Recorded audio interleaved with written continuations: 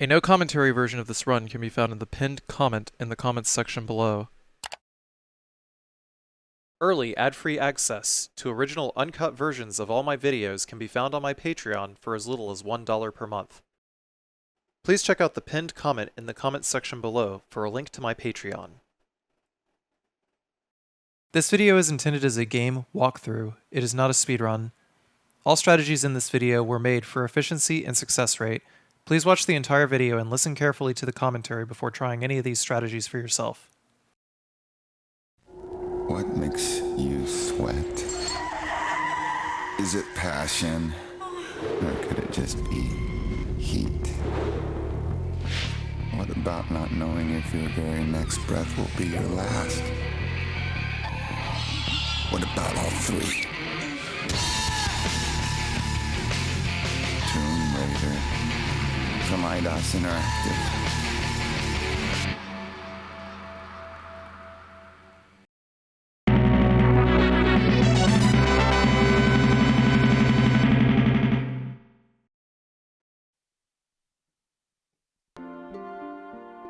Hello everyone, this is a no damage 100% playthrough of Tomb Raider.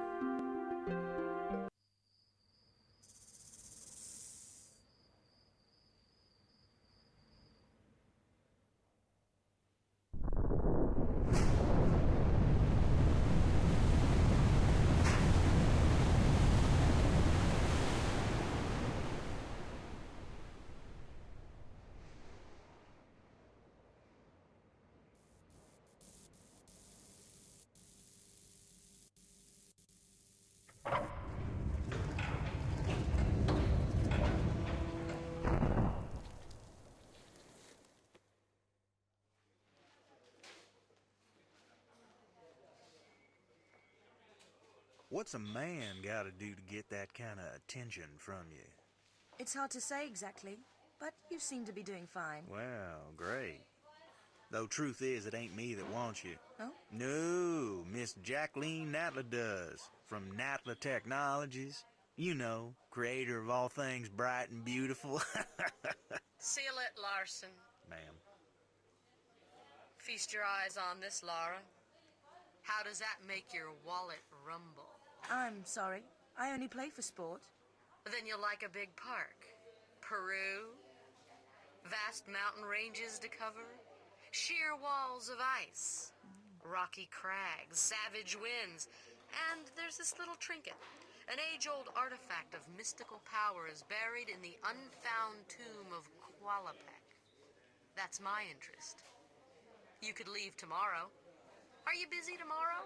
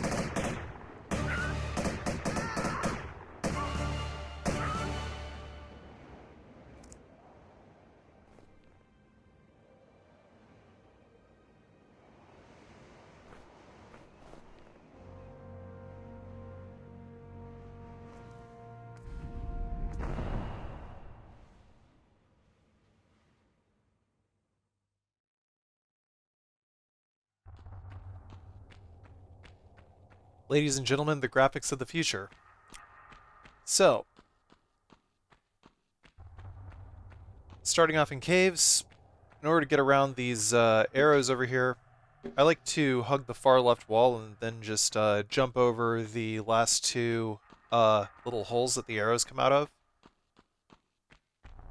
As long as I keep running, the arrows on the right will not hit. Once we go over here, there's this this slide over here. We just climb up the back and then slide down, jump, grab. In the modern controls, the default to grab onto ledges is right trigger.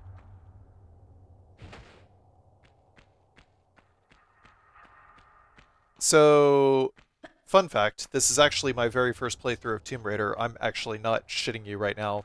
I had never beaten Tomb Raider up to this point. So I decided, why not just kill two birds with one stone and just do a no damage 100% playthrough.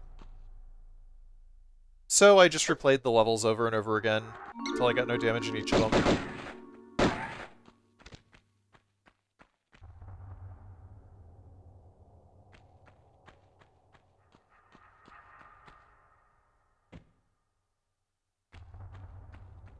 Debatable whether or not I should have done it in New Game Plus, but I just wanted to see if I would even like the game first, and, you know, overall I think I had fun.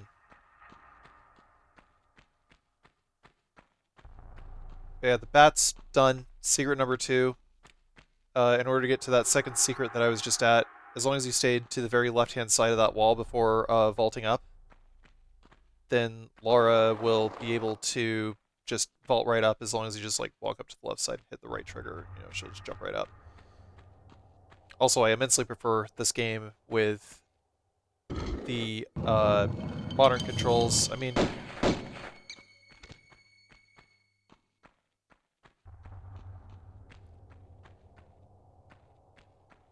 I've seen several no damage attempt videos. Like plenty of people have actually finished Tomb Raider no damage, actually. Like, just like from start to finish. So it's like doable in a single segment. Generally with glitches, though.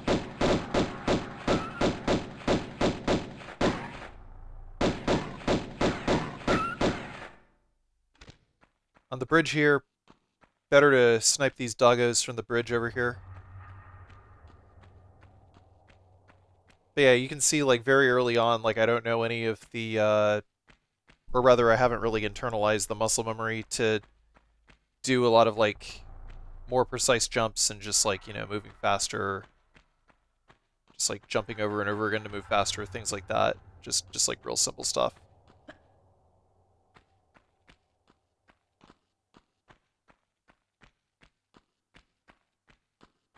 But overall, I think I prefer the modern controls.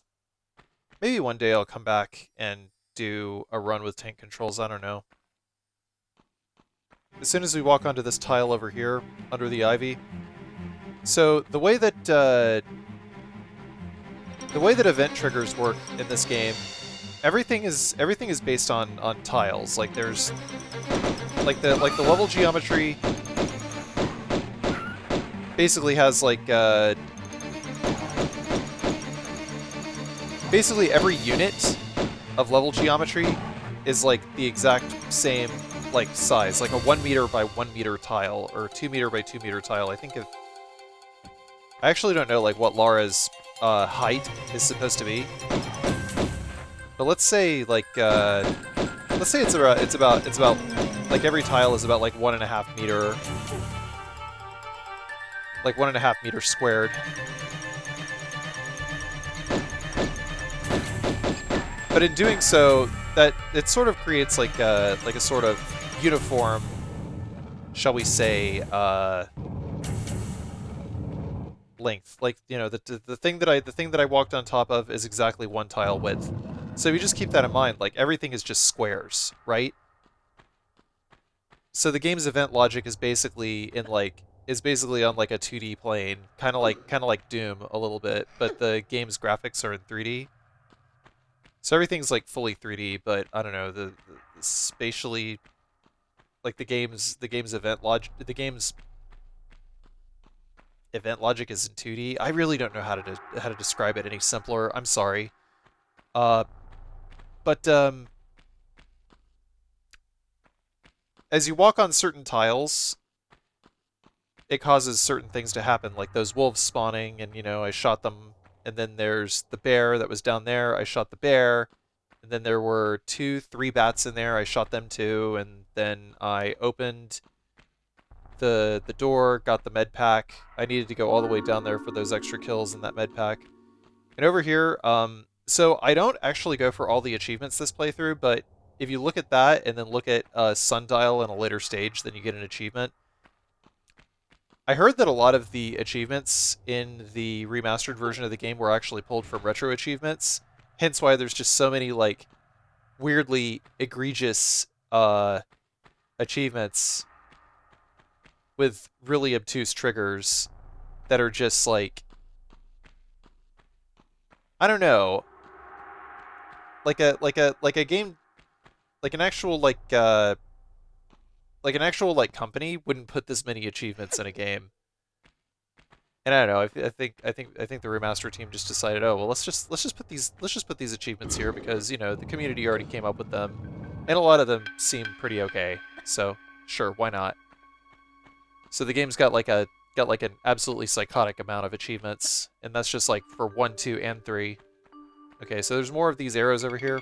Do the same thing. We just hug one wall and then jump over where the arrows come out of.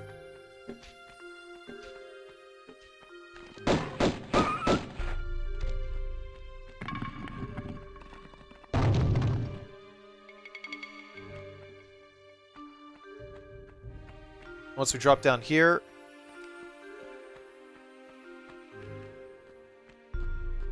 we'll jump over here. There's actually more of the arrow traps in the walls out there. We'll get around them in a sec. So, the combat in this game is basically an illusion. There are guns, there are enemies, they have hit points, and you shoot them until they're dead. But the way the combat is designed in this game is more like an illusion of combat, so to speak. Because you basically have either 2 situations. You are either sniping enemies from a distance where they cannot hit you, or you are constantly popping med packs until you win. And this was Cave. 3 secrets, 7 pickups, 14 kills.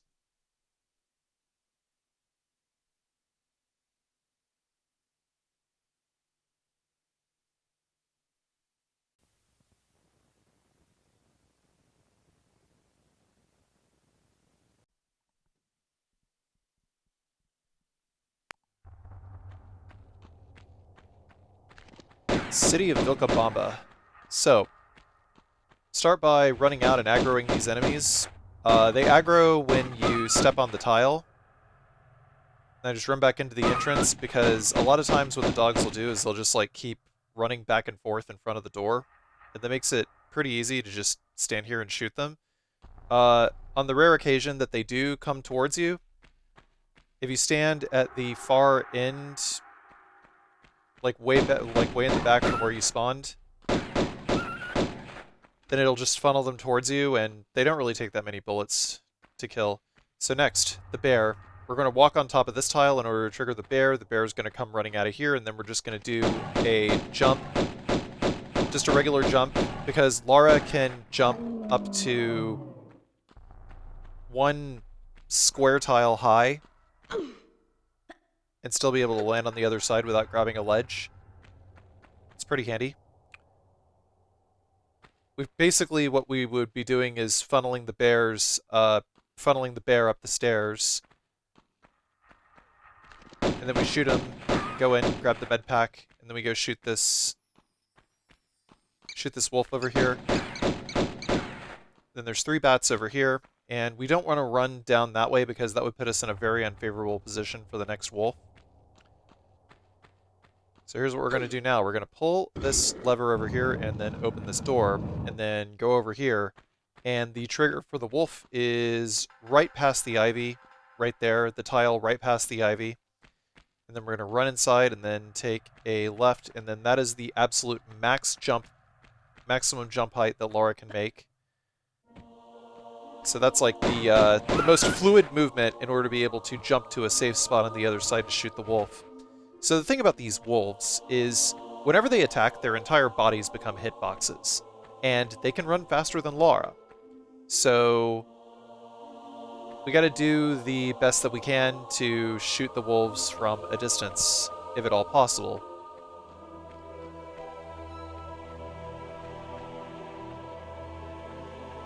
Basically, that's just how it is for all, like, animal class enemies. And over here, the bridge is going to crumble here. There's an achievement that you can get for exiting this room the way you came in after getting the artifacts in the next room here. And you can get that by simply pushing this block back towards the window and jumping up. At least I'm pretty sure. I don't remember if you needed to have any of those crumbling tiles or not. But you can't just climb up the crumbling tiles. If you try to climb up the crumbling tiles, then the tiles will crumble under your weight. I mean, whatever. They're all magic anyway. So once we pushed in one tile length in, one bat is going to activate.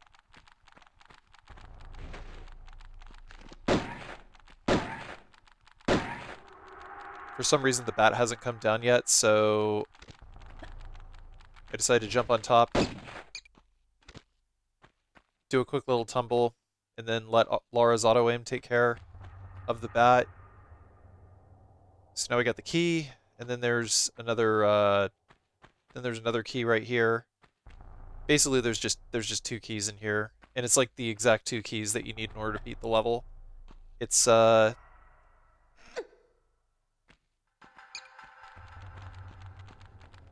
I'm not really sure why they did it that way.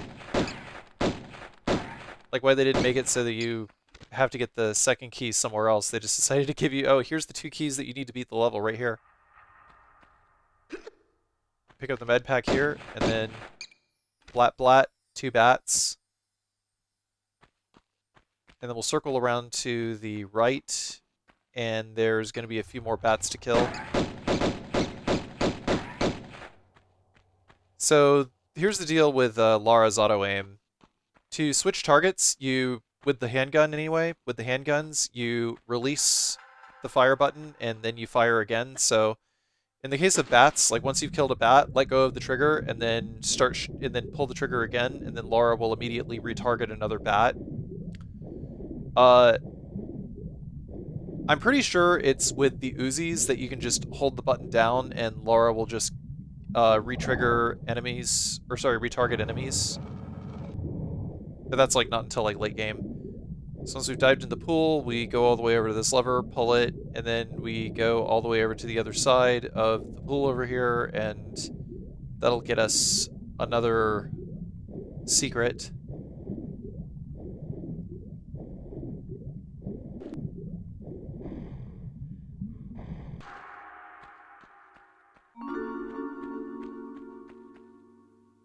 Two items to pick up here. There's some magnum bullets right here and a med pack. Also, I have no clue how to proc this achievement over here, but apparently you have to look at all 4 snakes, which I did, and it still didn't give me the achievement. Like, I looked at them from the front, I looked at them from the side. Maybe my achievement is bugged, man, I don't know. But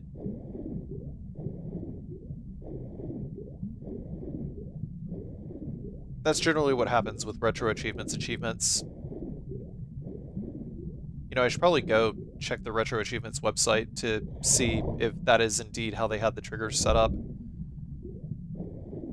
But I'm too lazy. I'm not really that big on achievements. I just make the achievements for the clickbait. Another secret procs over here, and then we can get the med pack here. That opens the door for us to go directly into this area here where we use our silver key. We currently only have the handguns, so we gotta act accordingly. Just jump over the traps here and then shoot the dog directly on the right, and there's another dog on the left. And then once we move over this way, the trigger to shoot the dog, or the trigger for the dogs to awaken, comes a little late. So enemies have to be aggroed in order for you to be able to shoot them. You can't shoot the dogs while they are asleep.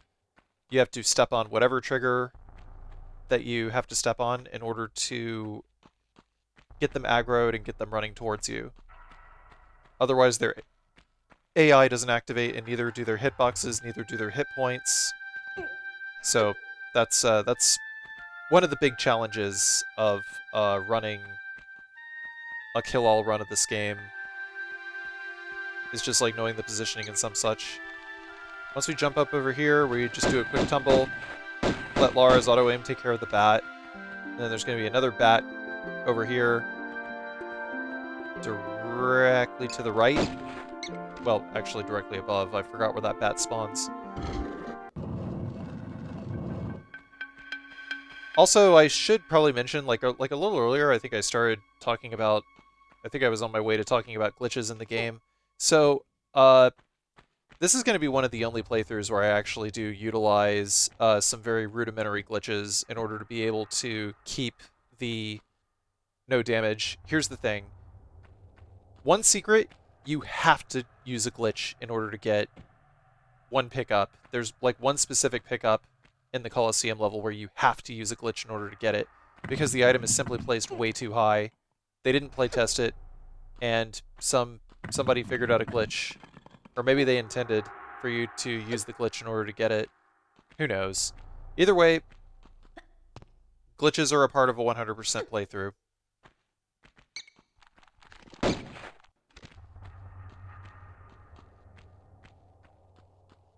And a few more glitches and a few more cheeses, shall we say, will be used in order to fulfill the no damage mandate, where otherwise I would receive force damage. But I didn't take a single point of damage throughout this entire playthrough. I mean, this is a segmented playthrough, but anyway. So, with the modern controls, getting around these pendulums is pretty easy. Just like, you know, just like pull back and do a quick little like circular motion with the stick. Once the pendulum swings, and then that sets you up to be able to run past the pendulum. Shut up, Bosco.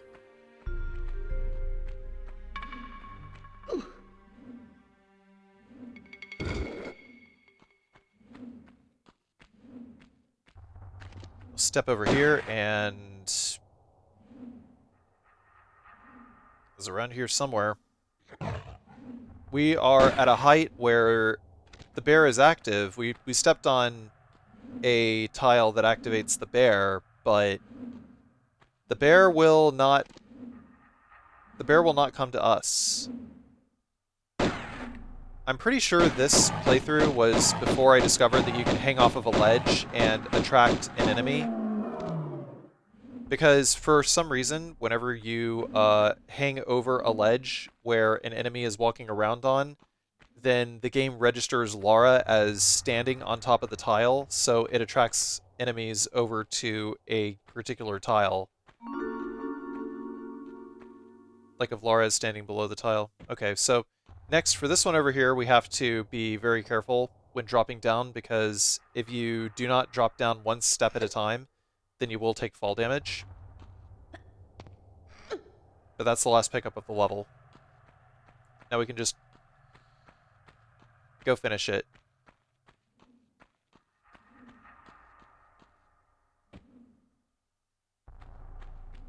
Just put in the golden idol here. And that city of Vilcabamba, done. 3 secrets, 13 pickups, 29 kills.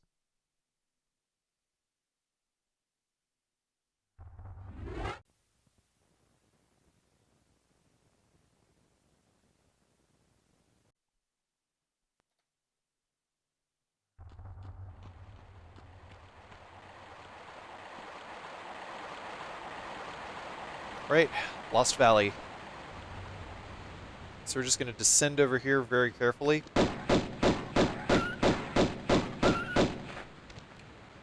The AI activation tile for these dogs is activated pretty early, but they also have no place to run and hide, so it's very easy to just stand there and snipe them.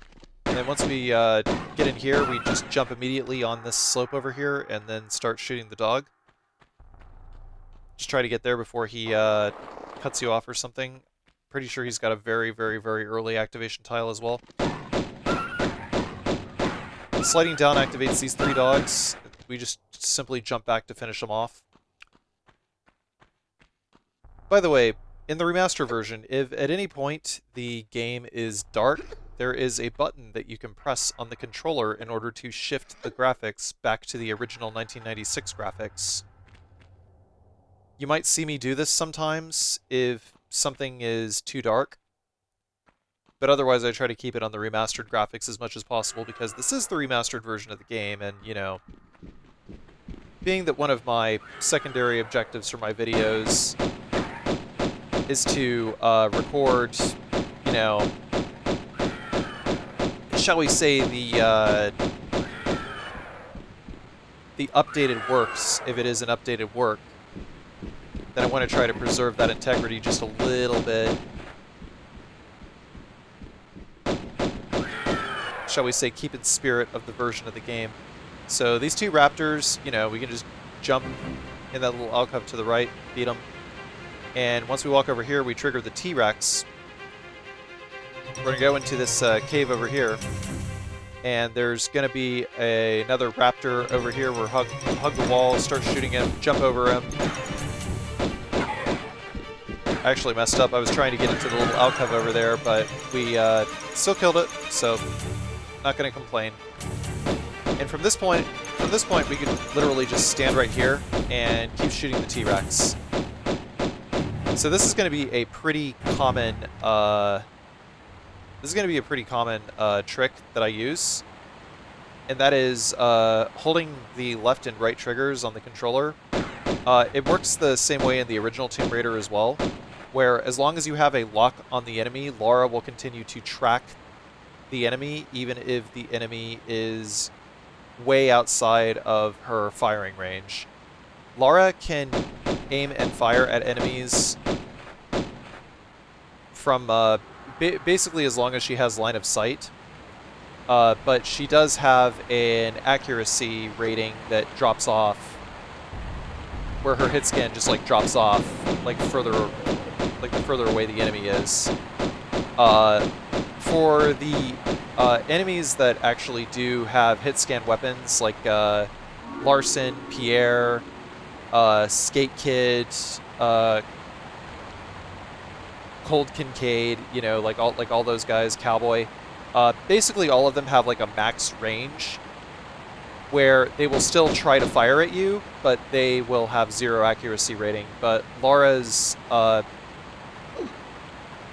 accuracy supersedes that. All you need is to be able to achieve a lock-on, and that's all you need. And of course, once you stand in a place where the enemy cannot connect an attack, it's just going to keep wandering around, and occasionally it'll wander back into your line of fire, especially if the arena is very small. And then you can just keep shooting it until it's dead. So over here, we're gonna do a little jumpy poo over here. I actually had not discovered that with modern controls I can just do a little circular movement to get enough forward momentum. I hadn't discovered that yet. That's one point of convenience for the movement system in the remaster, is that you actually have a shorter running distance before you reach max speed. How do I know this? Well, this may be my first like full playthrough of a Tomb Raider game, but I did play up to like level 4 a bunch of times when I was like, I don't know, 10 years old. I just remember that I had to be like a full tile length away before I could actually like get full momentum and like do a running jump.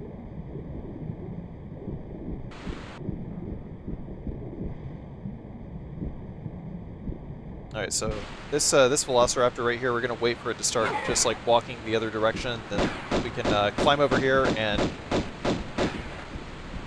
just gotta wait for him to come back, I guess. I was debating climbing and getting the cog, but it's a better idea to just shoot him.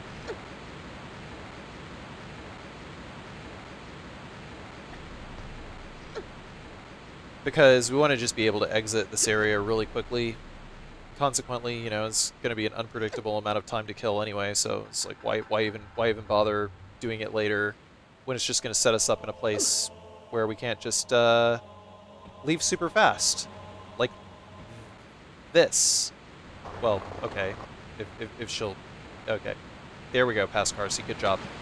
There's no point in following the Velociraptor where the Velociraptor came from, because there's no items, so we already got everything that we needed.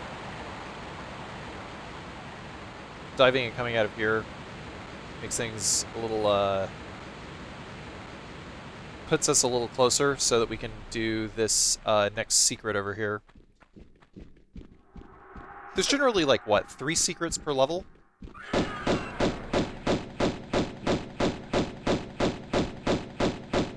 We already got the first secret. The first secret was those shotgun shells that we got while we were fighting the T-Rex. And the second secret is on top of the temple over here.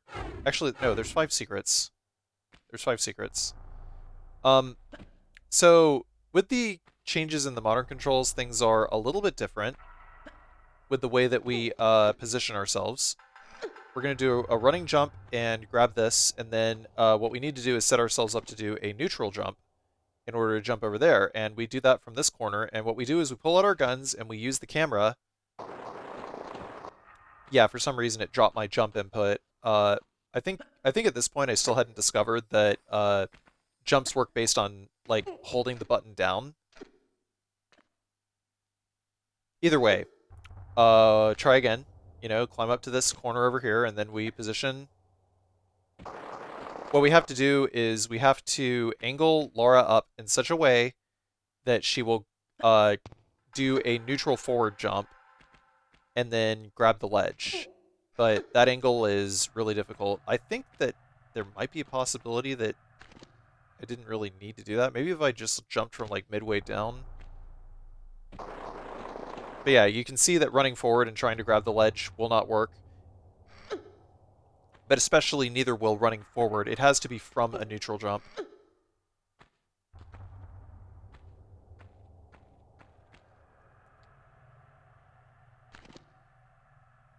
There it goes. And then... Yeah, past Carsey is not very good at platforming. In case you can't tell. But there were like, I don't know, 3 dropped inputs, and it's like once you get 3 dropped inputs in a row, it's like at what point does it become my fault? And chances are, it probably was my fault. Trying to do a running start, but oh, you know what? It might have been this. It might have been this attempt where, yeah, okay, see, that's right. Okay, now I remember what happened when I did this. Somebody in chat alerted me to the fact that I have to plink the up button from a neutral jump in order to get that forward neutral jump. So the input once we angle up, okay? We have to hold A and then up. And then she jumps forward and grabs. That's how that works. For some reason I thought that was another failed attempt that I learned that from, but no, as a matter of fact it was I recorded that when I got this attempt, so there we go.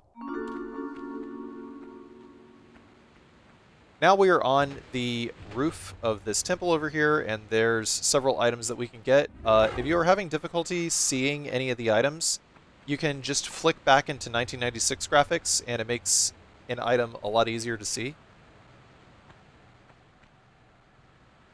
There's some textures on the remaster version. Yeah, there's 4 items here, by the way. There's some textures in the HD remaster version that make you think that like part of the textures might be an item or something, but they're not.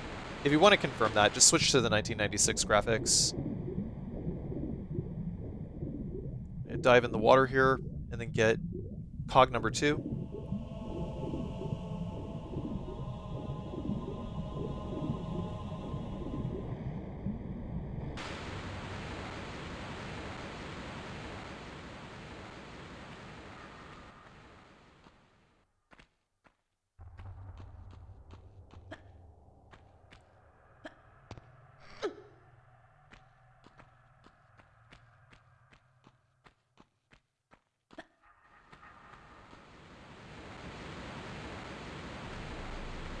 Man, I was so afraid that that drop was going to cause fall damage. Maybe if it was like one more unit down, it would have caused fall damage. And then over here, we have to do a running long jump at the very last second. Oh, check it out. The bridge disappeared. That was kind of weird. And then do right trigger while jumping in order to grab the lip of the other side of the bridge. Now we got this, and we have to do a turning grab drop. In order to do that, you run up to a ledge while holding right trigger, and then Laura will automatically turn and grab.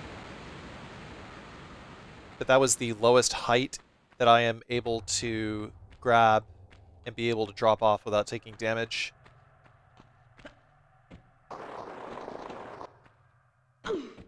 This might have actually been a good spot for a neutral jump, but I was just too pig-headed to figure it out. I guess I accidentally glitched my way up that corner there. That wasn't supposed to happen. I got that in this attempt too, I see. Also, I almost fell and took damage there twice.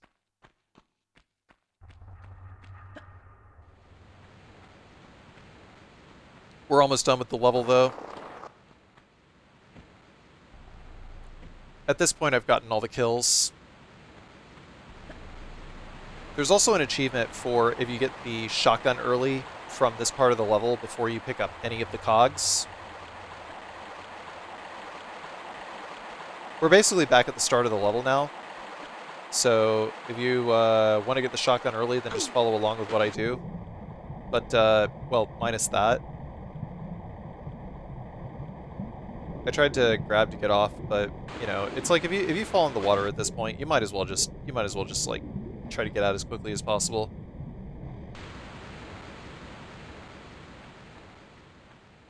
Just don't even trip, man.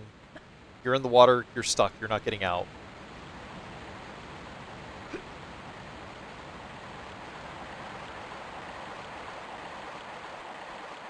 And if you've been watching me for the last 10 years, you'll know that every time I act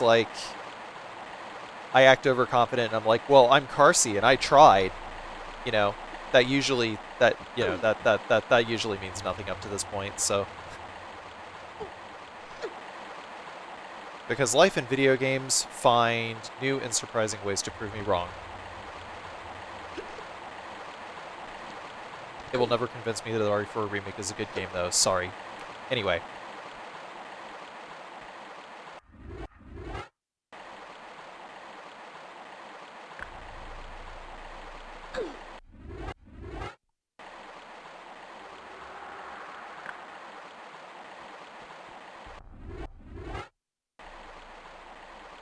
Put down the cogs.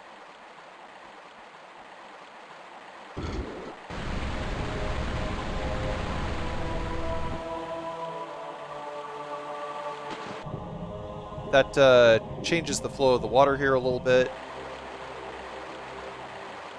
Trying to push back, push around, but the game will not let me. So we gotta do the next best thing. Which is climb back up and try again.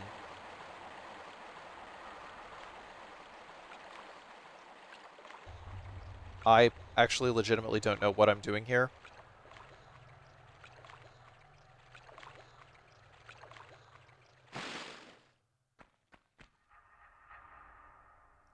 Some kind of control flub up, maybe? I really don't remember. Maybe I was just like, man, what the fuck? Why didn't Laura grab the ledge? Because sometimes that just happens, you know? You run off the ledge at the correct angle, holding right trigger, but I think a lot of that actually has to do with the camera, now that I think about it, in retrospect. So I was told that the camera, if you angle the camera towards a ledge, then Lara is more likely to grab it. I have no idea why this is, but it is.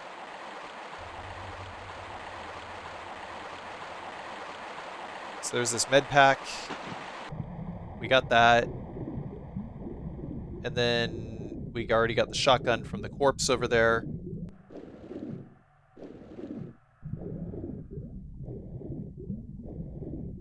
So now we're going to swim under here in order to get the last secret.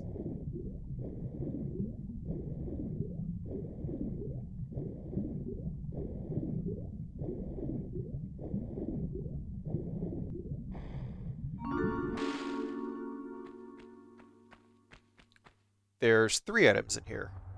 1, 2, 3. We're going to be using the shotgun pretty heavily in the next level. Just did that just to check and absolutely make sure that I got everything. So now we're just going to do a hang and a drop here. That is the absolute maximum height that you can hang and drop from and not take any damage. Oh, well, I guess a neutral jump would have worked there too. I guess that kind of confirms my theory because, you know, 1 tile away and being able to jump over something like that. Whatever. Anyway, this was Lost Valley. 5 secrets, 16 pickups, 13 kills.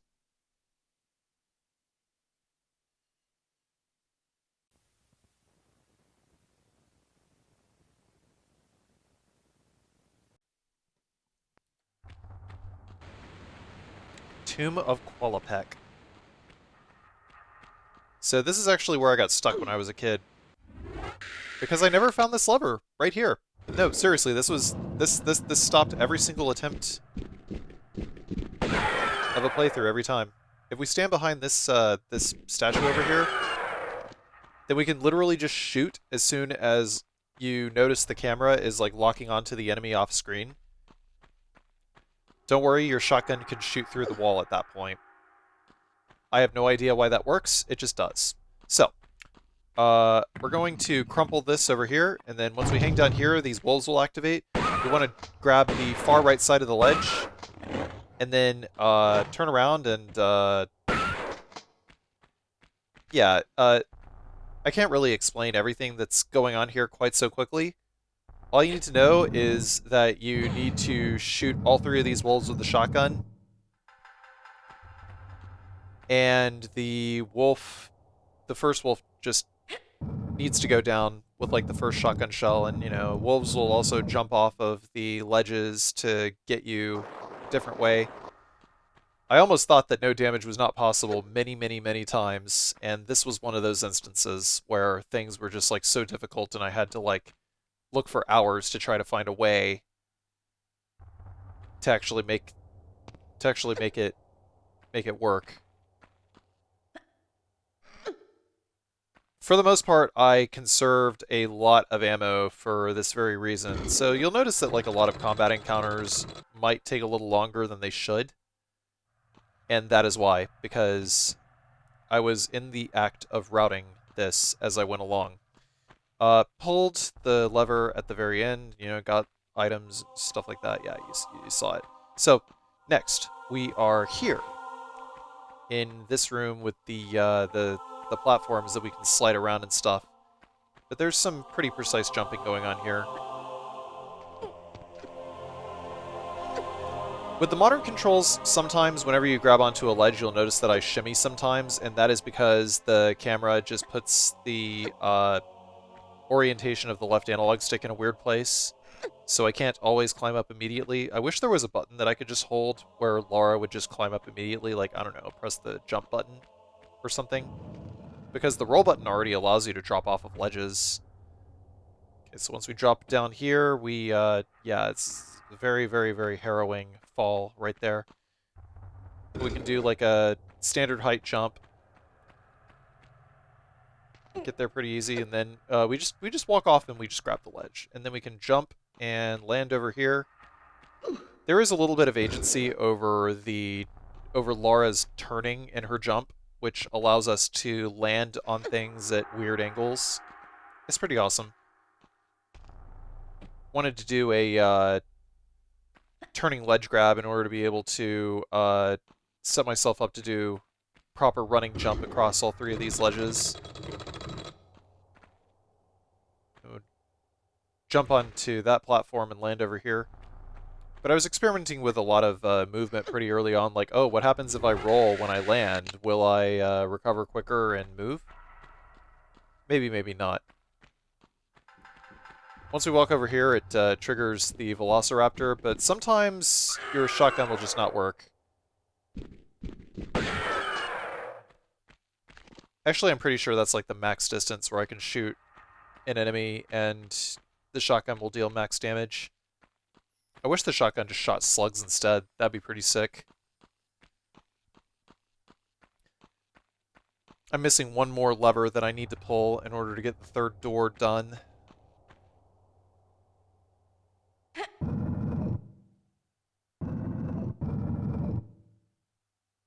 We're going to push this a couple of times, and if you pay very close attention, there's also a ring on this one, even though the textures on the wall and the block are the same. You are made aware that you can push that section of the wall. It's just a lever hunt, basically. Also, there's spikes at the bottom of that pit, so you gotta jump.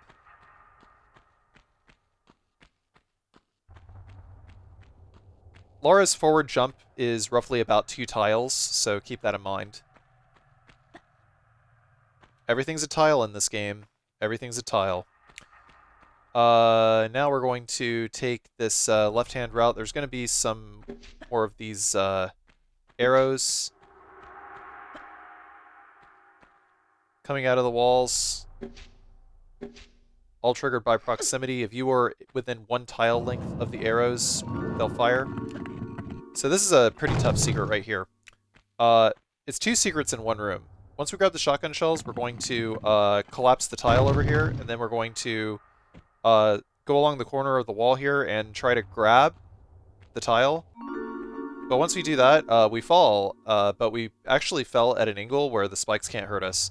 I have no idea why it worked that way. I actually attempted to ledge grab and drop in a place where there wouldn't be a spike. But each of these spikes have like individual hitboxes, so... Also, if you can just walk through the spikes and not get hurt. As long as Laura's walking animation is initiated, it's fine. You have to climb up this wall at a very specific angle. If you try to jump otherwise, then the spikes will damage you. So that's why I just did a little... I was like inching around a little bit, just trying to find like the exact spot where Laura can climb up. Also, a trick that I didn't know until like later in the game was you can hold the guns and it'll stop the camera from automatically panning around. That counts as a kill, by the way. That mummy guardian. Once we grab this, the temple will start collapsing down, and we want to make our way back to the waterfall in the Lost Valley. This is going to be the end of Vilcabamba. By the way, there's a boulder behind us, so make sure you veer around so that the boulder just like runs right past. Yeah. I made a save over here because there's a boss fight coming up with a hit scanner, and I actually did not know that there was a way to get all of the secrets and pickups here and not take any damage until like very late game, so I had to reload this save while I was further in the playthrough. So my results screen at the end of the game is going to be skewed by 1 pickup. Here's what I figured out. So basically, jump in the water, and then I'm basically standing in a zone of Larson's hit area where... Here, you know, it's better that I pause the video to explain this. So here's the way that I'll even rewind the video a little bit here just to kind of show what's going on. Okay, so saved and reloaded right here. If you see that little screen, that means that I reloaded a save somewhere. So, you know, just so we're fully transparent. So once we get into the tile directly in front of Laura here, then what's going to happen is Larson is going to activate. So Larson activates, and I found that if I jump and I slide off of the platform over here, then it puts me very close to this over here, and then we have to climb at the very left-hand side of this ledge over here. In doing so, basically what happens is Larson activates and he starts shooting at us. But somehow this distance is exactly enough where Larson will shoot at us, but also Larson cannot hit us because his accuracy is at 0. And it is basically a 180-degree angle, like a 180-degree field of view from the direct, like 90 degrees to the left, 90 degrees to the right of Larson's field of vision. So now I'm just running along that circle, exactly out of Larson's hit distance. And then I just do a really ballsy jump over here. You know, I've occasionally gotten into Larson's tracking, like hit tracking distance, like right about there. And then Larson can no longer shoot us while we're over here, and he's basically just going to be walking around off screen. So this is where luck comes into play. Now, I can consistently get over here, and I can consistently get this med pack, but I have to get insanely lucky, and Larson has to be facing the other direction.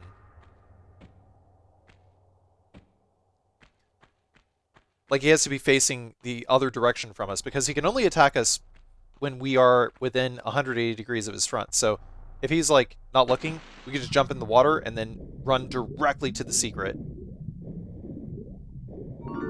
But yeah, height doesn't matter. So consider Larson's accuracy zone, for all intents and purposes, to be just a giant cylinder and not a sphere. If you're within the cylinder and you are within a specific distance, he will shoot you and he will hit you. It doesn't even matter that there is a wall in your way, because hit scanners can actually hit you through the walls. It's stupid. So now what we're going to do is we're going to climb up here and we are going to cheese his ass. We are going to take out our pistols and we're going to wait for Laura to... We're just going to keep shooting at him, and eventually Larson is going to get within a distance where Laura can just keep shooting him from far away, and he will not fire back because we are outside of his we are outside of his hit scan tracking zone, basically.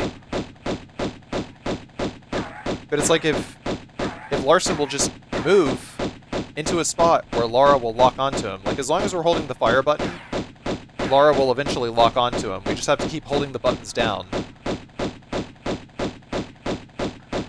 Eventually he just gets bored and starts moving around, but I was not holding the walk button. That's another thing too, is while you're doing this, you have to hold the walk button, otherwise Laura will fall off a cliff. Okay, there. We got him.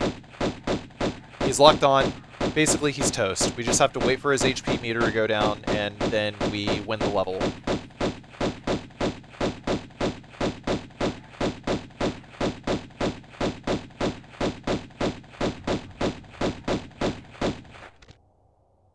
And there we go. Well, you have my total attention now. I'm not quite sure if I've got yours, though. Hello? I'll heel and hide you to a barn door yet. Of course. You and that driveling piece of the Scion. You want to keep it so bad, I'll harness it right up your... Wait. We're talking about the artifact here? Damn straight we are, right up. Hold on. I'm sorry. This piece, you say. Where's the rest? Miss Natla put Pierre DuPont on that trail. And where is that? Ha! You ain't fast enough for him. So you think all this talking's just holding me up? I don't know where his little jackrabbit frog legs are running him to. You'll have to ask Miss Natla.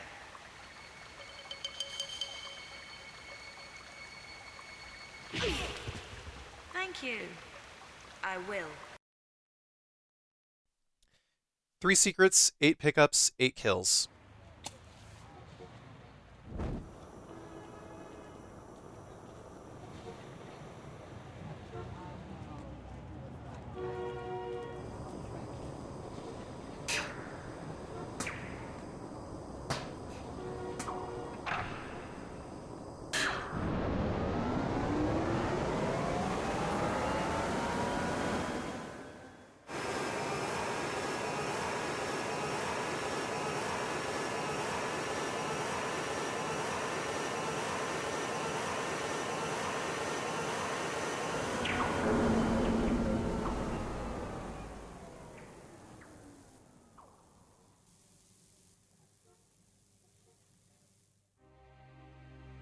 relocated now to St. Francis's Folly, new temptations torment me.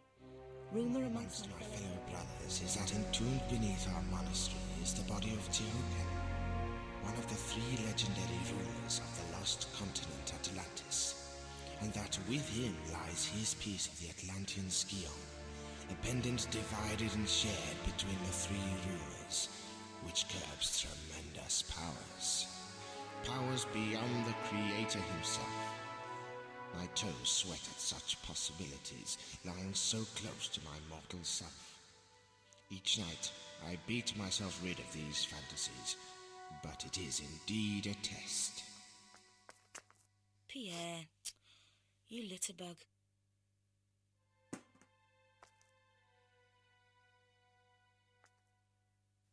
Man, I am so glad that level was possible. I was so worried that I'd have to, like, not call this a 100% playthrough. I mean, according to the results screen, no. But I did record it.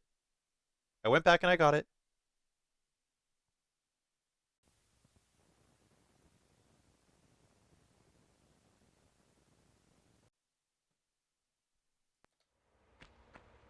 St. Francis's Folly.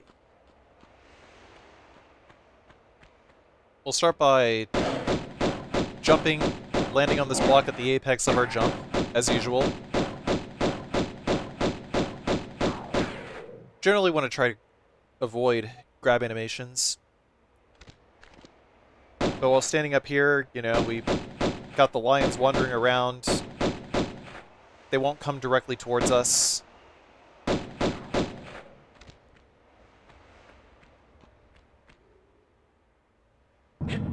But we have to get rid of them.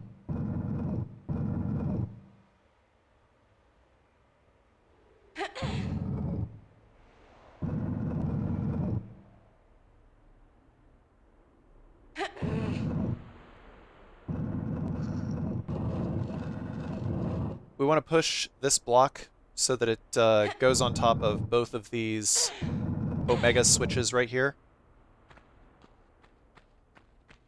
So we'll push that next to that. And we want to jump over this Omega switch over here, because if we do that, then it makes it so that the door will not close on us. And then we can jump over the switch again and get out. But that switch opens up the door above. And once we kill these apes over here, we can actually proceed, because Pierre does not count as a kill. Like, you just shoot him and he runs away. But as long as we don't reopen the door with the switch above, then Pierre will not spawn. So it might have been better for me to just, like, not do what I'm doing right now. But I guess I also didn't know that Pierre doesn't count as a kill. So I just decided to go ahead and close the door and open it. And then from here, Pierre spawns in.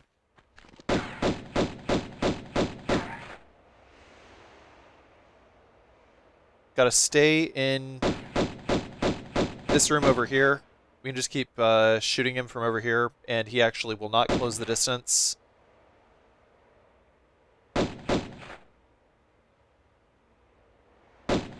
We're just going to keep shooting him until Laura just starts... Like, basically until the camera disengages and Laura just shoots continuously.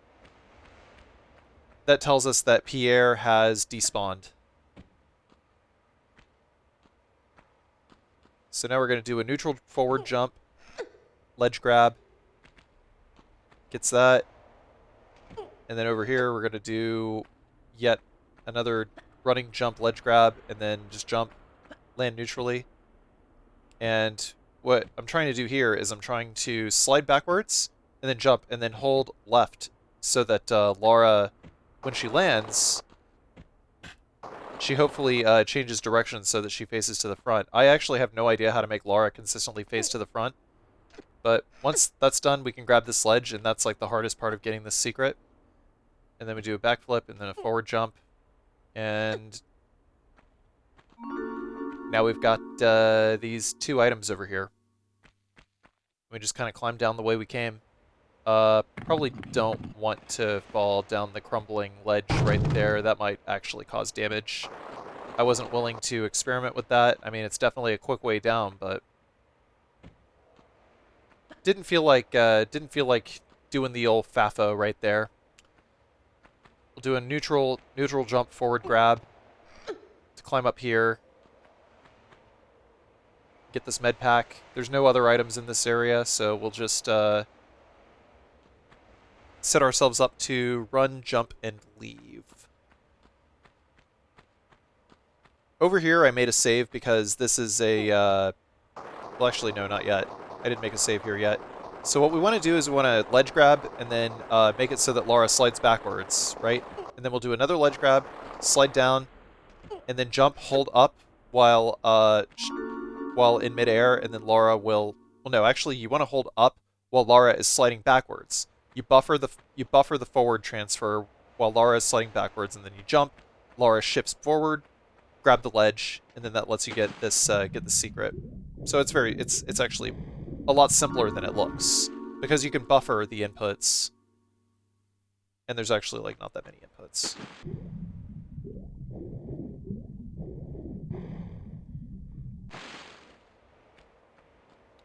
We want to get past the crocodile. There was another secret. We got the secret.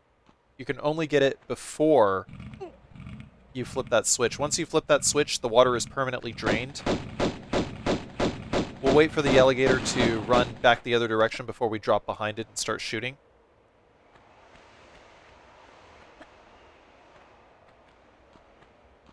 Also, I was born and raised in Florida. That is exactly what alligators sound like. The Foley artist absolutely nailed it.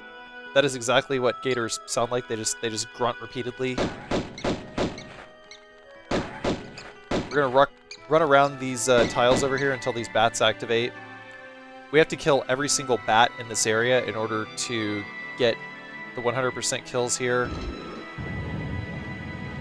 But yeah, now I decide to save my game because we're going to be doing a very tight timed secret.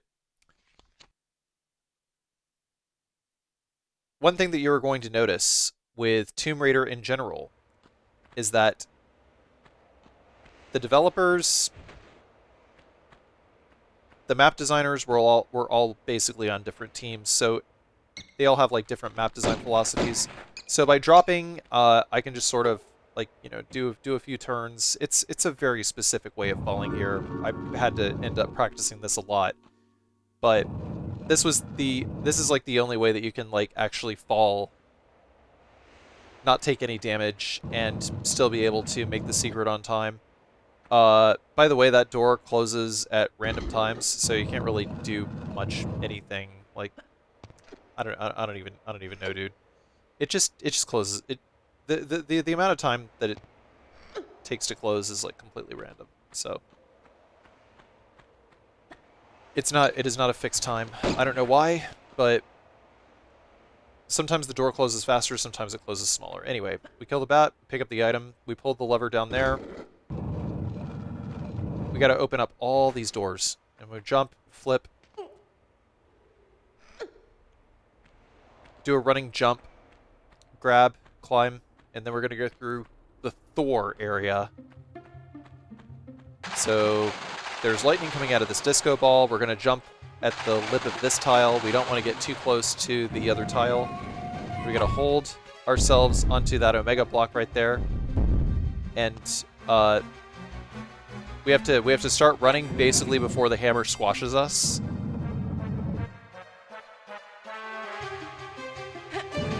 And then we push this block twice. And once that's done, we're gonna climb up here and then just do a running jump.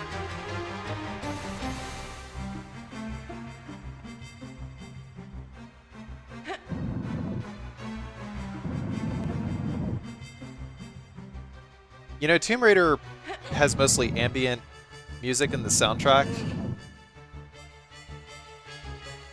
but the actual music that it does have is pretty banger.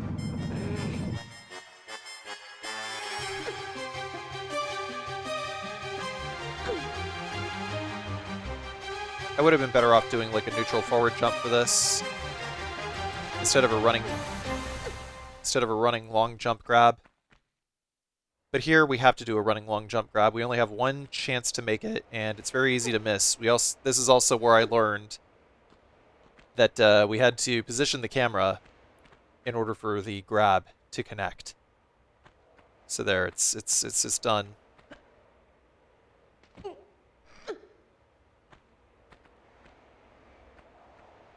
I had a lot of very helpful people, usually like Tomb Raider challenge runners and stuff, who actually like helped me to learn a lot of this stuff. Just like came to my chat and actually helped me a lot. There's like way too many people to mention, but it was Guardians of the Catacomb, I think, who told me about the ledge thing with the camera.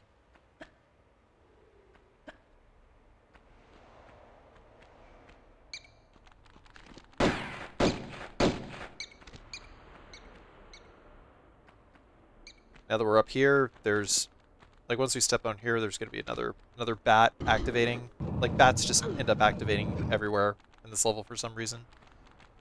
Also, sometimes you can move and climb up off camera,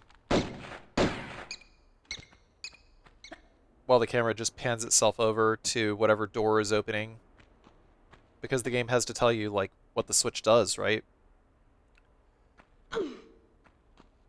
Get the med kit, jump back. And now we're going into the Atlas room. And we do that, we're going to get accosted by an ape. By a damn jetty ape! Okay. So we're just gonna wait out here. I'd probably just like charge him with a shotgun or something, but I didn't want to bother.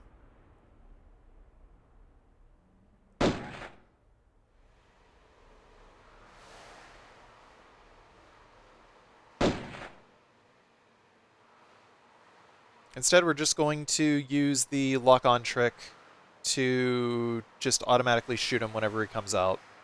You're going to be seeing me do this a lot, by the way.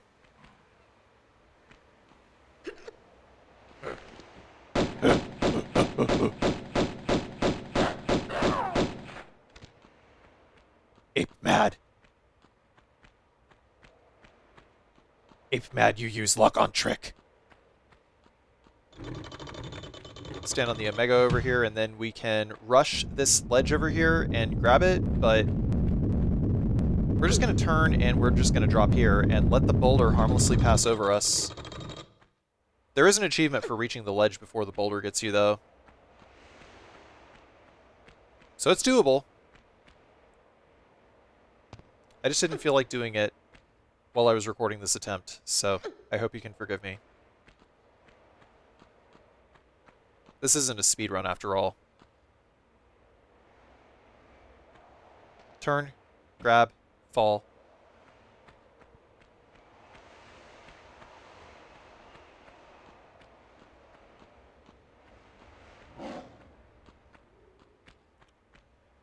Also, the more you clear these trial areas, the more enemies will spawn in. Pierre DuPont has actually already spawned in since the Thor room.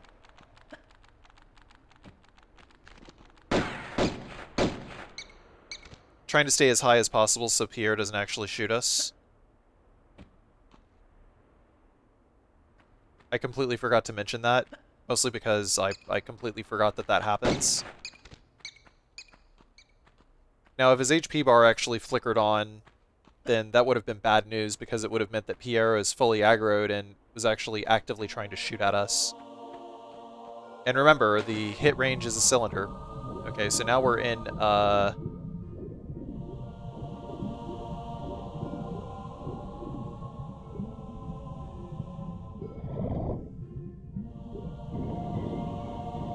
we're in the Neptune area. We want to pull that lever and, you know, just try to clear all this as quickly as possible so that we get this other key that is necessary to exit the Folly. Yeah, pulling the lever also disables the big suck that draws you to the bottom of this pool.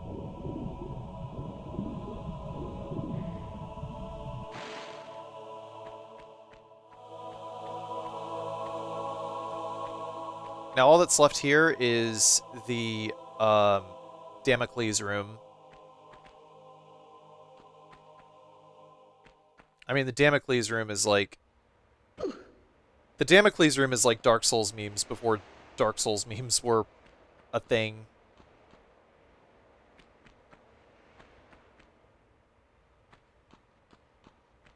It's pretty funny. I'm just running around here trying to see if there's ways to like spawn any more bats or anything that I missed. But we want to drop down.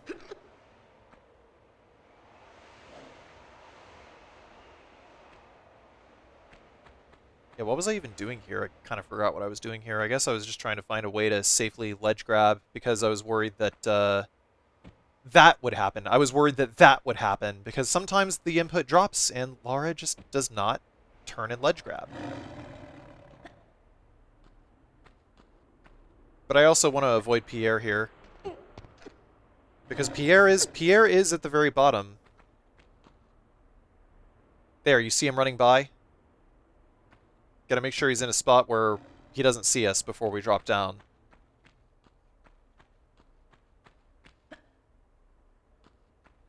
Tactical espionage action. Pierre. The air smells faintly of pee.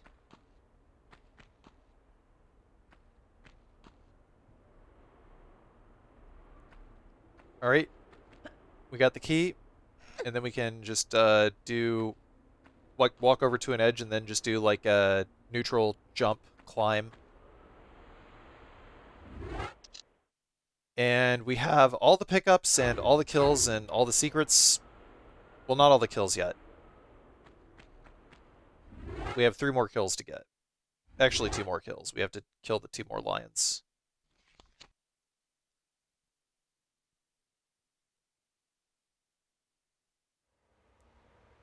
So from here, we'll run forward and run back immediately. Generally, the if you sort of walk onto the center of a tile, or like on the lower center of the tile, like just one of the edges, like let's divide a tile into like 9 quadrants, like a Sudoku square, right? So it would be quadrants 2, 4, and 8, where you could walk on and successfully trigger one of these swords to like drop, and generally not have it hurt you, but you still have to be cognizant of where the sword is and where it's going to land. It's tricky. It's tricky, but we want to have all of these swords drop. Like, this is actually kind of a tough achievement, which is why I wanted to record it. But generally, it like goes directly towards whichever whichever tile it's triggered to fall towards. But yeah, sword. In Soviet Damocles, sword falls on you. You don't fall on the sword. Okay, there we got Pierre on lock. By standing on this tile, we're actually mostly pretty safe, and Pierre will not fire back. There's a very low chance that he will fire back and hit us, but we still only have our pistols as long-range weapons. Can't really get away with using much else at this point. So we just gotta take it nice and easy here. Get comfy. You live here now. Don't move. Don't do anything. If we got to a point where we are able to shoot Pierre and he cannot shoot back, just get comfy. Just relax. It'll be over soon.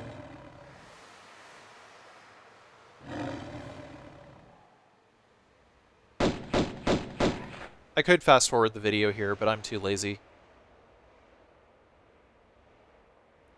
I could also put ads here because, you know, nothing's really going on, but I'm not a monster. I only do that in between segments.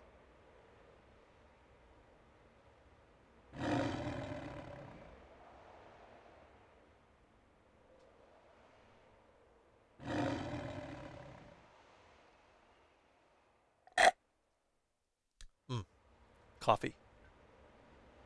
So let's see. I don't know. Do I have anything else to kind of fill the dead air here?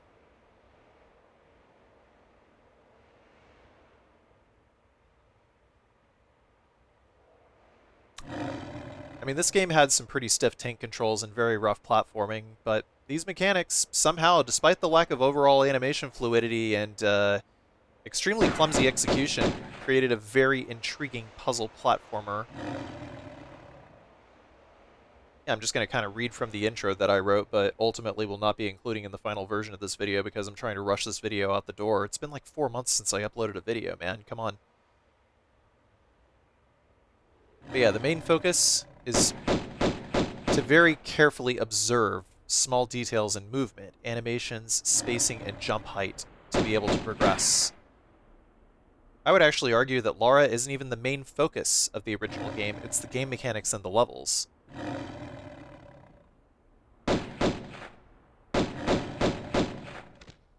There, Pierre ran away. But yeah, the level design in this game wasn't so good. I would have expected that the general sentiment towards this game would not have been so great. I'm gonna jump over here and see if we can't trigger some more bats, and we did. Jump, tumble, turn.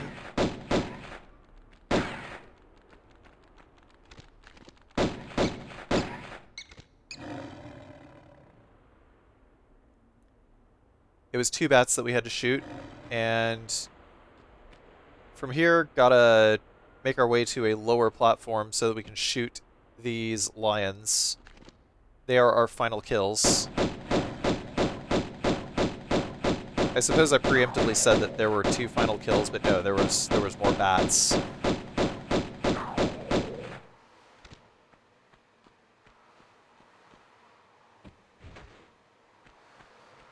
I have a feeling that if I really did miss a kill, it would have been here, but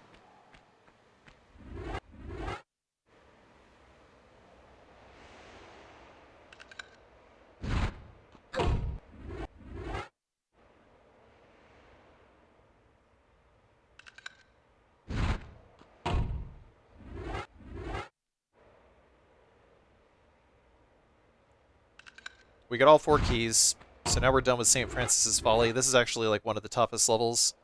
But in retrospect, this was actually a very fun level. I like this level and I like Cistern. Just because non-linearity. 4 secrets, 19 pickups, 23 kills.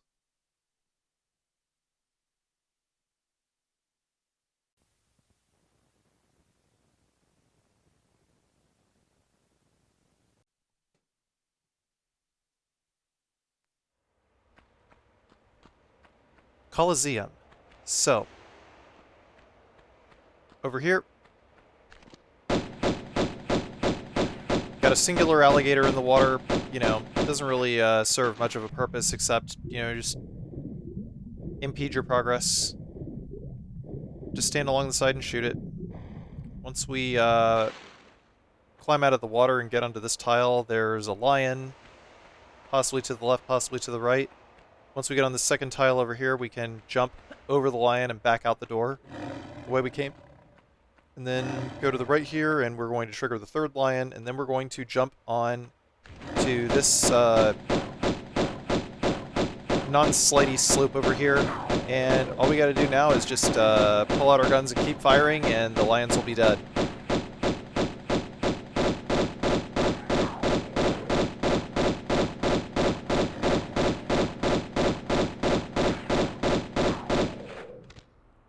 The lions have a lot of HP.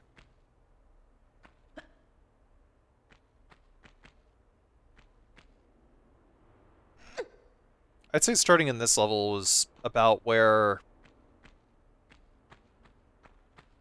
I started to really like learn a lot of things about the enemy mechanics.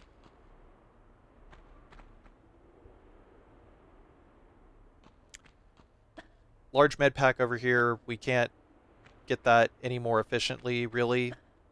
We're not going to have any reason to ever come back to this area in a sec, so just grab it, run back around, and we'll walk over to the ledge here and then just do a neutral up or jump climb.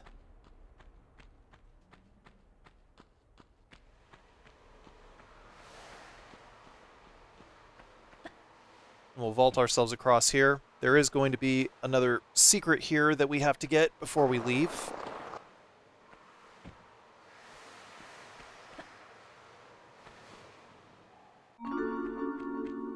Couple of difficult jumps. We get these shotgun shells here.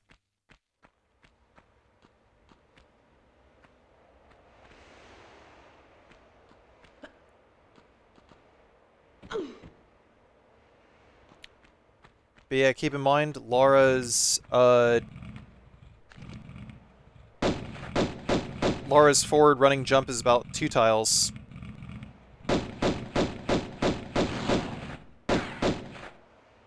Apex of about 1.5 tiles, maybe.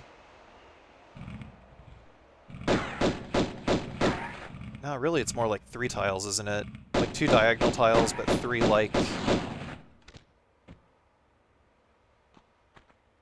3 tiles, like an entire 3-tile span. I was having a little bit of trouble getting Laura to move the way that I wanted her to move. She just sometimes won't pick up items, you know? We can't just, like, walk over here, but... Yeah, Laura's head will collide into the wall there, and that'll get her to stop completely. Generally. Allows us to vault up.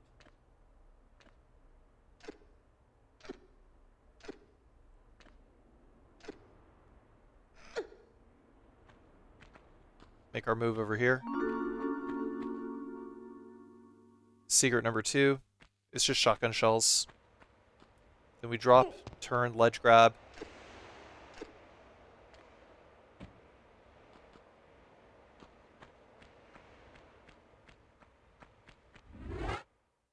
This is where I made the first save of the level. I saved here 3 times, mostly because of Pierre.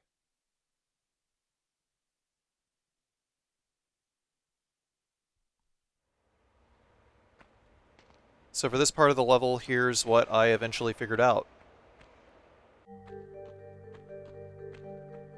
Pierre spawns right over there, as you can see. That's where his AI activates. I usually like to stand on this tile right here, and then try to get like a straight line, and then backstep. Pierre's AI is different from Larson's in that he will turn and run away a lot.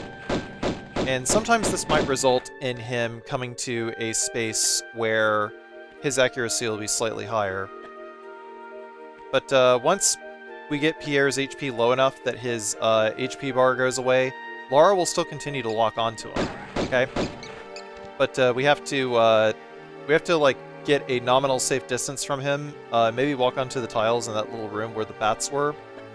I was just checking to see where Pierre was, and Pierre was still spawned in. So yeah, as soon as we walk on this tile, if Pierre's under X amount of HP, then he will despawn. So, we're good.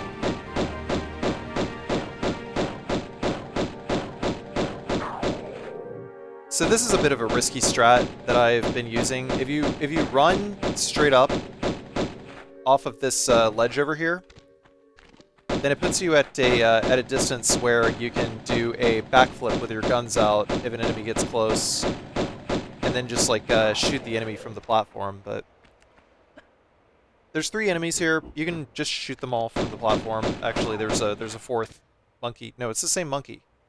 2 lions and a monkey. Now we'll equip the shotgun. Once we get down here, there's going to be 2 lions. We're going to target on the right first.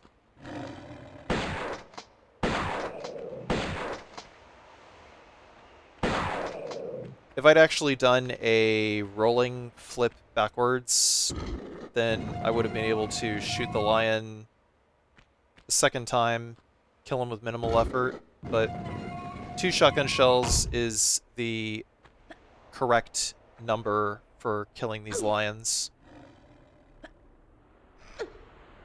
Climb up here, and suddenly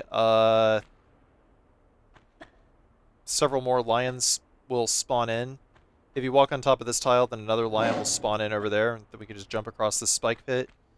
This is, again, pretty risky. Would have been better to just take out the 3 female lions before spawning the male lion, but I was... but I had already segmented mid-level anyway, so I decided I could go for a little bit of a risky strat. If for no other reason, just to demonstrate like how many enemies you can have on this map here at any one time.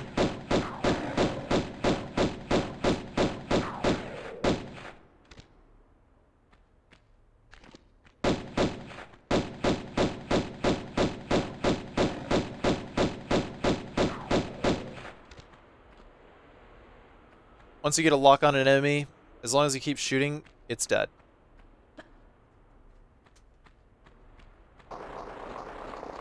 Slide down here. There's going to be a pressure switch that we stand on top of. And I angle myself so that I could run directly in here. Pull this lever over here. Jump. Jump. Jump again. Pull lever. That one falls down. We grab this med pack.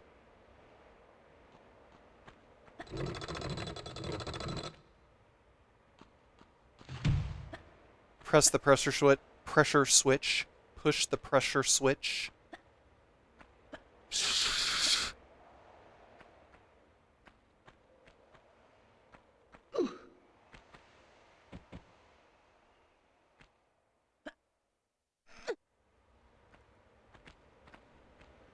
Once we climb all the way to the top here, we'll be at the top of all these crags over here. There's a secret over here. Not really a secret, it's just a pickup.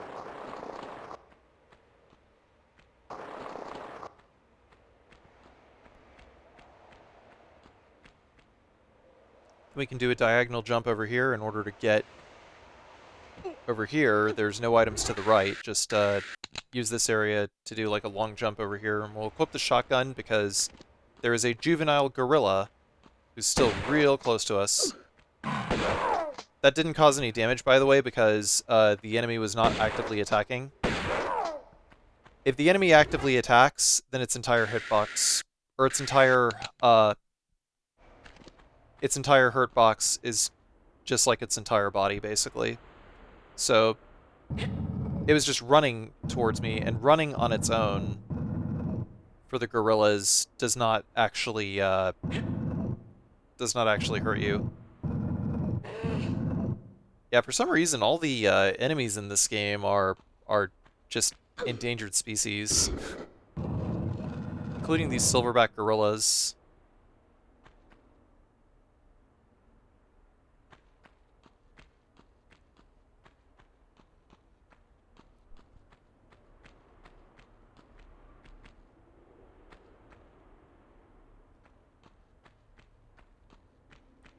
So next we jump back this way. We can jump over this pit over here. That lever gives us access to this area.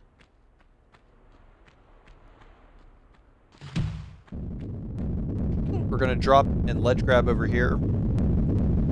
You have to ledge grab in order to be able to fall into the bottom of this little pit here. Falling into that pit actually does not kill you, but it will cause damage if you don't ledge grab first. It's kind of a waste though. You can just hold the ledge grab and just climb up anyway. Just, why even bother dropping down there? So once we do this, Pierre will spawn back in, and he will also have a lion friend.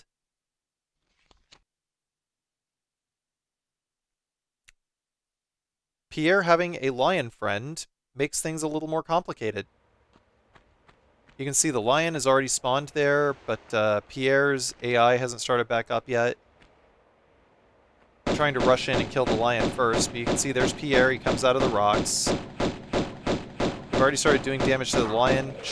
Once he's down, we can just rush forward and try to get a lock on Pierre, and then just keep jumping backwards. Pierre will keep trying to shoot us and run towards us. As we keep making distance, Pierre will end up continuing to try to close the gap and try to shoot us, but as long as we keep backstepping, we're good.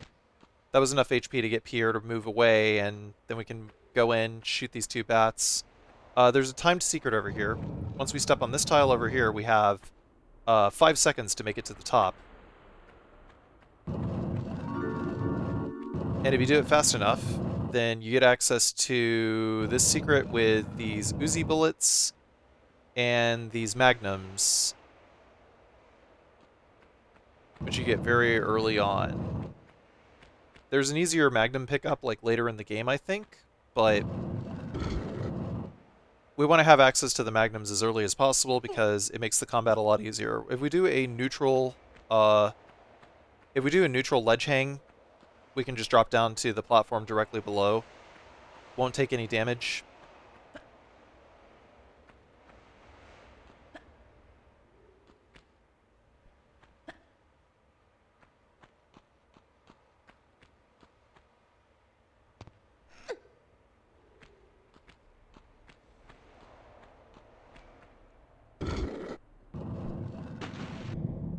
Pull the lever and drop down into the water. This gives us access to this area over here where we have to pull this block. There is a med pack right there that we can get also. Actually, we don't pull it, we push it. We have to push it twice. I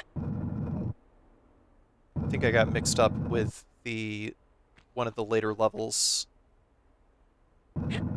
Move to the right, pull this.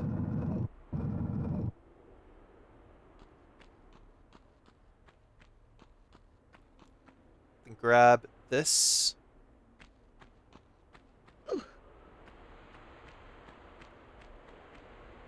This key right here. That key will give us access to the cage, or the gate that is in the viewing box for the I don't know, the ruler of the place. I don't even know what you would call that. It's not like a throne room. Once we come this way, there's going to be a couple more gorillas, but you know, we don't really have to fight them fair. You know, it's like if you fight a snake, are you gonna flatten yourself, get down in the grass to fight it? Like, are you really gonna do that? And the answer is no.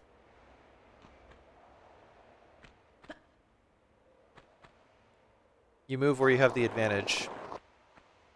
Unfortunately, though, we have to go all the way back around in order to be able to get up.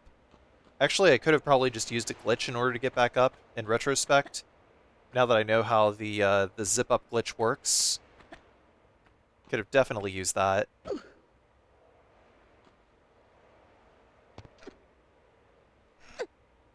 Would have saved me a lot of time of backtracking. And I also could have probably demonstrated it early, but it's not a big deal. I ran back this way just to double check and make sure that I got those shotgun shells because I'd missed them before. And now we're going to jump over this way and jump back up the same way we came.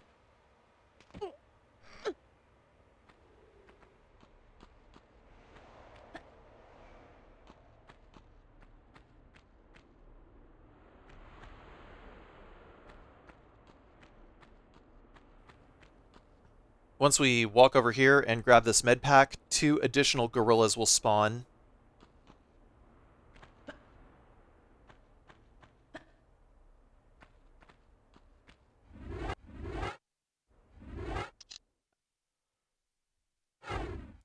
Three more enemies. I was just counting, checking to make sure that I got everything before I proceeded. Because it would have been an ultra mega bummer to finish recording this segment and I didn't get everything.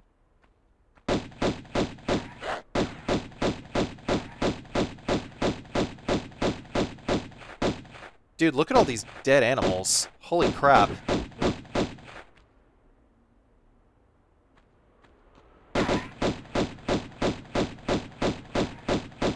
So many lives were extinguished by Laura.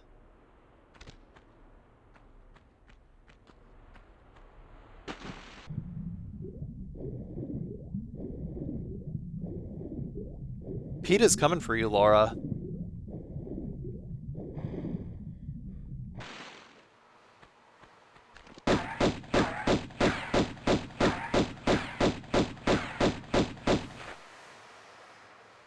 Gotta get a lock on this alligator, but, you know, this is the only way to beat this alligator is by shooting it in the water. Can't do anything about it, just, stand here and keep shooting.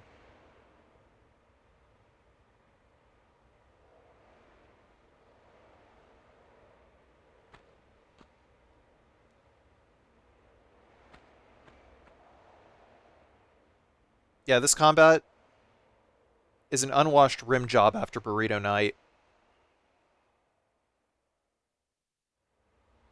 Especially if you gotta kill everything.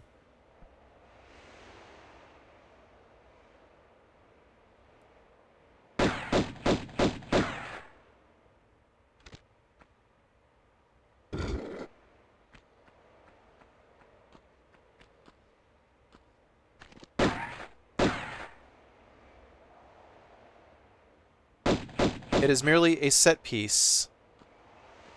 Combat is merely a suggestion in this game. It's sometimes a positioning puzzle that gives you the illusion that you're fighting something, instead of actually being a fleshed out mechanic. The real star of this game is the puzzle platforming. Otherwise, the combat is just mega jank, and it either boils down to choosing enemies from super far away or popping millions of med packs. Because if you can't dodge, and occasionally, you might be able to backflip or side flip, sometimes it works, but anyway. Secrets found 3 of 3, pickups 14 of 14, 27 kills.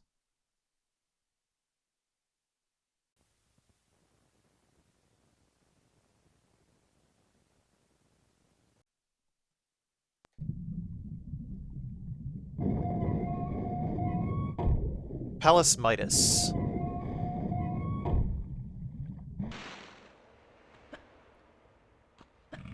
There's a lot of enemies to kill to start.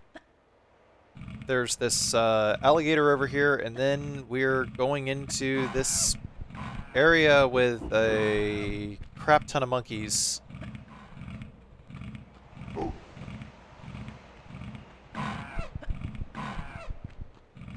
What we're going to do is we're just going to jump over here and we are going to open fire because the monkeys cannot get to us while we're standing over here.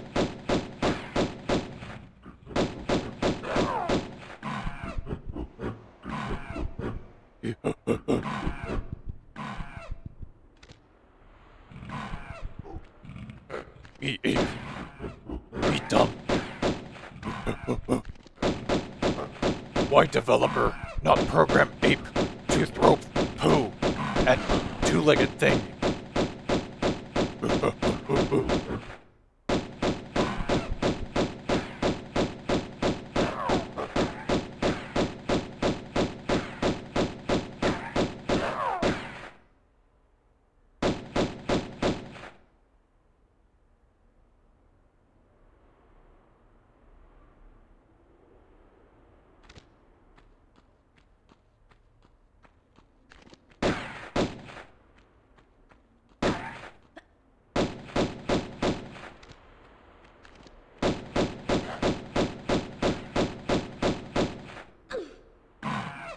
Got a little too close for comfort on that one.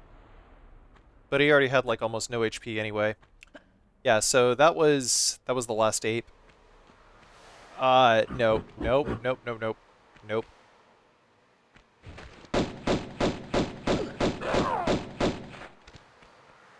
That was the last ape. For now. I mean, that was the last ape.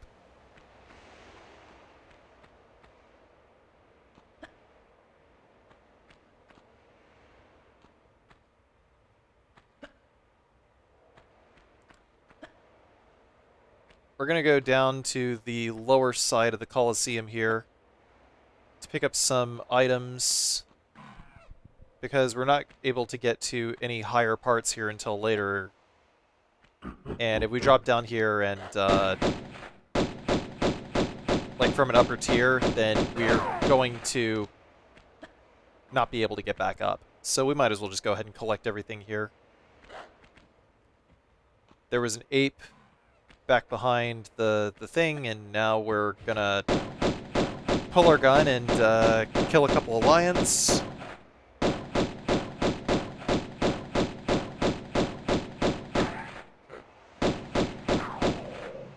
That other lion will come back eventually. I believe it. But while we're waiting for it, figure I'll just go ahead and pick up these 2 clips of magnum bullets here. Yeah, that's right, I said clip. I know it's a magazine.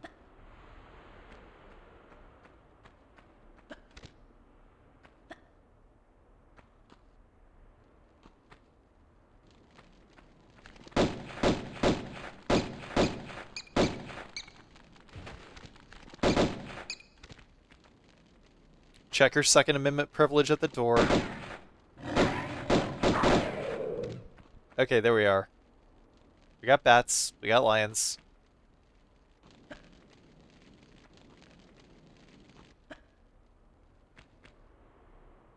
We got the apes.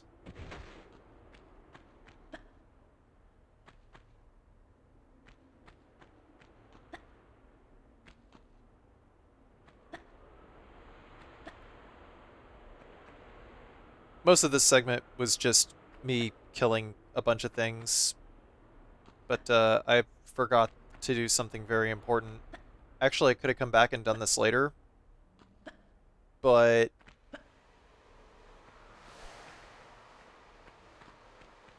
I still went and backtracked and did this anyway. If I actually came back and did it later, it would have been safer, but I don't know. I was still working on completing the level for the first time halfway, and I just kind of came to the conclusion that it was okay to come back this way, throw the switch.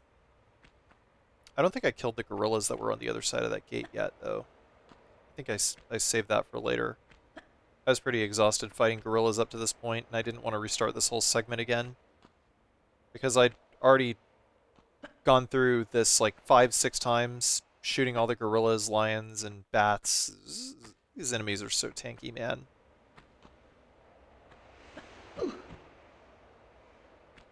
Probably could have actually used the Magnum as early as this stage. But I didn't really start using the Magnums much until Egypt.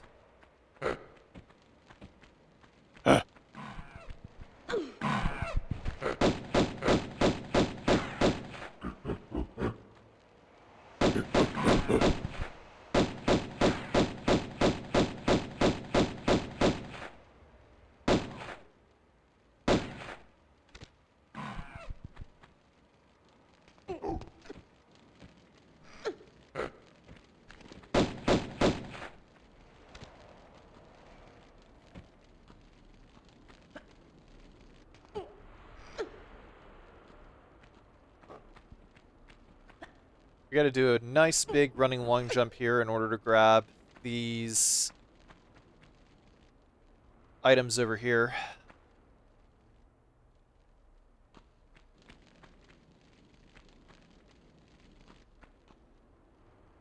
We run, we jump, we grab, and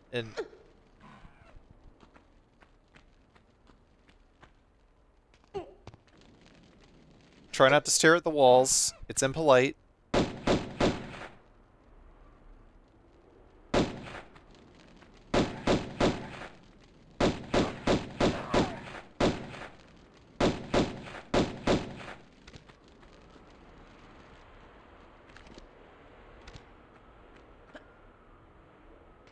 Big running long jump over here. Just gonna do that while we're waiting for the ape to come back. There, gotcha.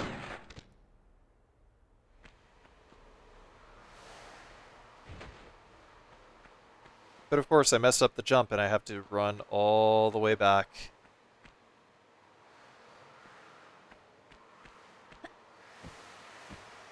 At this point I was getting kind of impatient, so I thought I'd try glitching my way up, but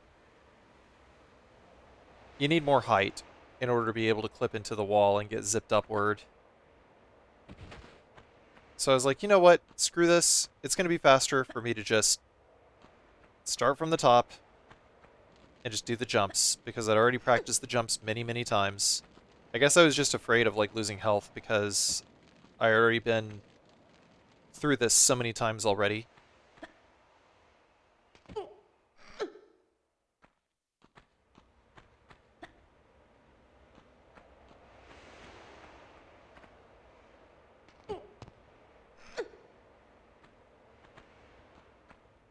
Okay, now, here's where I'm going to demonstrate the glitch. So basically what we want to do is we want to angle the camera, we want to hold up on the left analog stick, and we want to make sure that the line is in between Laura's butt cheeks, and we want to make sure that Laura's left hand is clipping through the wall. This is a slightly, yeah, right there, like angling a little more towards Laura's left thigh. No? Does it got to be more centered? Oh, you can sort of see Laura's arm just like clipping in there, but you'll know it's working when Laura's whole arm clips in like the first... There it is. Isn't it? No. That would mean that I have to angle it a little more towards the left, I'm pretty sure. I was still getting the hang of this. There. No. But yeah, you have to be holding forward on the left analog stick, and you have to just angle the line in between the butt cheeks somehow. And Laura's arm has to be clipping through the left-hand side. Basically, the wall has to be like pulling Laura in while her jump is like also pushing her in. And there. We do that, we got the med pack. Just take your time with it, okay? I could have probably made that jump, but I was too lazy. Alright, so we'll start by pulling well, first I'm gonna go into try to look at that one further down. Omega, upside down Omega. I don't know, dude. Levers 2. No, it's not that. Lever 1. Lever 4. There it is. And then we're just gonna fall down here, pull this lever in order to open this gate so we don't have to do the platforming again.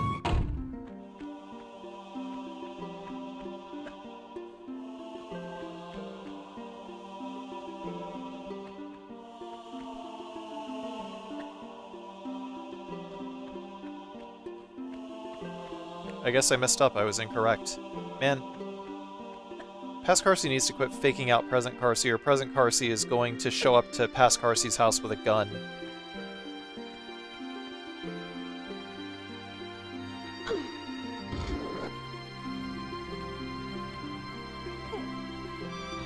Okay, so just the first switch down is good enough then. Here's a... yeah, this is a little scary here. So once you walk across that that big brown crack over there on the tiles, like a little bit to the right of us, then the fire will go out, and we have a limited amount of time to make it to the other side. But before we do that, we got to shoot out these rats. There's a bunch of rats here, and we are the exterminator. They are very, very big rats. There's 3 of them. Checking to see if there's any more. I could have just gone into free cam mode to find out, but whatever. So we run across the line, and now we only have a little bit of time. Oh, a monkey also showed up too. Sick. We had to also do a running long jump in order to get that before the candles flicker back on.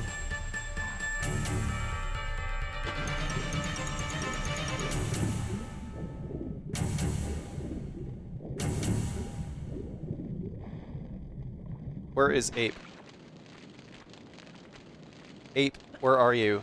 Oh, I think it might have actually been in another room.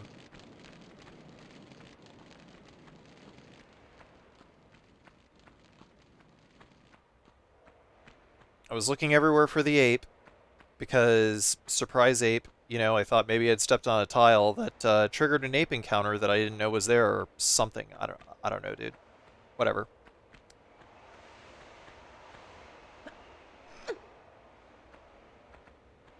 so first switch and fifth switch down. Everything else is up.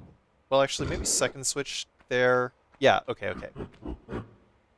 So...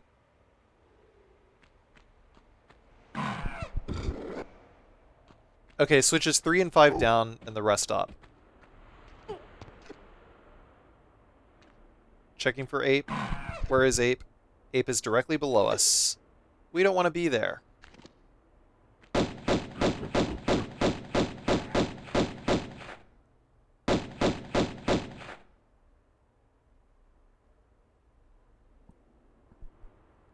Man, I hope that the monkeys fling poo in the Tomb Raider Atlantis remake that is coming out. The monkey should throw poo so that when Laura tries to, I don't know, grab a ledge or something, she just, like, slips. Just, like, something dumb like that.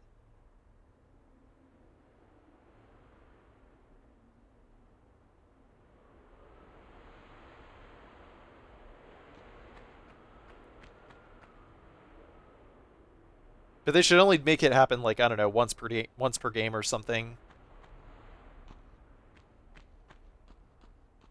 Just to make it really, really surprising. And subvert your expectations.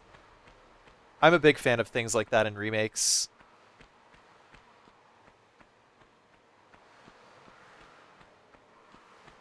No, they really shouldn't actually add that. I'm just messing around.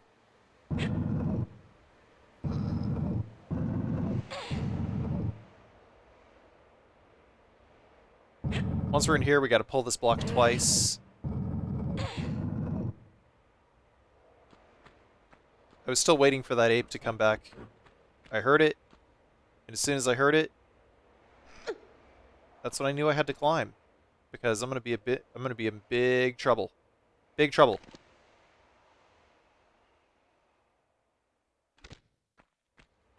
Where is Monkey?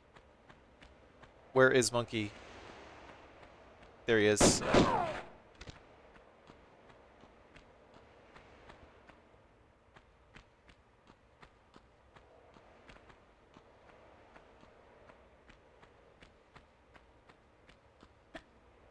But we forgot to pull the switch, which raises the platforms that we need raised in order to be able to get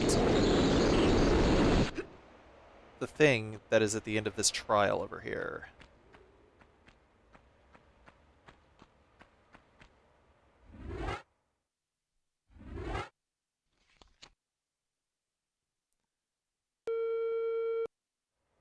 I made a save over here because if I did this like in the middle of other things, you know, it's an instant death. I don't feel like instantly dying. Once we fall into that tile right there, Ape is triggered, and he is not going to exit this area, so just jump right back to the previous platform and get rid of him. He's done. Now we grab the second lead bar.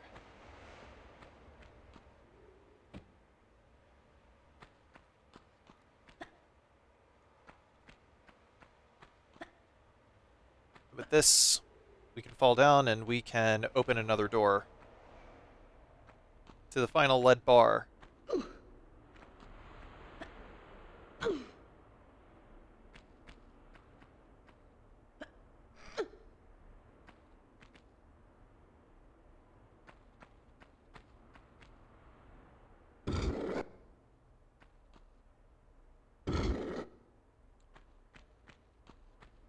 Levers 3 and 4 need to be down to open this final door.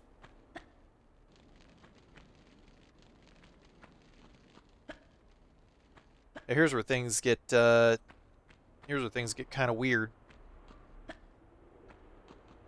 You gotta go down here, and we just push this column in, or pull it out.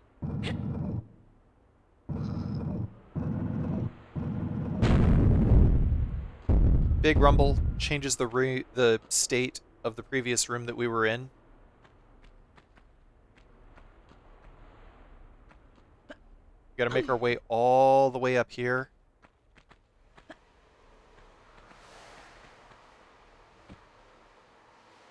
And then we have to do a jump over this way. And then a jump over here, running long jump over here. And then another running long jump over here.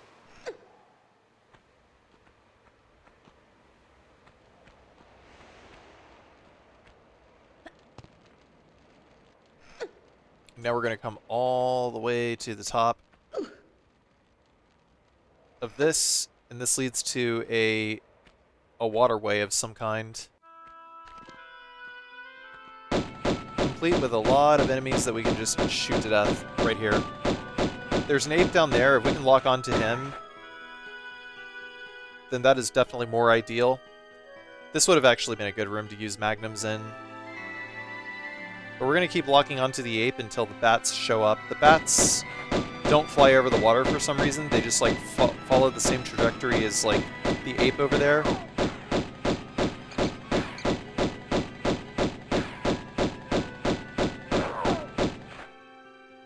But we don't want to proceed until this next ape is dead.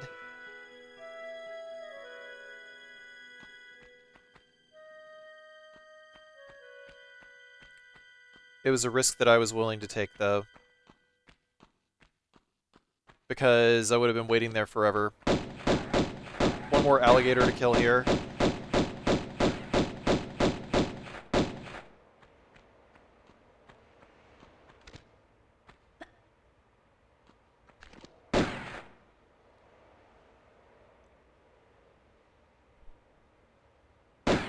Actually, two more.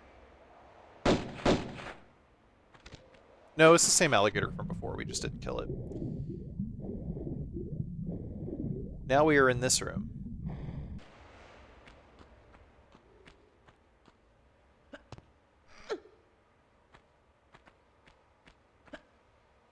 We do a fairly long jump over that.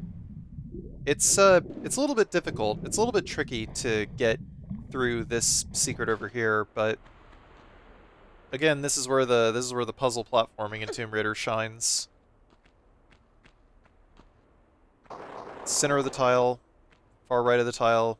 Yeah, okay, that actually ended up working. So now we'll pick these up and leave. Crocodile jump scare.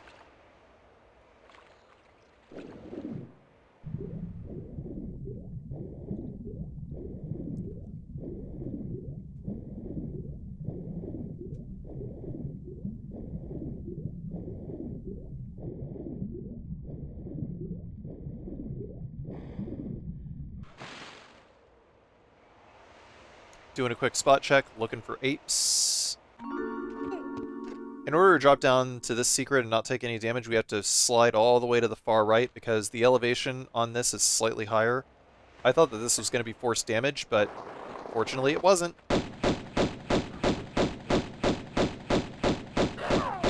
This actually would have been a very good case to use the shotgun, now that I think about it.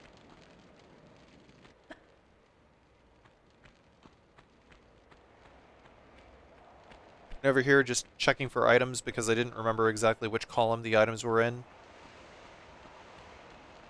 See, I knew there was one at least. But it's fine, I would have reloaded the save to demonstrate where the other item was, even if it wasn't one cohesive run.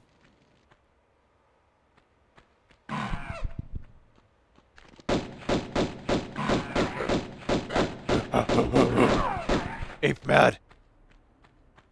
Cut it out, bunghole!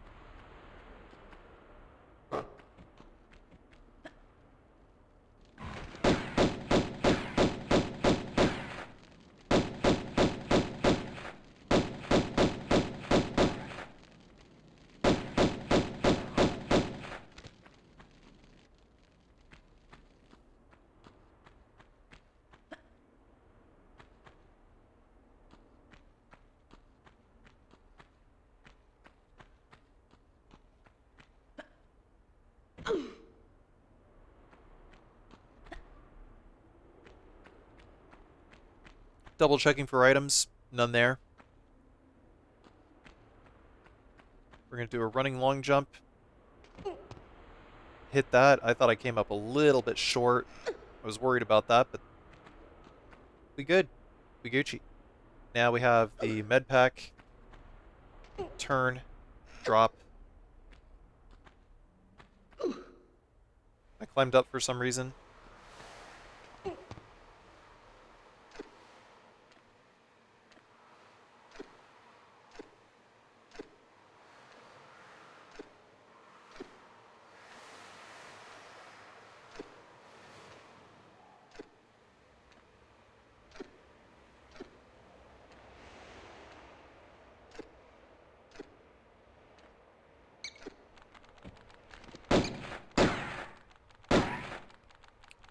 Two bats will activate whenever we stand on this tile.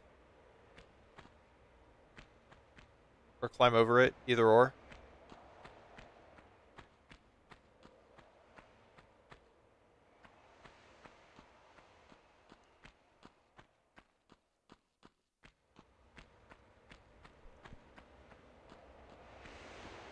Running all the way up. No hidden items. Just flickered on the old graphics just to double check that. Jump over here. There's a med pack. Don't need to worry about anything else here because we're good to go.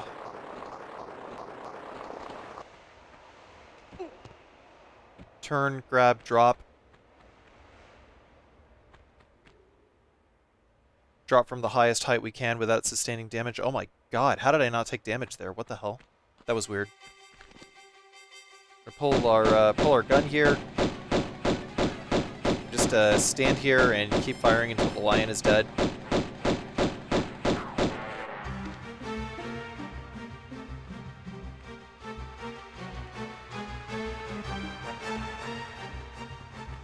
The game should have put more lions here if they wanted this part to be particularly intimidating.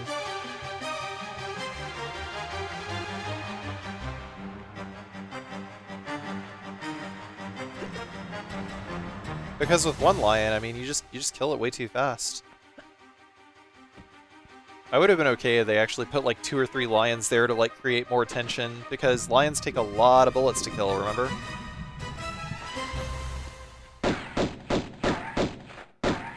To jump in and out in order to get this gator.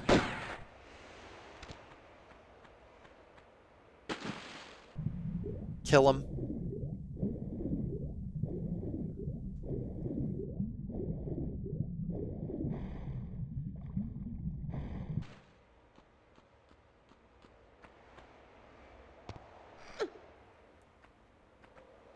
Climb. More bats.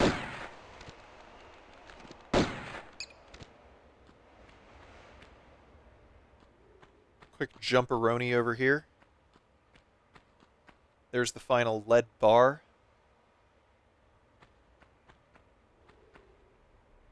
Then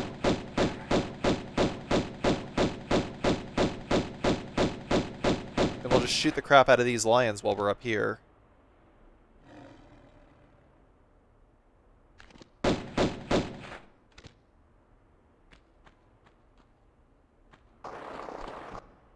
Little slidey poo over here. There's the lion. Fortunately, lions have to stop completely before they lunge at you.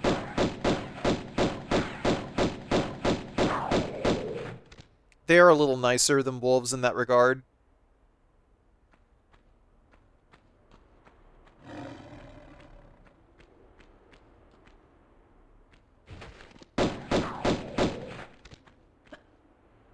We already opened the gate from before.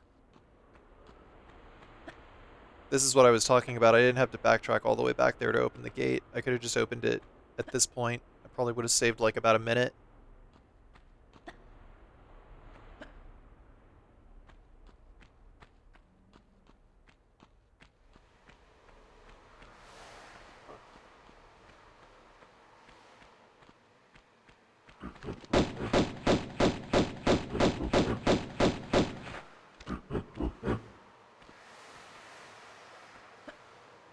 Sorry, Poos. Accidentally nudged Poos him in the face with my foot. Sorry, buddy.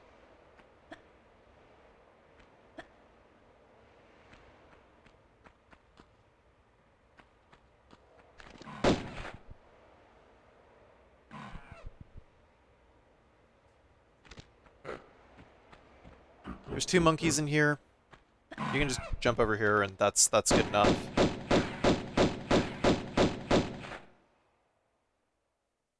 Man, now that I think about it, could I have just like thrown the switch, open this gate, and then just like run all the way in here and just shot them all? Would have been a little risky getting up to this point, but I could have. Whatever, it doesn't matter. Wouldn't have made anything any faster. Would have been slower, actually. Okay, so we got that med pack up there. We're not going to drop into Midas's palace yet because we have one more secret that we have to engage before we leave. There's a hidden switch right there, and that leads us into this little side garden right here.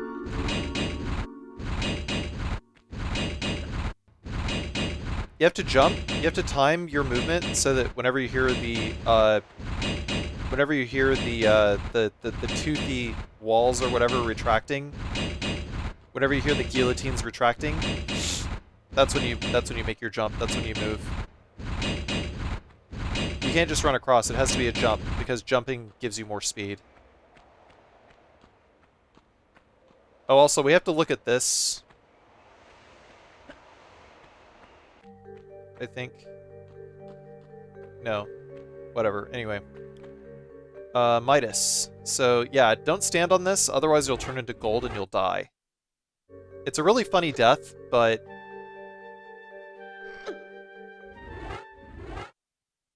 it's really shitty. If you, like, don't know it's gonna happen, and then it happens. I'm just gonna warn you right now. It's a really funny death. You just don't want it to happen like now. Okay, 22 out of 23 pickups. So our final pickup and our final kill is in the exit area. But we wanted to use the lead bars and turn them into gold.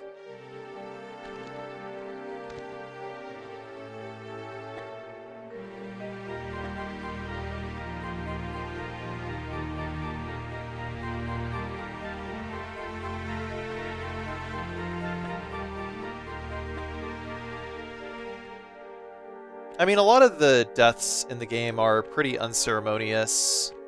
Like, just like fall and die from a platforming mishap. But the ones that are like tailor-made like deaths are actually like pretty amusing. Oh god,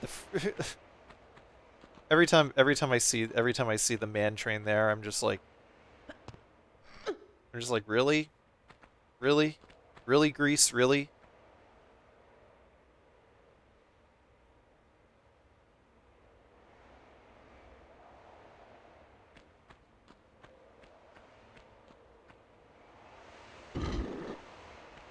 Okay, first lever, and I think the 5th lever should be down. And that gets us into the final area. Now, there's going to be a lion, so watch out for the lion. Maybe use your magnums if you feel so inclined.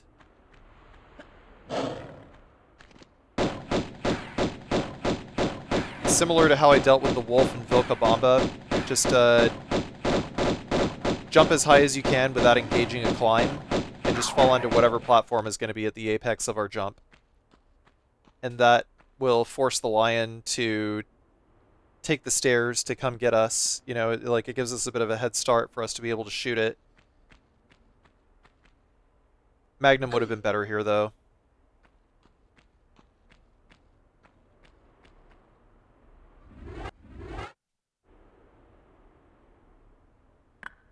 We have gold bars now, so we're going to put those in. We got the final kill. We got the final item. We got all the secrets. We are ready to bounce. Overall, this was a pretty fun level, albeit a little long. 3 secrets, 23 pickups, 43 kills. And these enemies have a lot of HP.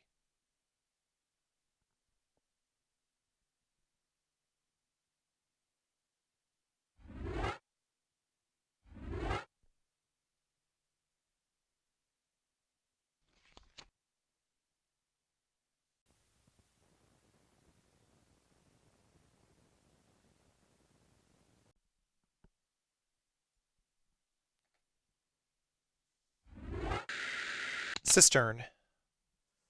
We'll start with the shotgun, hang over the ledge, wait for the rat to kind of do his little stopping and you know, washing his hands or whatever, you know, doing a weird little hand thing and, you know, chirping or something, I don't know. Then we just get him, hit him with a single shotgun shell, dead. Bing bang boom.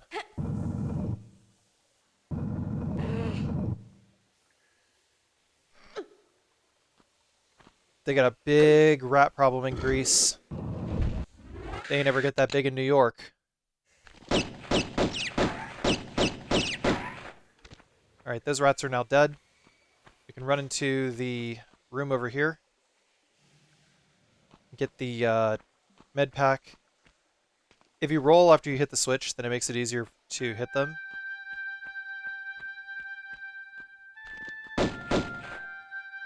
And in this room, we're going to go ahead and take out the rats and gradually reduce the HP of the alligators. You know, we don't have to kill them in one go. It's just advisable to get rid of enemies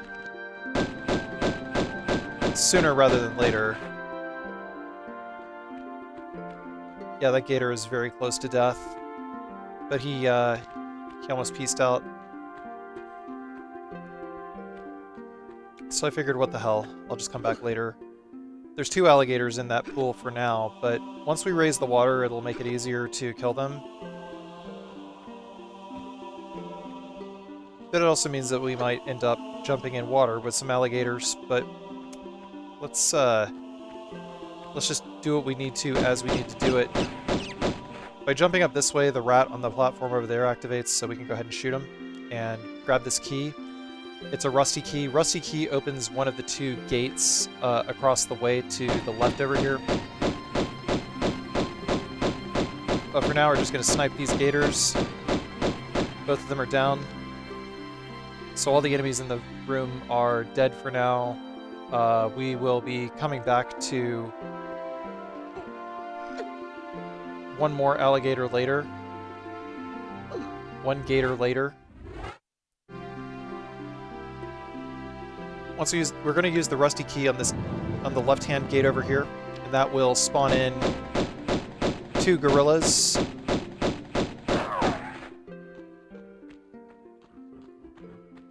The other gorilla is stuck on the wall over here, so we have to go in a little bit in order to get him unstuck. This might be a reasonable case for a shotgun shell.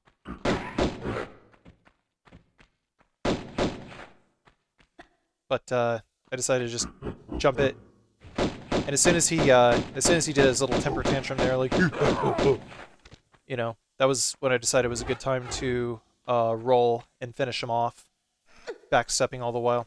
So here we're going to save the game because we're about to encounter Lil PP again.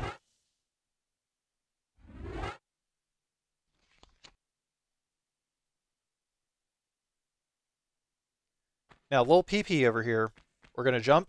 As soon as we land, we're going to actually equip these magnums over here. But you can see, like, as soon as we jump on top of this, Pierre just spawns right in, and he'll start shooting you. But if you do it this way, then basically what you do is you land in such a way that Laura will immediately lock on to Pierre, and then we can just start shooting, and he'll run away and despawn. Bye-bye, Lil PP. And next we're going to climb up here, and here's a pretty neat little jump over here. We're going to walk to the end, and then we're going to do a forward neutral jump, and then hold R1, or R2 rather, the grab button, whichever button is your ledge grab button. And in doing so, what'll happen is Laura will not bonk on the wall and fall to her death. What she'll do is she'll grab the ledge instead. Well, not grab the ledge, but rather fall forward onto the ledge, because if she tried to grab the ledge otherwise, then it would be too high for her to grab. So, I don't know, kind of a glitchy drop into that little cubby in order to get those bullets, but it's fine. We lived, bitch. Wax this alligator, and then as soon as we drop off here, another gator will spawn in. We're going to do a jump and land on this block at the apex of our jump. Hopefully you've gotten the timing down pat by now to be able to do that.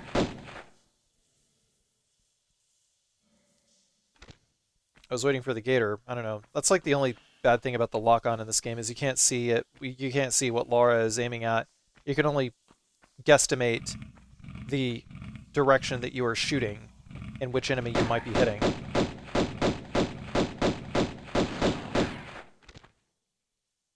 I am so glad that we moved towards using a twin-stick system for 3D games.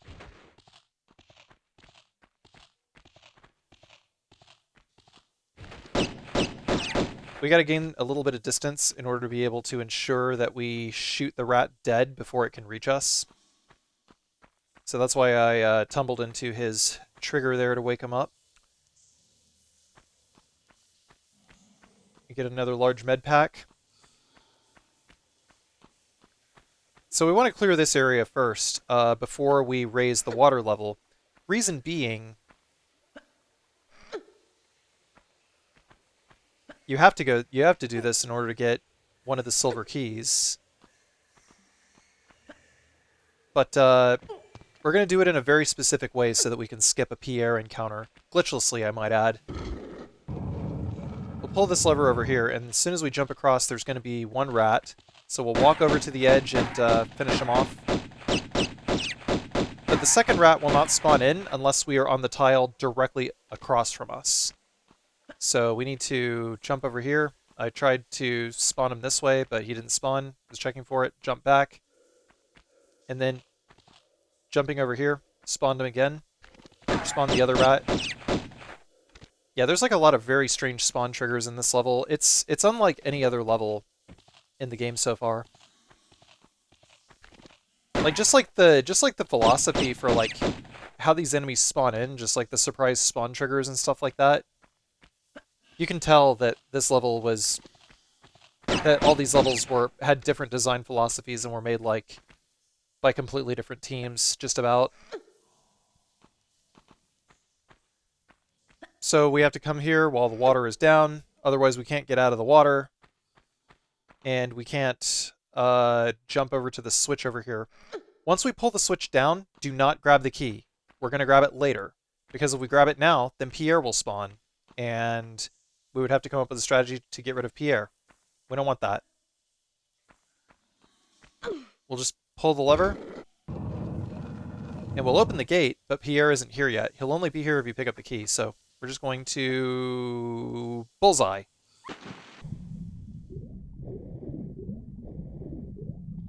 Then there's this room with these two rats, like really high up.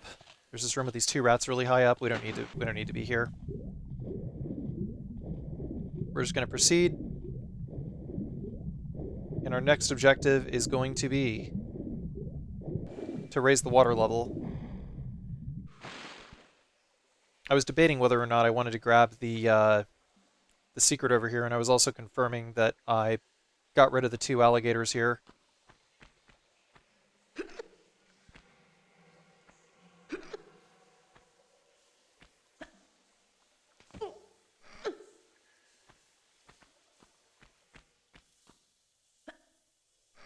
Climb here and then immediately turn around, and then we're going to equip the shotgun and make another save because we have to point blank Pierre over here and it is extremely tricky to do so.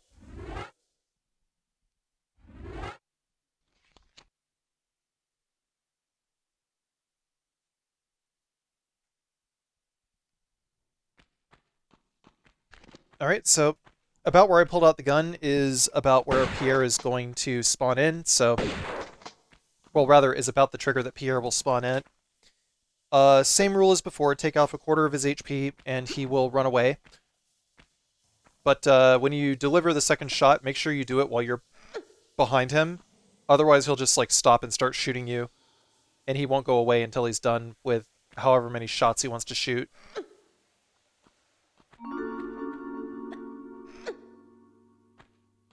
The basic rule is, if you are cutting off his escape, he will stop and shoot you.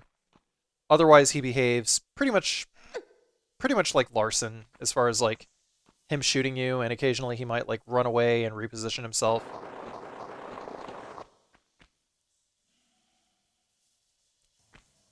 At the secret over here, we got 2 shotgun shells. Now, here, I'm going to rewind the video a little bit. So we'll grab the shotgun shells, and we jump and hit this over here. Now, here's what I'm doing. So there's a very specific trick to avoid taking damage here. And what we're going to do is we're going to fall on the right-hand side of this slide, right? So right where I'm landing. And then once we are here, I'm going to hold left on the analog stick so that when we land over here, we're not going to grab the ledge here. What we're going to do is Lara's going to go over here, and then she will change direction so that she's sliding backwards on this one as well. If we did not hold left, then she would slide forward instead, and then we'd fall pretty far and take damage. But once we are here, now we can just ledge grab, and we're safe. Pretty simple. Don't ledge grab on the first ledge, hold left, Lara will slide backwards, then we can ledge grab. Sliding backwards on these really long slides like this allows you to ledge grab. Just like in St. Francis's Folly. Once we got all these goods, we are going to jump down, slide over here, and pull this lever right here. Not before equipping our pistols. Although you can probably use the Magnum here too. So, here's the dealio. We have not gone over this square yet, or any adjacent squares, which activate these 2 rats. So there's 2 rats down here, and by this point, I think they're already swimming.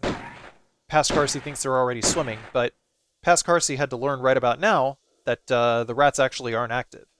He's like, why aren't the rats moving? Because, you know, I'm learning something every time I reset one of these segments, right? So, check down, check around. The rats are still in the same place, meaning they haven't activated yet. So we go down, and then we climb back up, and the rats just activated.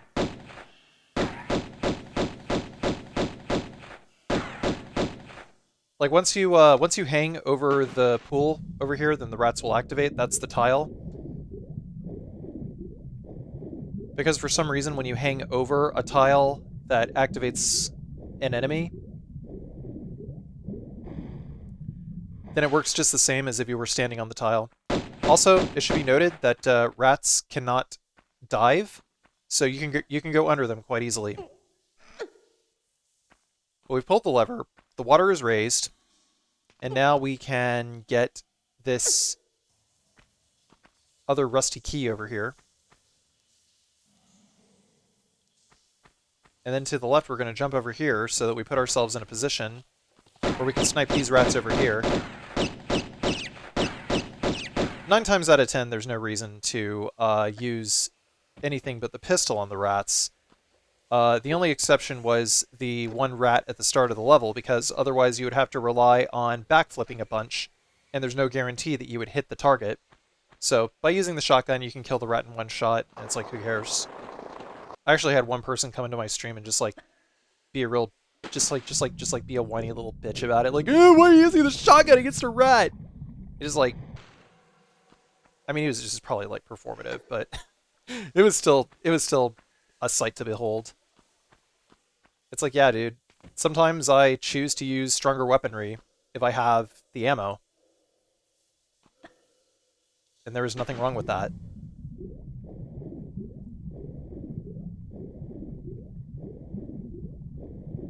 So now the water is full. We're going to go into the secret over here. Go down a little bit. Take the magnum bullets.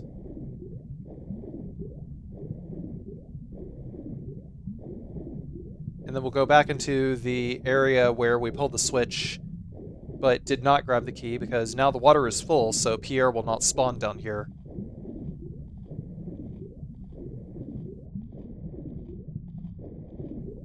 We'll start by pulling this switch to open the gate down here. That gives us access to one of the silver keys. We're going to swim around here a little bit, and we're going to wait for the rat to do his, we're going to wait and make the rat do like his little stop and do his character animation. As soon as he saw him slowing down, that's when I got up and got out, started shooting. I decided to use the Magnum there just to absolutely 100% make sure that the rat would, like, not rush directly towards me and hit me.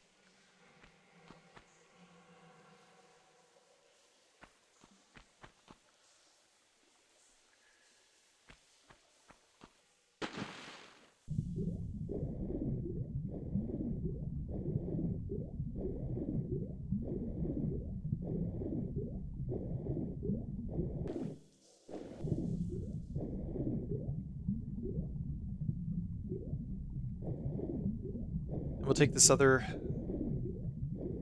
silver key right here.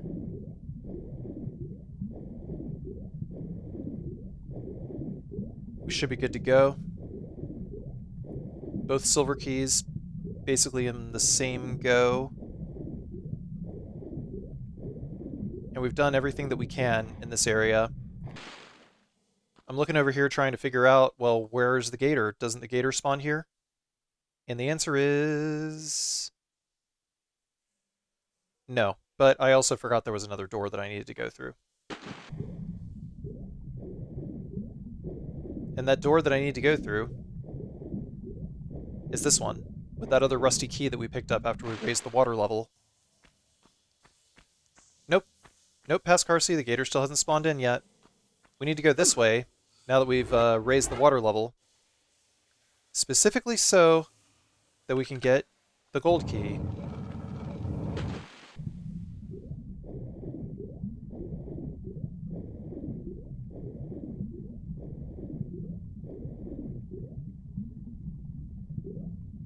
Take this.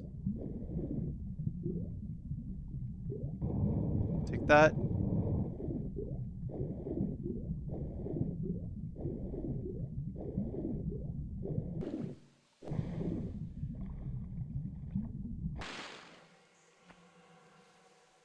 Once we climb up here, now that other gator spawns. So we can just shoot him from here.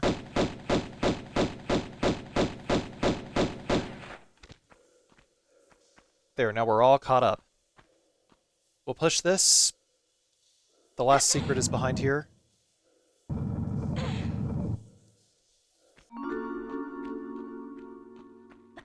Jump up here, slide backwards, backflip. 2 magnum bullets and a large health pack. Yeah, we're just absolutely rolling in health packs, by the way.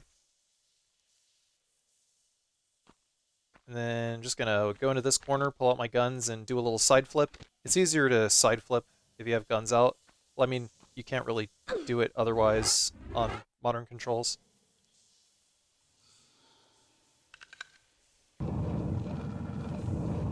This door is open, and so is this.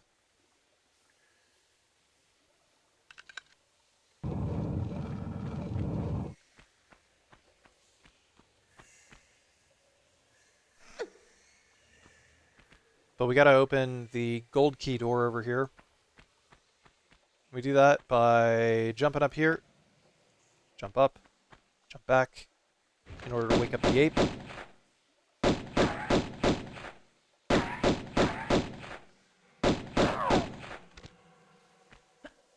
He's dead.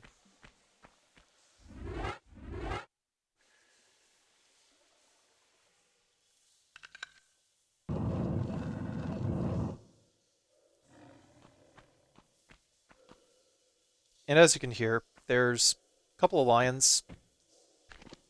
We're going to wait for them to come out here.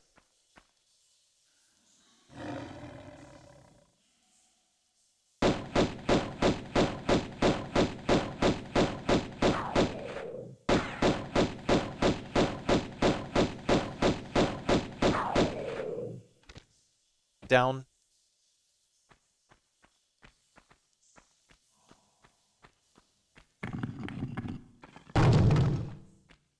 There's a hidden item here. We have to crumple one of these right here, and then we can drop in. And there's a little med pack right there.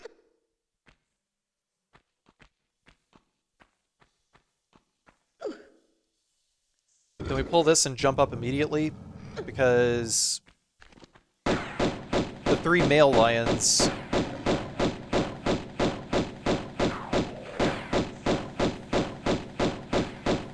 are going to come out.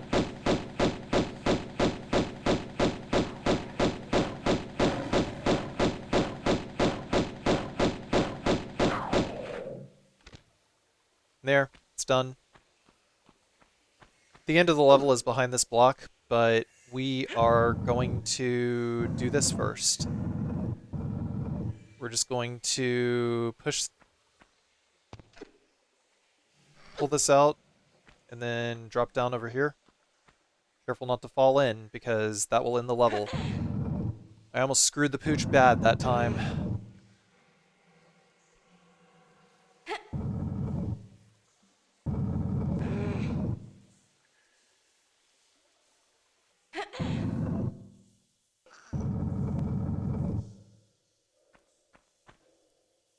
Now we'll pull this back.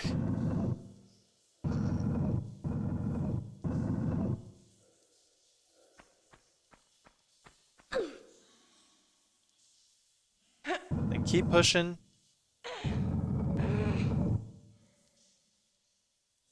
A little more.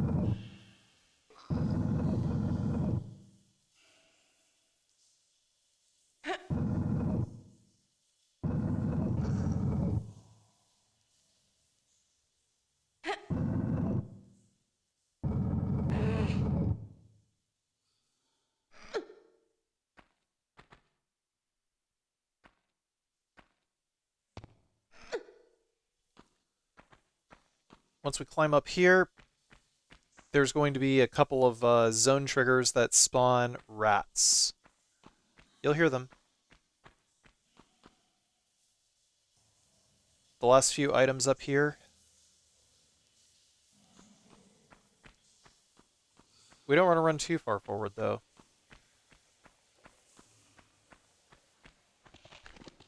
Once we hear a rat... Oh, dang, I fell right next to him. That was kind of silly.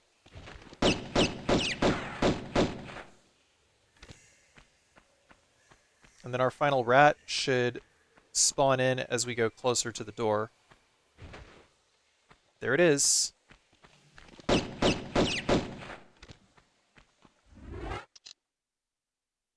And that's it. We got everything. So now there's nothing left to do except drop down. Double checking. It was 34 kills. Don't worry, Pascarcy, you got it. You got it. Cistern is over. Let's just exit. Secrets 3 of 3, pickups 28 of 28, 34 kills.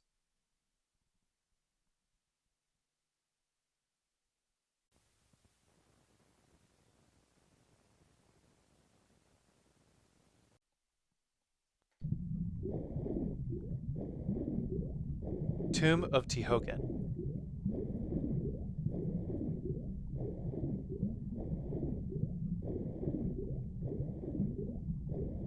This one's a bit of a long one. We gotta start by going all the way down here, and then we gotta pull this lever.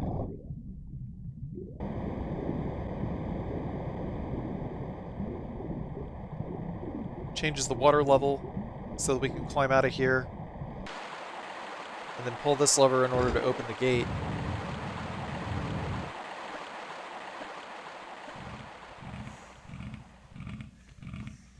There's an alligator in here.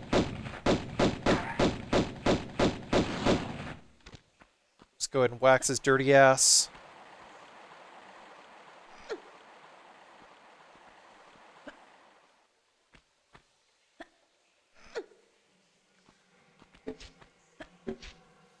So we climb all the way up here. We can jump diagonally across in order to be able to get to this switch. As long as your movement is fluid, you shouldn't have to worry about the arrows hitting you. But we needed to raise the water level in order to be able to get this pickup down here. I think you could have just jumped on top of the the slidable brick or the slidable block, and then been able to make it in here. But once we come in here, there's some fight back with the water pressure, like an invisible wall, you know. We can go over here and pull this, and it changes the flow of the water so that we just yeah,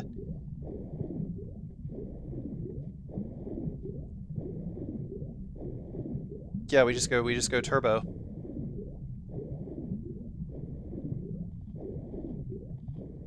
And then once we reach the end over here, there's a rat. This is a good case for a magnum, just because of how quickly it turns around. Let's try to stick to one side. Try to wait for the rat to, I don't know, just stop like that. There we go. Flat, flat. Easy peasy. To get around the rats, yeah, you gotta play red light, green light with them a little bit. You gotta wait for them, and then you gotta get the jump on them. Circle around, do a little jump right here. Then we'll climb, and then we're gonna climb on this brick to the right over here. And once we climb on this brick over here, then Pierre will activate in the next room. So we're going to drop over here. Here you can see, removing the camera, just checking Pierre's spawn position, and I could see that he's already started running. I just had to make sure that he was already running. We'll pull the magnum, and we will wait for Pierre to come back. Once we're all the way over here, we are exactly in the range where Pierre will try to shoot us, but he will miss. We're just like right at the outside of the cylinder. You see that? So now we're holding aim and fire. Laura's locked on. And after, I don't know, every like 3 or 4 times that Pierre gets hit by magnum bullets,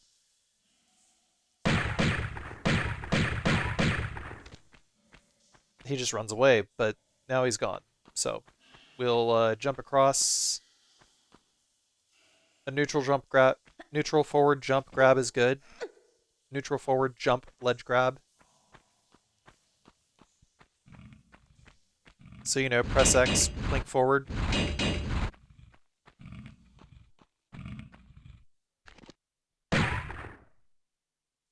Trying to get a lock on onto the alligator, but it's pretty difficult.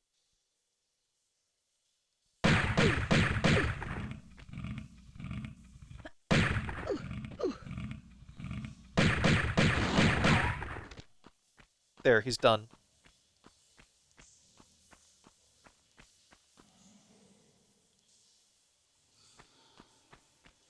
We'll take these shotgun shells, we'll pick up everything else in the room. And if you walk around enough, I think if you cover just about every tile, then what'll happen is this secret door will open up.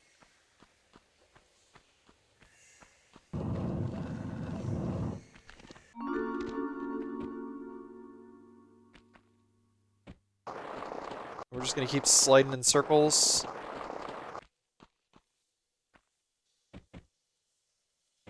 Get a nice little apex jump so that we can grab this. Get these shotgun shells in this med pack, and that's our secret.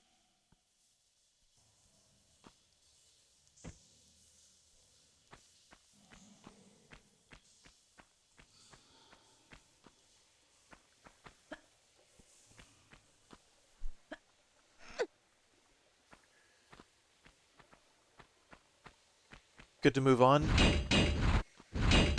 Got to be very careful on the way back. Just move when the door reopens. The timing is pretty tight. I can't drop down like that because otherwise I'll take damage, so... If I run forward, I will land directly on the block in front of me. We'll do a running long jump in order to get to these shotgun shells over here, which for some reason has a swinging pendulum. But we can get around that by alley-oop.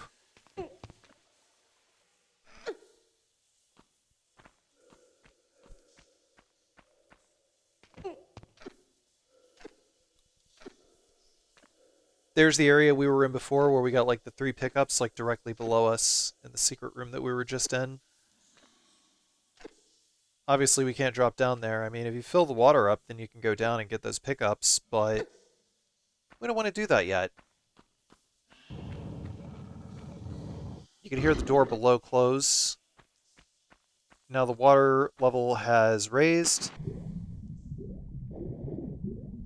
No gators to worry about. It's pretty awesome. I think that rat takes a little longer to activate than he's supposed to.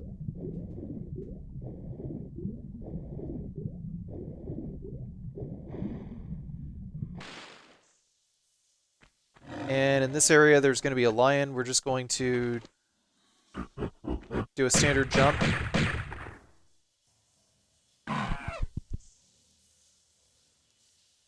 It's a very good time to start using the Magnum, as you can see. I'm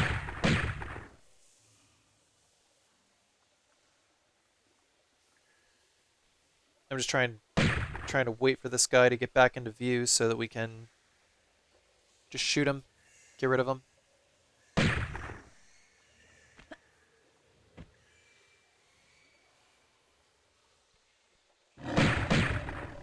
It's nice when our aimbot works, but the aimbot is not working, so we're just gonna wait for something to happen. Maybe if I was actually like jumping up and down on this block or something, might have worked. Also, there's no reason to equip the pistol here. I guess for some reason I thought that I was saving ammo, but not really. Because the game is just going to throw droves upon droves of ammo at you pretty soon.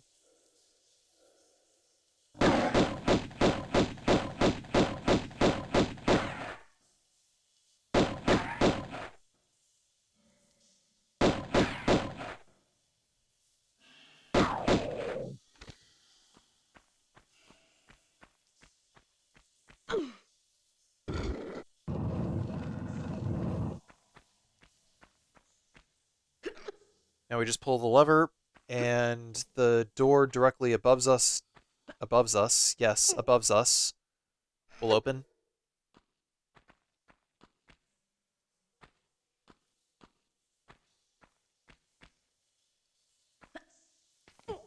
Do a neutral forward jump grab, gets us into the secret. Well, not a secret. It's just a key.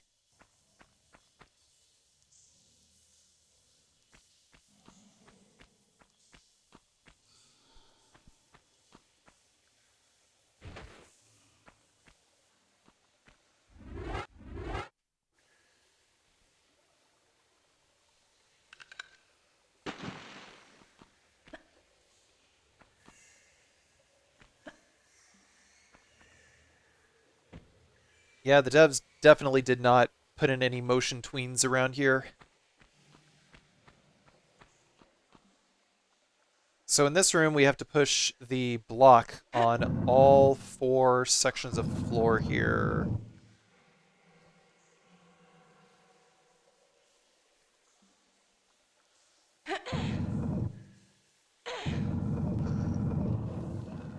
That one's open. Then we gotta climb up.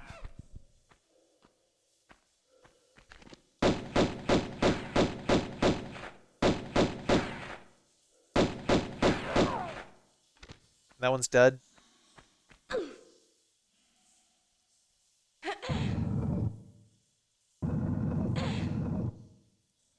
Basically, every time we push the block onto one of these flooring sections, the door's going to open up, and there's either going to be enemies coming out of it, or it's a place that we have to go, so we might as well just go ahead and get it out of the way. Just push the block everywhere, so that its final resting place is in the top right over here. More rats. 4 of. 1, 2, 3, 4. And we can push this over here, and that should open the door on the top right. No, actually, I think that door was already open. No, it's not. It's not. We gotta open that somewhere else. No, actually, it opens 2 doors at once.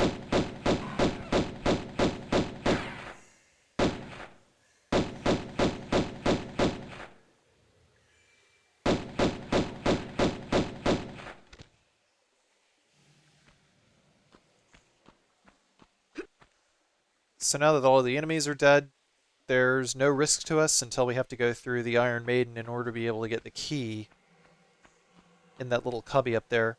Just run straight forward, jump, and then both of these boulders will roll into a position where they are no longer dangerous to you.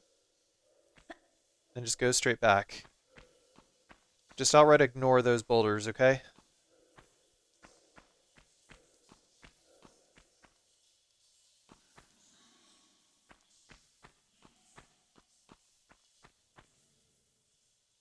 And we got magnum bullets, and we got shotgun shells. And then more shotgun shells. We're basically swimming in shotgun shells. Oh, just enjoying a coffee over here.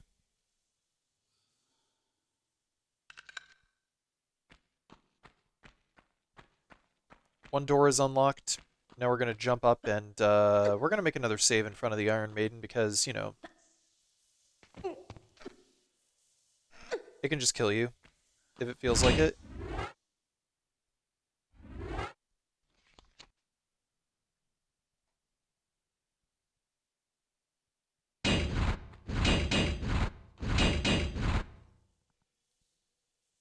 Time your entrance when the door opens. Time your exit when the door opens. Like that. Keep in mind the door is a little bit curved. Now we'll use the rusty key, and the modern controls actually make this secret a lot easier. Just, what you should do is you should hold your guns out so that you can target this little alcove over here a little easier. And then what we're going to do is we're going to pull our guns out and jump, plink forward, plink side, forward, forward, side, forward. You only have one chance to get this secret. Don't fuck it up. It's a pretty brutal secret. That was a very big reason that I wanted to make that save there so that I could actually practice it. Show you guys how to do it.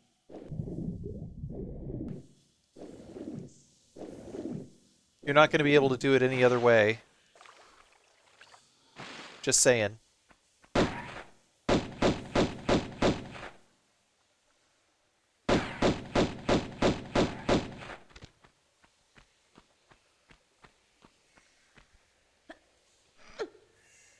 Next, we'll get rid of the gator.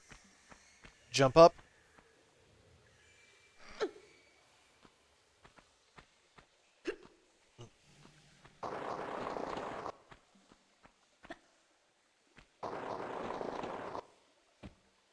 Slide down, jump up over here, and then there's this lever that we have to pull. There are ways to get into the Tomb of Tihocan.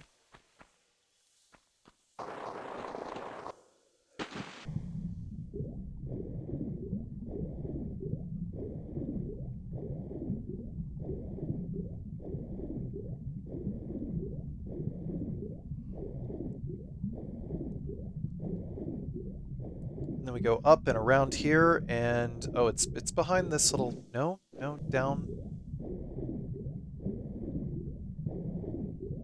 I seem to have gotten a little confused as to where the entrance was on this thing, and it's actually over here. Don't worry, it's around these parts somewhere. The door's not timed. We can also surface and catch our breath again.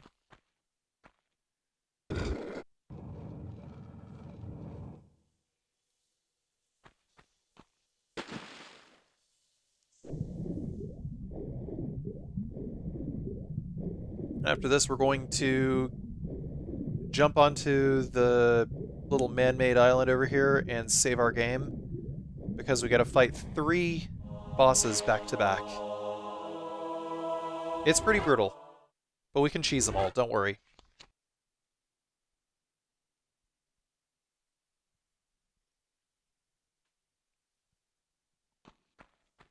This first Minotaur over here, here's what we're going to do. We're going to equip the magnums because we can hit them from further away. Get a few shots in, jump in, and then do a little flip. We're not going to proceed further in here yet, because otherwise we are going to wake up Pierre, and we don't want to do that. So instead what we're going to do is we're just going to track this guy, lock onto him off screen. Pierre will not activate as long as you don't go any further. We just want to stay here.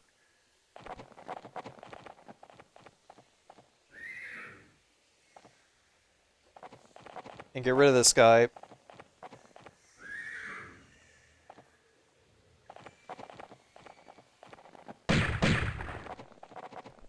It'll take a while, but don't worry. If he starts to fire grenades at you, then just side flip. Like this, see?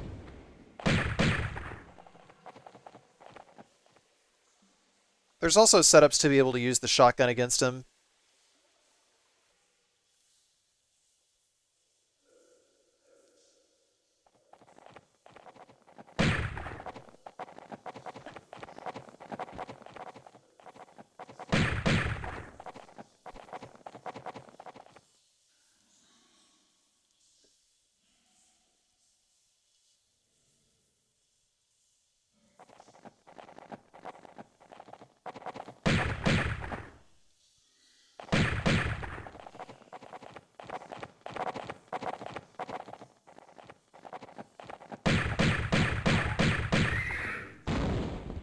There. Now we can deal with Pierre. We'll just walk forward this way. A little late for the prize giving, no? Still, it is the taking part which counts.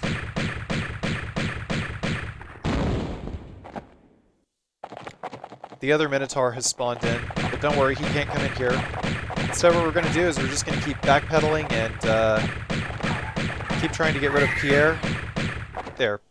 Now Pierre is done. We're not going to proceed yet because we got to do this guy now. But as it stands, we found the perfect position because this guy's going to keep trying to shoot at us forever, and he's going to miss because he's shooting the wall, and we can just do this. I got really lucky on this setup. Otherwise, I would have just repeated the same strat that I had on the first Minotaur.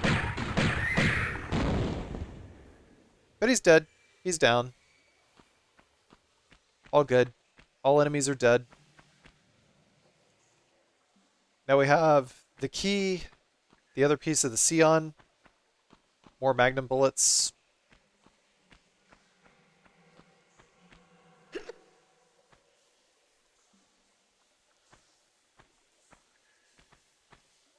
Neutral forward jump grab.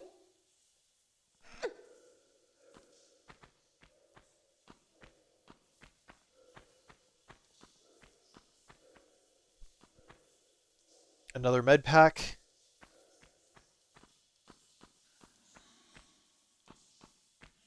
Actually, several pickups up here. Did they expect the player was just going to fight Pierre up here or something? Like, that would make it easier? I mean, maybe they did. After all, the combat is designed with the express purpose of out DPSing the enemy, so.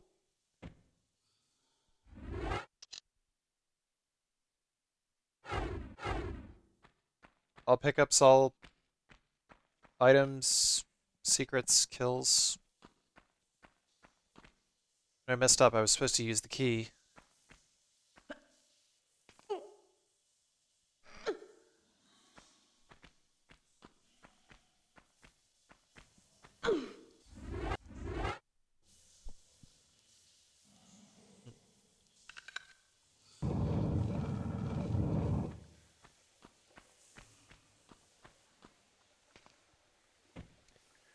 And there we go. That's Tomb of Tihocan.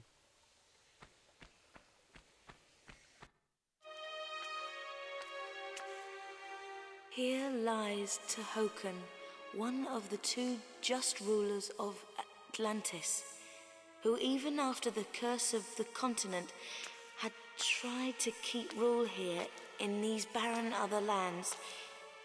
He died without child, and his knowledge has no heritage. Look over us kindly, Tihocan.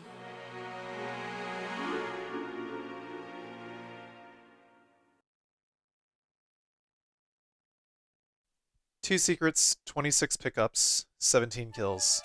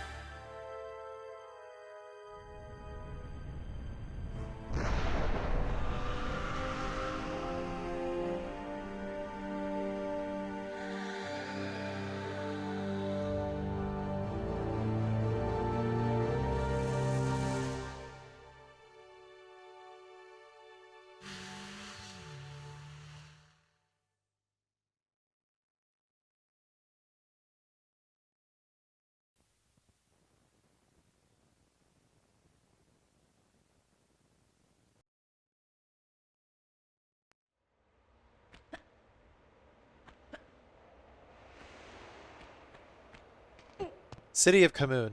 So we can just ledge grab a couple of times and drop down here. Then we want to jump up here and pull this switch.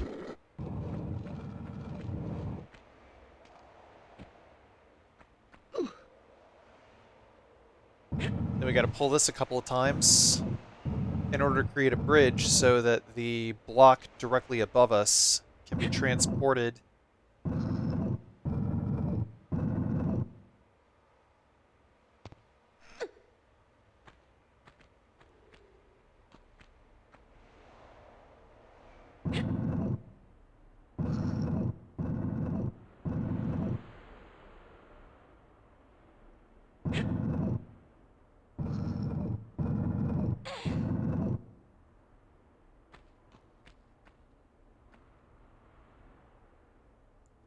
Then we'll drop, pull this over here. And there's going to be a couple of items directly behind.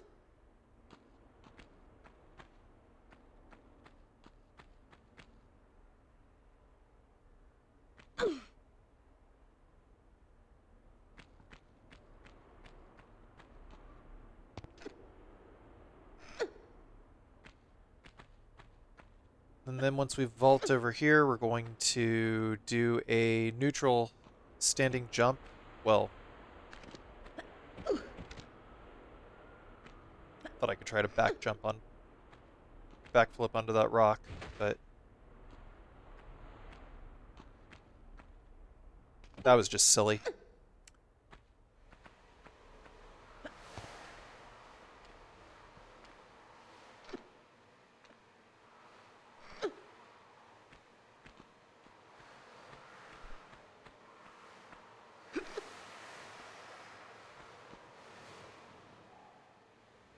Now up here, a Black Panther is going to spawn.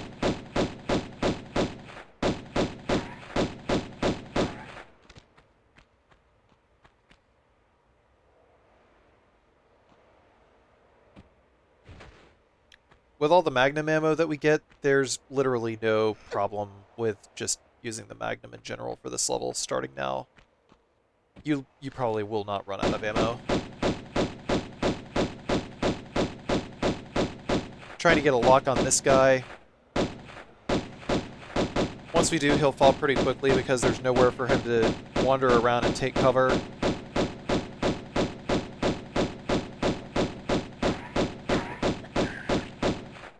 These Atlantean mummies, they don't explode or anything. They don't fire any long-range weapons. This is our introduction to this particular enemy type. Down here in the water, we've got a couple of item pickups. There's also a secret which allows you to get up onto the top of that obelisk right there so we can get the shotgun shells, but I actually didn't know how to get it yet, so I came back later in the level and got it.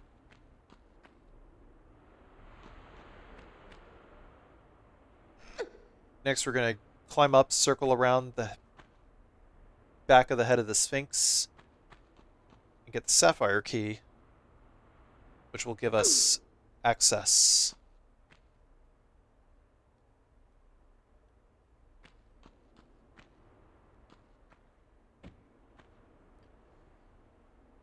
To a hidden door that is behind this block.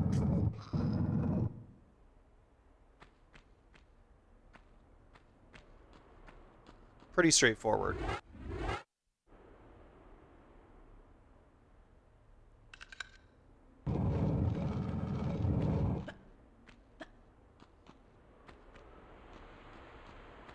We've arrived in this area over here. Depending on which tile you step on, we'll be spawning in a Black Panther.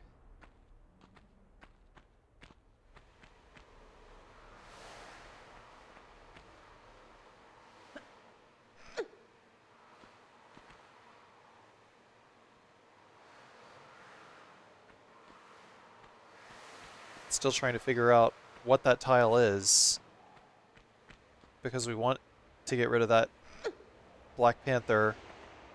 so it doesn't like... Oh, there it is.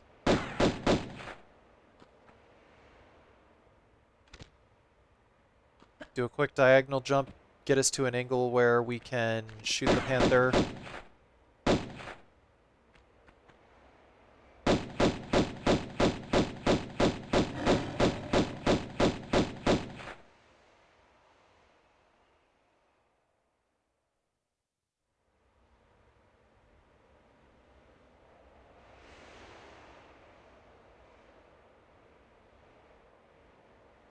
Still got that lock on, but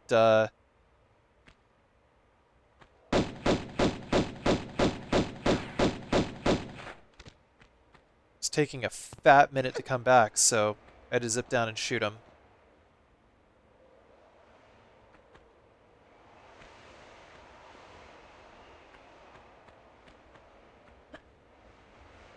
And no, these aren't the Black Panthers that will tell you all about the dangers of Fremont Street if you're in Las Vegas, excuse me. I'm tired.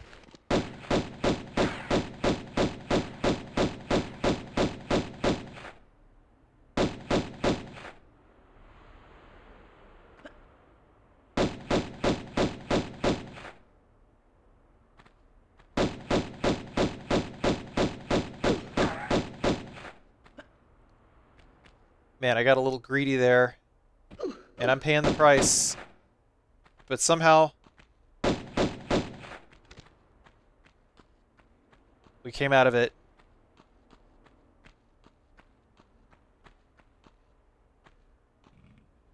And once we edge forward over here, we got one more crocodilian.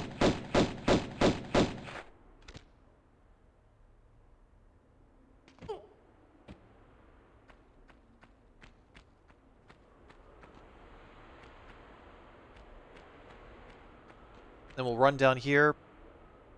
On the other side of this gate is the Sphinx that we were at earlier.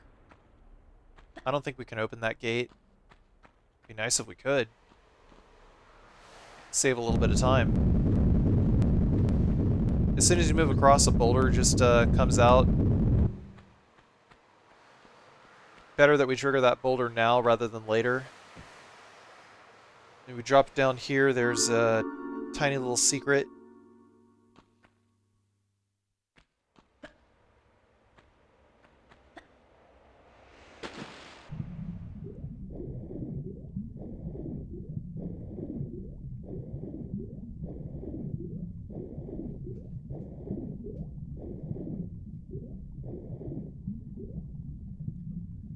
Dive into the water here and pull this lever.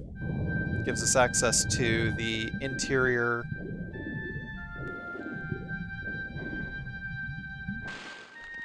of this temple over here. Of course, my recommendation, once again, just use the Magnum throughout this level. Because, like, if you got, like, over 900 Magnum rounds, then you're doing pretty good. You're doing pretty good. And most of these guys generally take only, like, what, 5 Magnum rounds to kill anyway. Like, the Gators don't have nearly as much HP as the Black Panthers.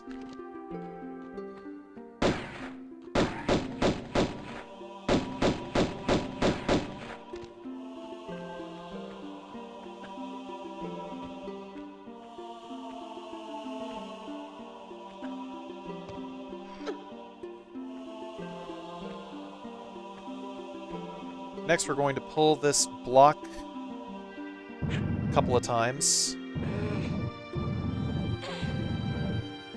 It's kind of silly that there's no way to open any of these gates.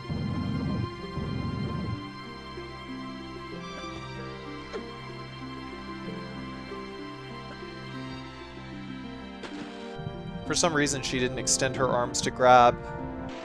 So now we gotta run all the way back.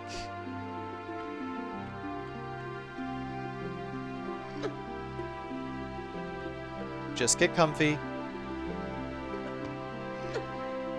If you mess up, just concentrate on the way back. Neutral forward jump grab. So that's A. Plink forward after pressing A. Pressing and holding A, I should say. Do a little flip here. I usually like to walk, but, you know, for some reason, Laura just decided that she didn't want to walk. Even when you're holding the button, sometimes the controls gong off Dugly, you know?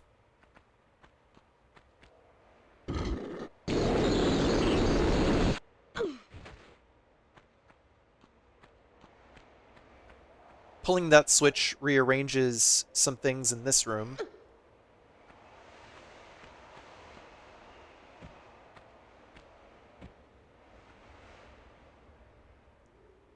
And now we'll just push all the way over here and then pull towards the end.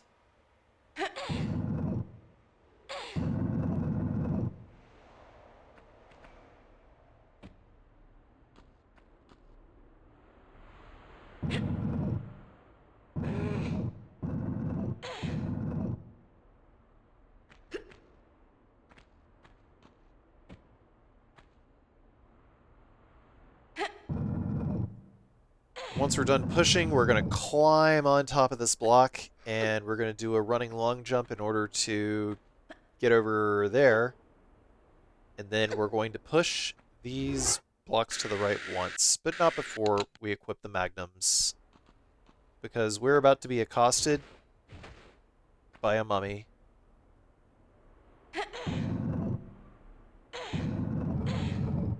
The Atlantean mummies only have one attack, and that is to rush the crap out of you and just suddenly melt your HP. That's just how they work. So your only option, stay the fuck away. Once we've gained lock on, we're just going to keep jumping and firing over and over and over again.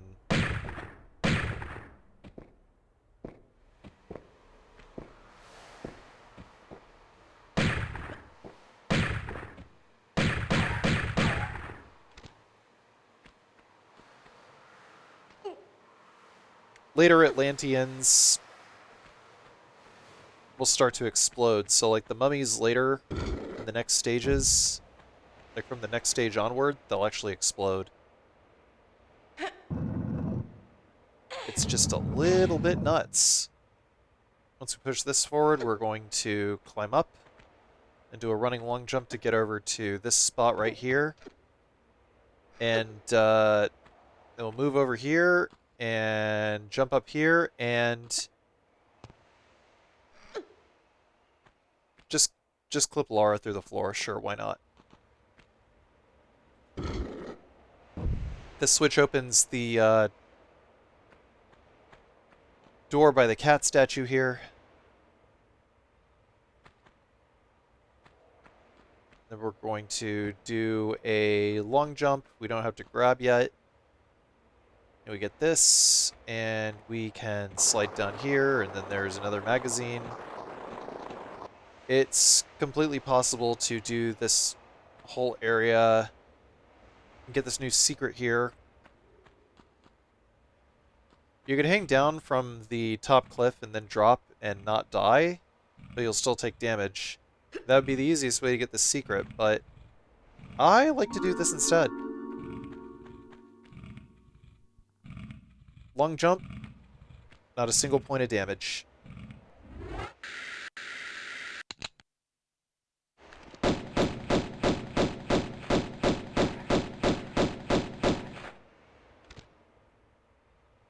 Another crocodile has made its way into the area, and, you know, you get rid of him. And this is why we triggered the boulder earlier, so that we can drop down here and not take any more damage either.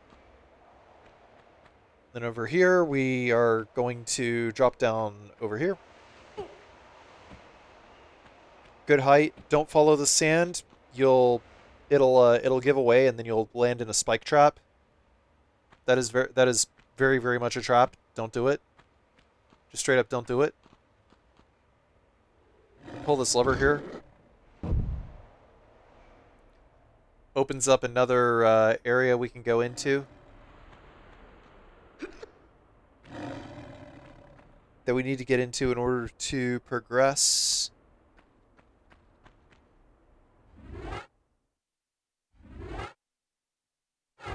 But this is a very good place to save, I think. Just doing a quick spot check.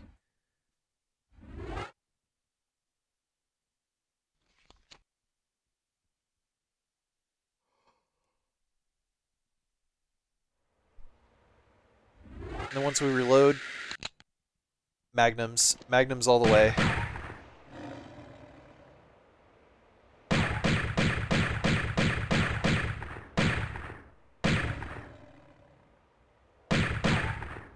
Man, I had a crazy amount of ammo by the end of this level.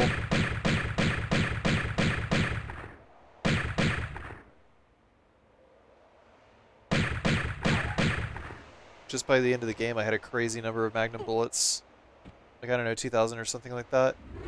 By hanging over the ledge and dropping, we can avoid the damage here, but we have to equip the shotgun now because we're getting accosted by these Black Panthers over here.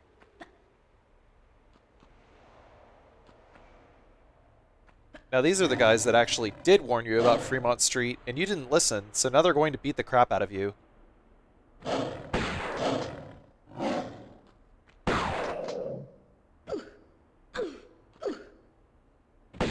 That was all hit stun. The actual attack frames did not come out.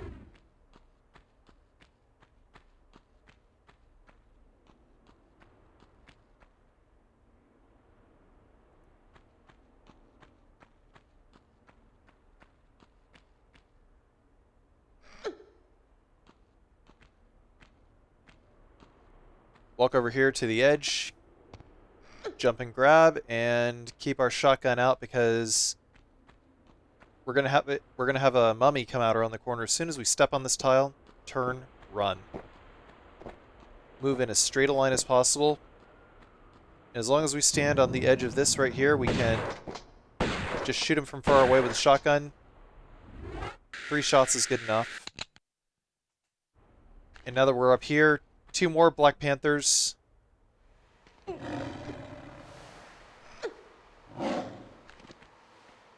Are going to flood the room. They always come in pairs. And they're always hungrier than the last ones. Man, who's been taking care of these Black Panthers this whole time? Or even who's been locking them away?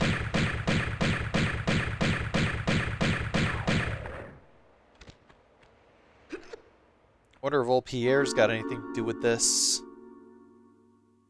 It's possible that Pierre is watching.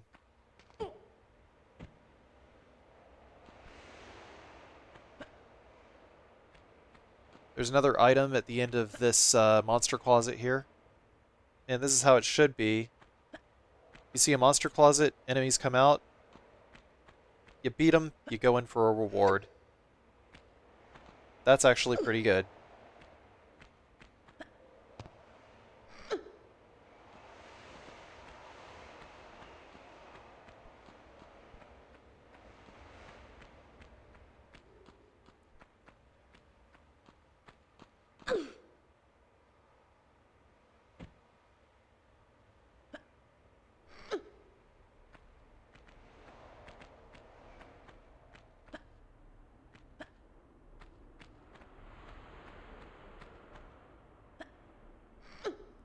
Gotta vault up so that we can grab this sapphire key right here. Our new objective is to get the sand out of this room.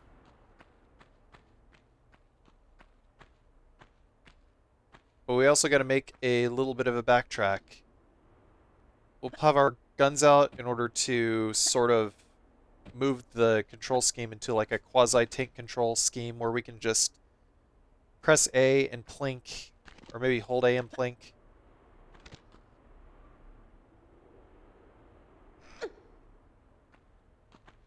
Pretty straightforward. Once we pull this, the sand comes out. We could go back the way we came, but I have another task that I need to do before it gets too late. So we'll drop down here, and then we're going to run our ass back to that obelisk that I mentioned earlier.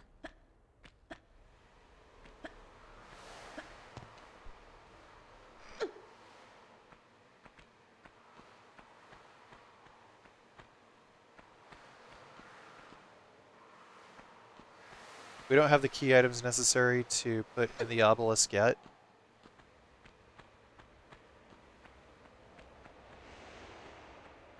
Just do a running long jump in order to vault over here. It doesn't pip a secret. We can just get these shotgun shells. They will prove useful to us later. Don't worry. Yeah, Butterfingers me. It's so easy to, like, press a button and then just have Laura do something completely unintentional and just completely destroy everything that you've done up to a point. Because, like, take this for instance. You're near a cliff. Your thumb accidentally brushes against the B button. Suddenly you do a flip, and you're dead.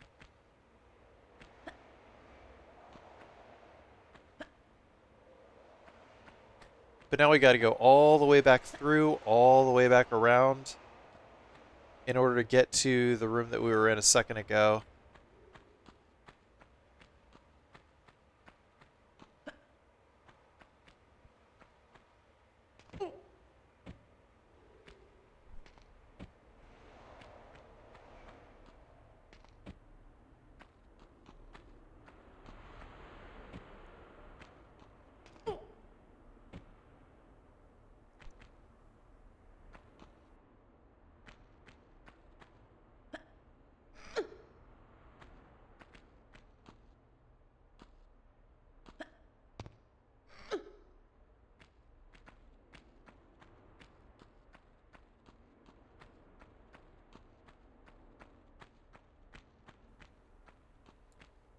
So as you can see, the sand has dumped its way all the way down here.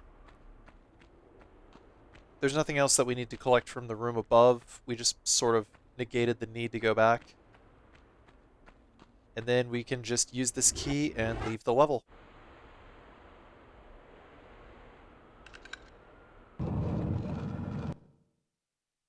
Three secrets, 24 pickups, 15 kills.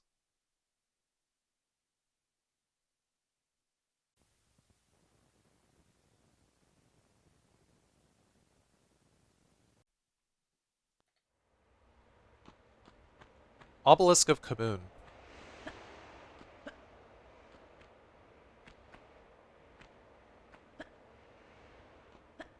This is another level I really like. I do enjoy the non-linear levels in Tomb Raider quite a bit.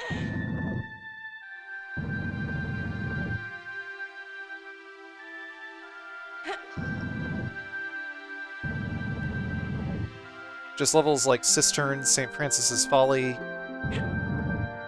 This one, because then it becomes a logic puzzle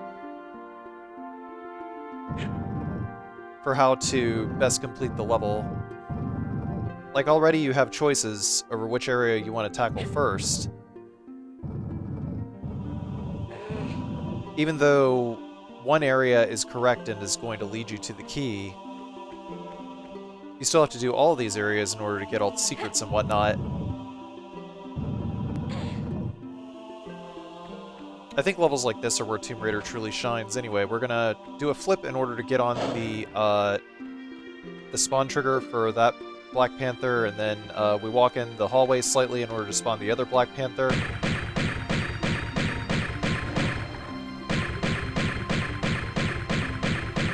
Yeah, you can see how much HP these guys have. It's an absolutely bonkers amount of HP. Even though we're using the magnums, they take forever to go down.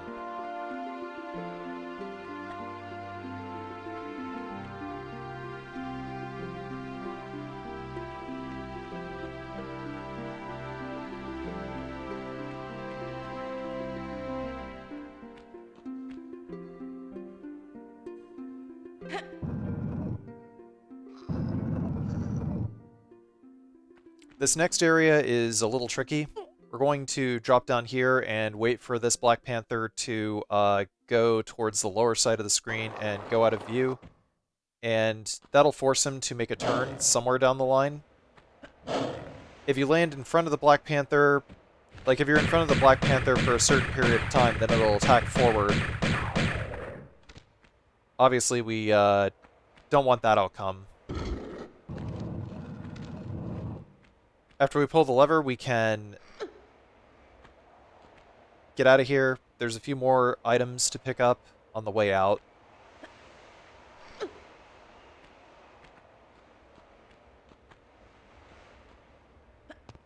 Some good single block jumps to get out of here. And then we can just sort of run forward and Laura's foot will catch the cliff. Then we drop down, we got these magnum bullets, and we're good to go. Now we're going to go into the final area. This is the actual mandatory area that we have to go through. There's one alligator and 3 items. One of which is a sapphire key, but we got magnum bullets here. You can see there's the gator right there, and because we already see the gator, we're going to surface real quick. We're on this side of the map, so he is less likely to go through the tunnel and leave. It only takes like 10 hits from both magnums. Rather, 5 shots if both magnums are pointed at the alligator. That's enough to get rid of him. And after we grab that med pack, we can just swim up here and then go back through the tunnel that we came out of.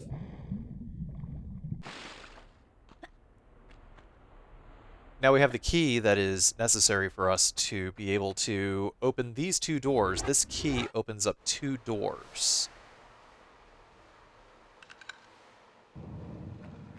Before we proceed, though, we're going to jump up here, and we are going to activate this mummy that is in here. It should be noted that mummies now explode when you kill them. Yeah, you hear him. But he can't come down, he can't come after us. Don't worry about it. We'll grab these shotgun shells here, and I've pretty much figured out that the best way to start here is to just go this way. So this is another level where we have to utilize a glitch in order to avoid damage.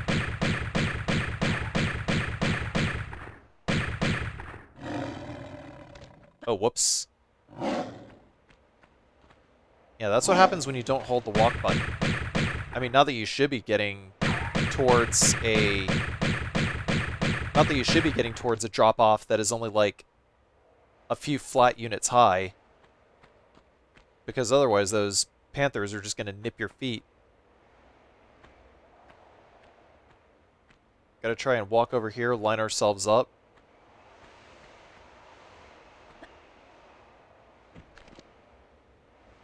Pull out our guns so that Laura just moves her body towards wherever the camera's pointing.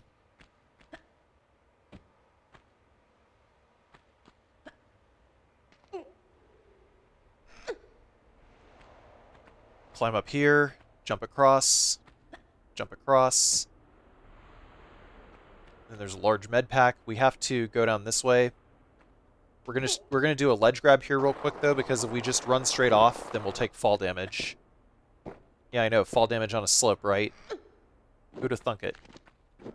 But we want to go over here because when these guys rush you down, they move faster than you do, so you are not going to win in a fair fight.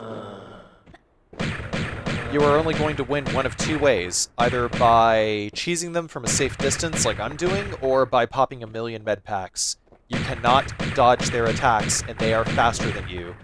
I repeat, you cannot dodge their attacks, and they are faster than you. Now we're going to run and jump. Grab onto this and climb up. You can hear the mummy that we activated earlier. He's still moving around in his little hidey hole, which we do need to get to in order to get one of the artifacts necessary for the obelisk. And now we're going to climb up here and run, turn, jump. We need to get to the very top of this area here, because this is the only way out of here. Once we've slid down, it's the only way out. There were 4 enemies and a couple of pickups that we needed to get. So it was absolutely necessary to come this way and ascend. I wish that wasn't true, but it is. And here we are. Once we come over around this corner, we have... This guy is going to come around. And for some reason, he just, like, gets up and looks around sometimes. But typically when he does that, you're good to just shoot him with the shotgun. He dies in 3 shotgun shells, but obviously we need him to die from those 3 shotgun shells while he is further away from us. Setting it to 1996 graphics for just a moment to get these pickup triggers here, and then we are going to jump up, ledge grab, and then we're going to do a running long jump to get to the center of this pillar over here. Now, in order to get to the other secret, which is behind that mirror that is directly in front of us, we would be forced to take damage, normally. But see, I'm not going to do that. Here's what I'm going to do instead. You guys remember that glitch from Coliseum? Yeah, you can do it right here, too. So just angling the camera up correctly here, and holding up so that Laura moves in the direction of the camera. It's a very, very easy zip up right here. And see that? Now we're able to get this. And look at that! Our friend just decided to come down outside of his little hidey hole and give us a free hit. So now we're going to jump over here, and we are going to look. Where is he? There he is. Blocked by his furniture. So now he's done. We don't got to worry about him. Pulling this lever will drop the second bridge. And we can use these bridges to our advantage here.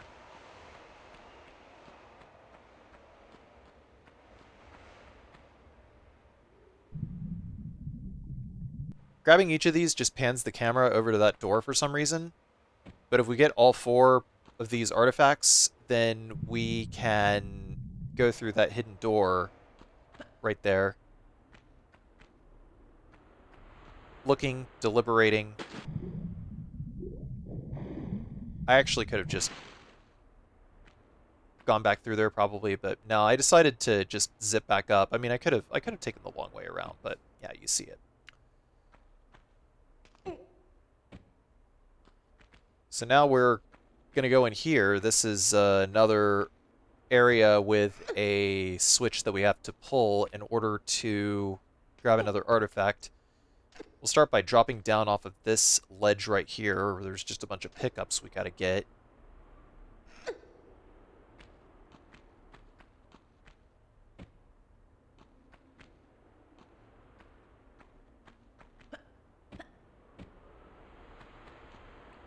Very, very tough to grab a ledge when Laura doesn't want to move a precise amount for us to be able to grab it.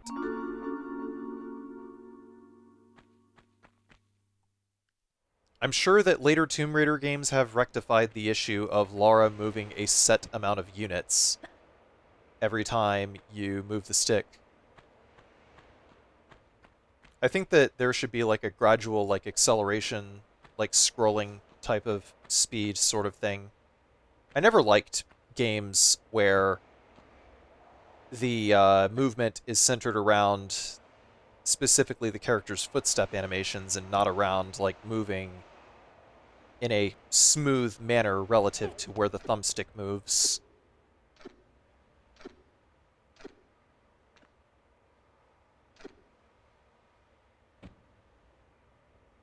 So we're going to drop and drop and drop, and we're going to drop one more time, but now we're going to climb right back up immediately because now we got 2 mummies, and if you drop down and fight them, you are fucking crazy.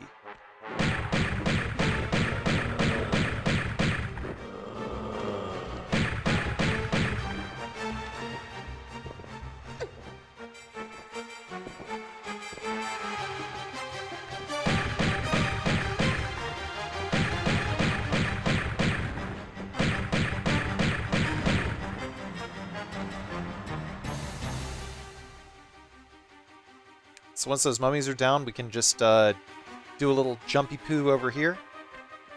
And that'll enable us to get to this switch. that lowers the next bridge.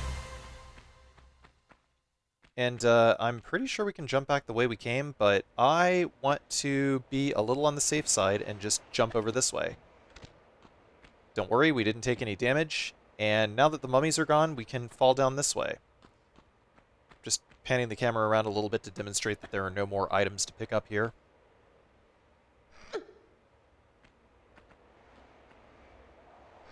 But yeah, this level's pretty sick. There's just many different ways to tackle it, and I like when a level gives you many different options for the order in which to tackle things.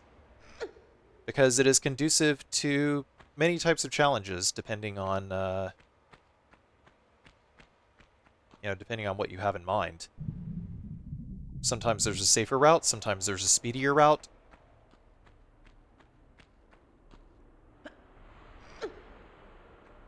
Well, generally, I only think in, like, those two things, but, sometimes there's something in between. Maybe there was, like, another challenge or something like that that I hadn't thought of, but given that there are no melee weapons in this game, probably not. Anyway, so we are now in, I don't even know what to call this area. We can long jump over here, and there's some shotgun shells, and then we can long jump back if we want, but we have to go all the way down here.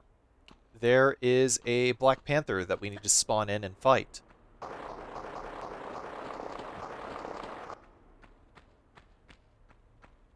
We can't go back the other way. All we can do is try to look for a way to spawn in the Black Panther. I think, yeah, right there. That's the spot. That's the spot right there. But, at this point, past Carsey recognizes that there is no safe way to ledge climb and fight the Panther from a distance. So the next best thing we could do is just try to run him around in a circle and try to get to an angle where Lara can hit him with at least one gun. The shotgun is a bad idea.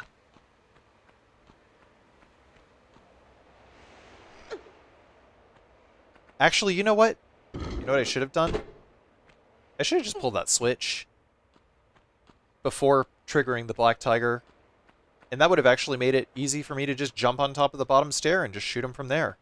I could have actually cheesed him that way. That's okay. Past Carsey walks, so future Carsey can never touch the game again. I'm kidding. I feel like I could come back to Tomb Raider. I enjoyed it enough that I might actually consider coming back to this game someday.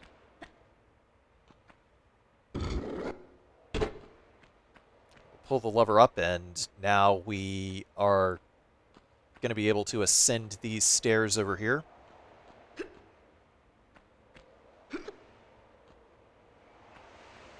But yeah, I think I want to beat the other Tomb Raider games first before I even consider coming back to this one.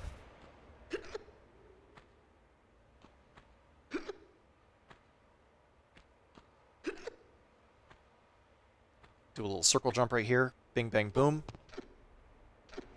I don't believe that there is a jump that I can make that would make this little trek over here any faster. At least I haven't discovered it yet. I'll watch a glitchless speedrun and find out later, because I'm sure somebody's figured it out.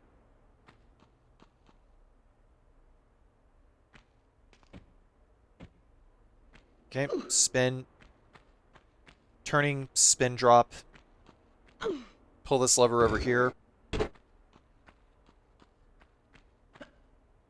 Now these stairs pop up.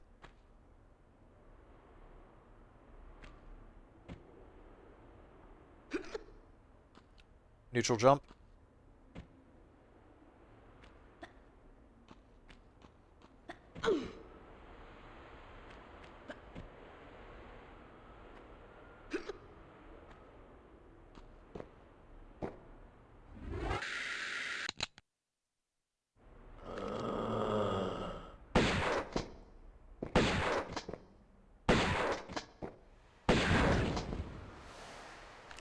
And that mummy over there, we can just keep jumping and hitting him with the shotgun.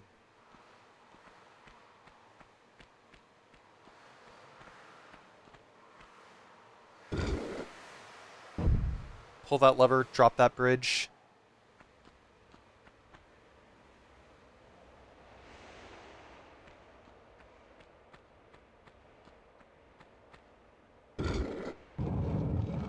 Pull this lever, gets us back out over here.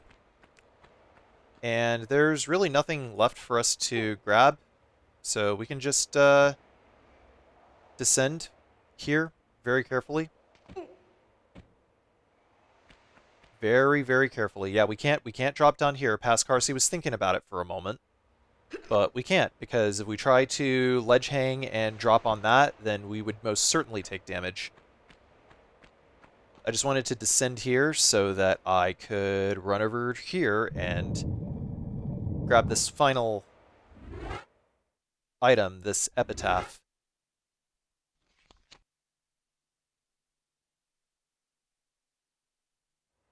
Return the slab! After jumping off the bridge over here, we can grab these magnum bullets.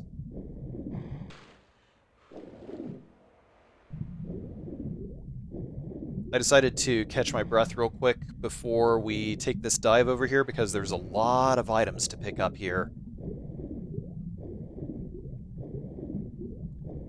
And this is a long, long swim. And sometimes Laura will do pig-headed shit like not grab the item while you're trying to hold triangle to pick up the item.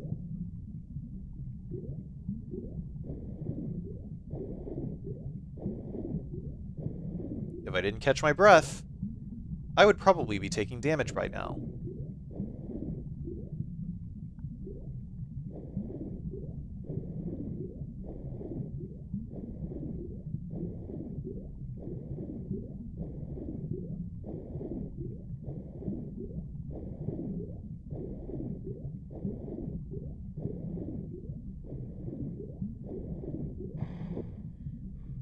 There's more stuff to get down here. If we got completely out of the water, then our breath would be completely recovered, but we don't really need to do that now, do we? Especially because none of these Atlantean mummies actually have the capacity to hurt us from long range. Yet.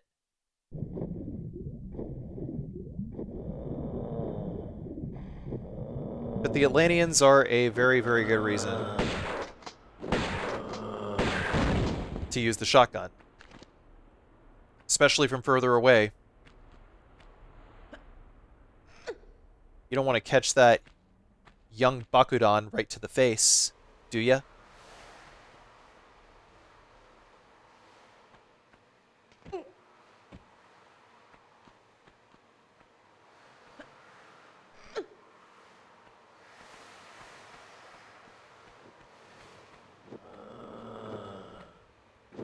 So actually, I'm pretty sure that it's not the explosion that actually causes the damage to you, but the body parts colliding with Lara that causes damage.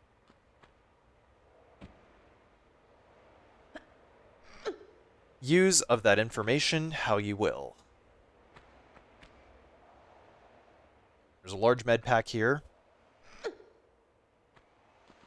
think at this point in the playthrough I had like, I don't know, freaking 40 of these large med packs. It was a pretty obscene amount.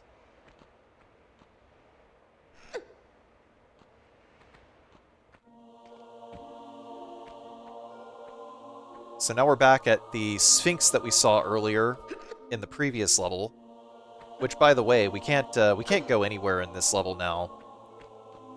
That door is closed and there's nothing on the other side because this is a completely new map. So get those shotgun shells from there. There's nothing in the pool here.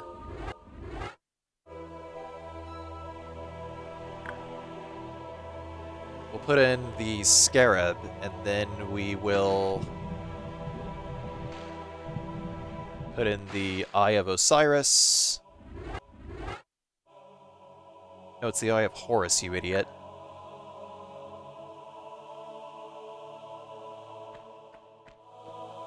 Yeah, you can just run diagonally in order to run from one platform to another. Like, trying to jump from one platform to another is a waste of time. Put the Unk there, and... Oh, it's the Seal of Anubis is what it's called.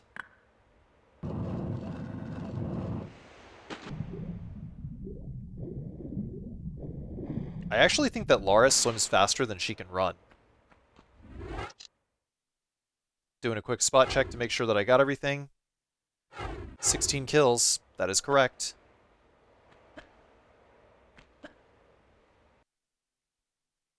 Three secrets, 38 pickups, 3 kills.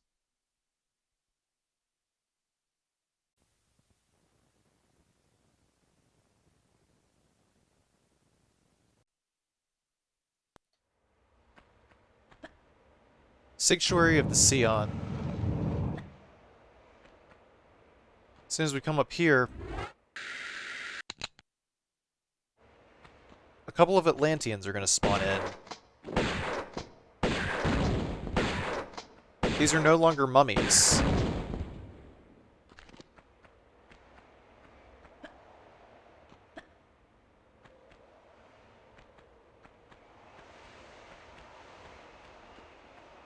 As a matter of fact, I believe it is starting from this level that they start to introduce long-range attacks.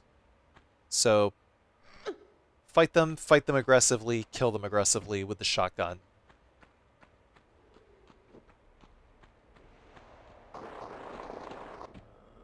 We're going to slide down over here.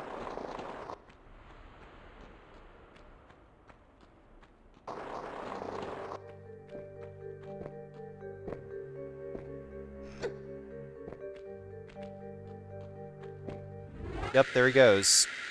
Trying to hit us with that long-range attack.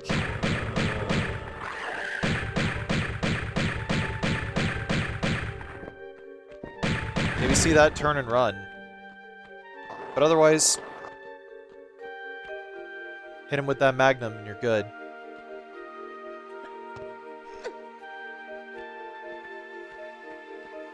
We're going to climb up this way, up these stones over here.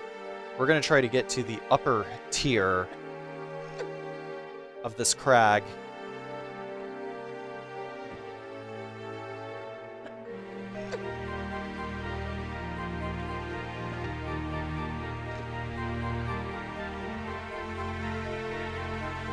Got to shimmy over here pretty far.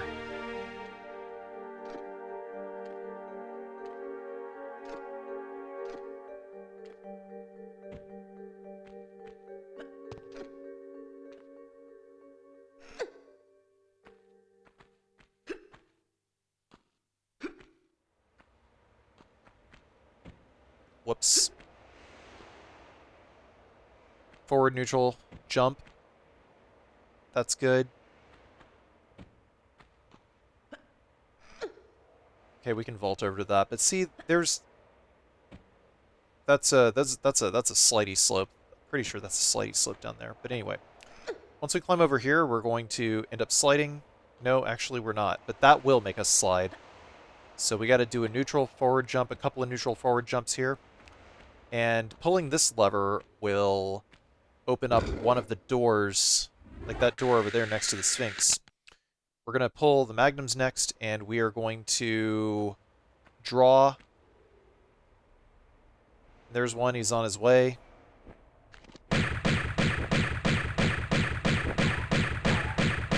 Get that lock on.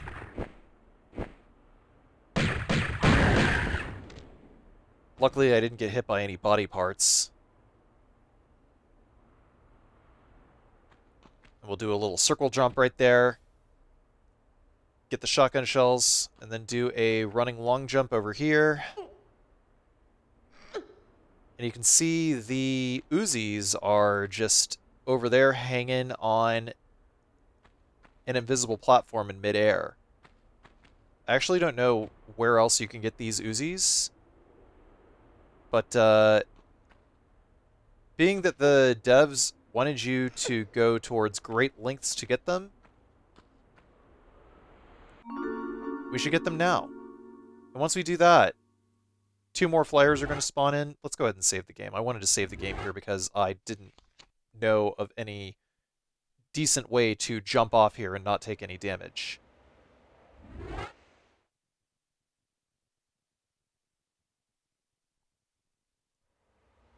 Man, so many editing errors in this segment. Whatever. I thought I'd try saving some Uzi bullets here, but I really don't think I actually needed to save the Uzi ammo so much.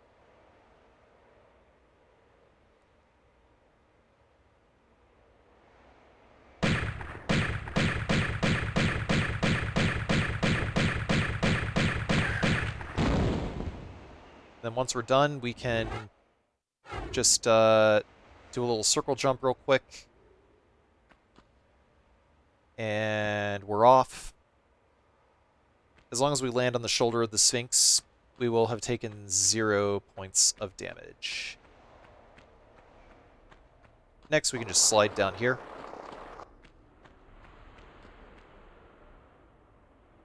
Pick up these buletas here. And we want to slide backwards down this, so we're going to aim our guns and, well, you know, keep those guns out past Carsey. Now try to go for the backflip. And then hold up right trigger in order to grab the ledge. Drop. Because we want those. And we want to be able to climb over here.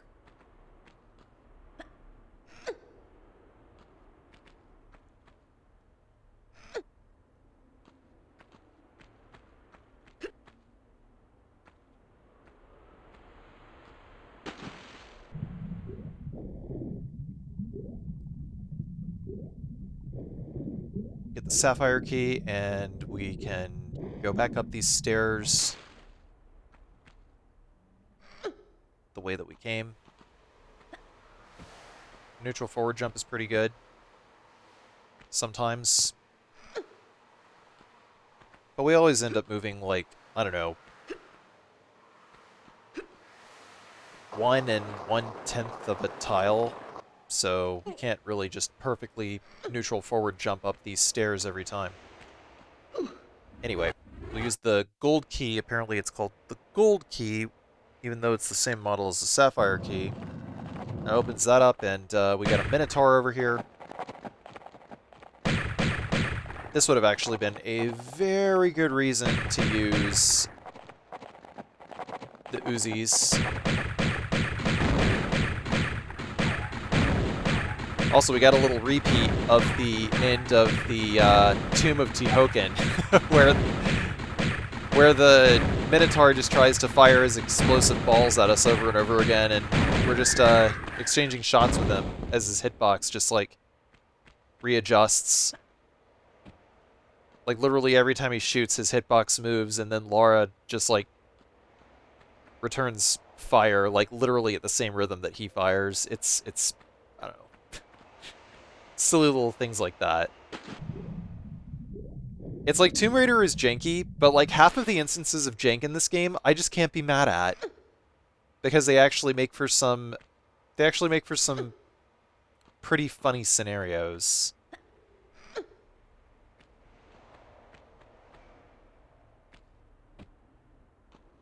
It's like the game is frustrating, don't get me wrong. But it's like somehow the game manages to break the tension, if that makes any sense.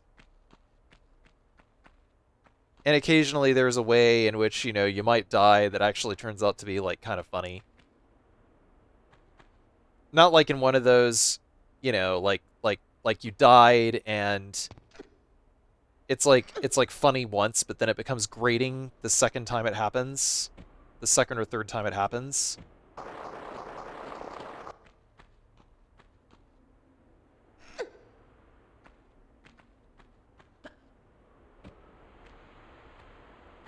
Like the first couple of times you see Laura like crumple when she dies, it's pretty funny. But then when you see it like 3, 4, 5 times, it's like okay, that happened. The comedy is gone.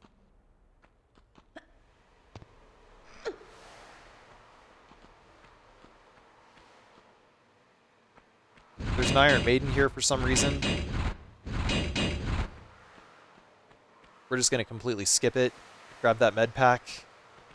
Jump in over here. pull this lever, that opens up the other door on the other end. And actually, that's one of the instances where bonking actually does a body good. We're going to drop, ledge grab, and then fall onto the slide, and that safely lands us onto the ground. Another winged Atlantean will come in.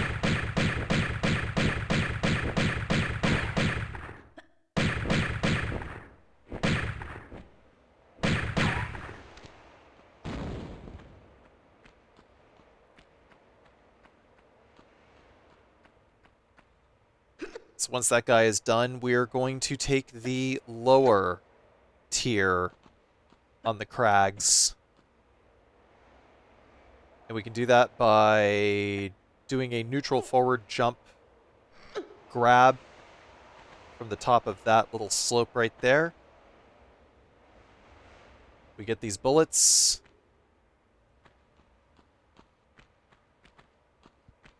Ran right across because it was a corner joint where Laura's foot would be able to catch before she falls. It's a little bit of a risky maneuver, but sometimes it's better to do a risky maneuver than it is to just straight up do a jump. Because sometimes the jump will put you in even more trouble than other risky maneuvers, you know? I mean, I guess as long as your angle is right and you don't bonk or something. Like, just bonk, yeet yourself backwards, and fall and die.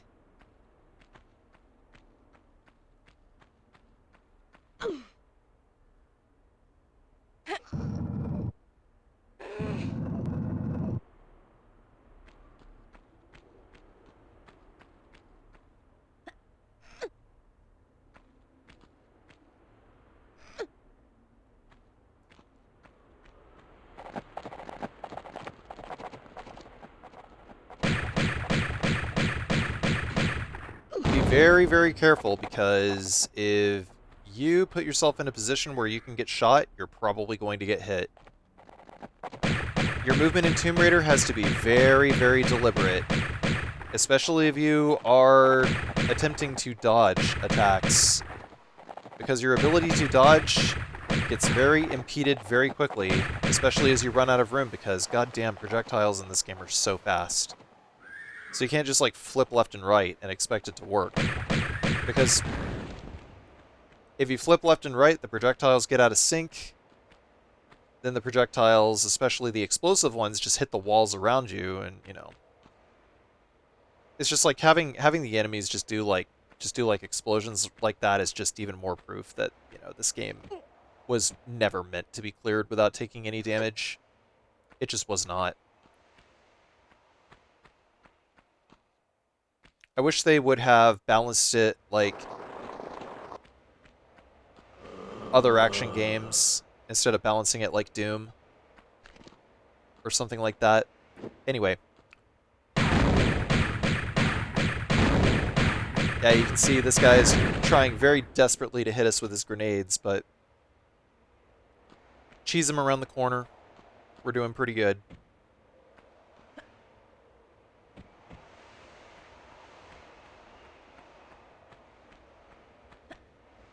Jump, grab, vault.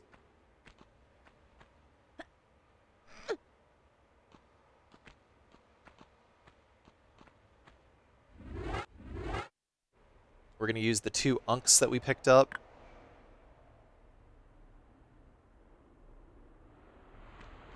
Got the 1996 graphics on because that makes it a little bit easier to see around here. For some reason, I wasn't able to get the achievement where you do a handstand on the nose of the Sphinx.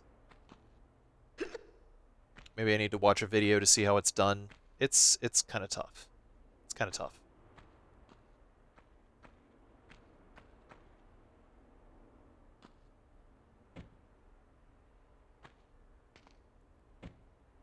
Got to be very, very careful when coming off of the head of the Sphinx also.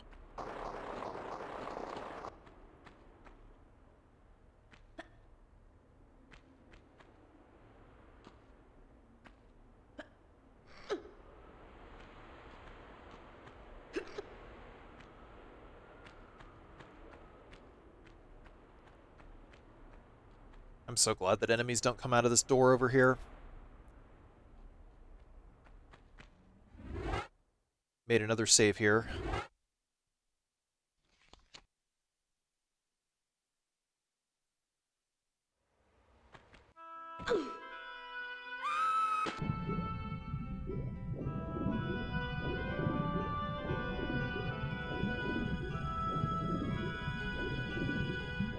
I've decided that the best policy is to just simply start by pulling this lever. And I guess as the water drains, we just get flushed upwards.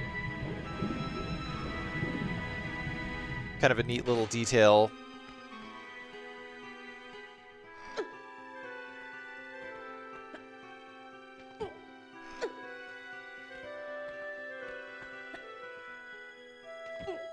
We have to do a running, jumping ledge grab. That's the reason why I saved earlier, is because this ledge grab in particular is very temperamental. Sometimes it decides to not work. Now we got our winged Atlantean here, and if he turns around, we're going to drop down onto a ledge and jump over to the other side.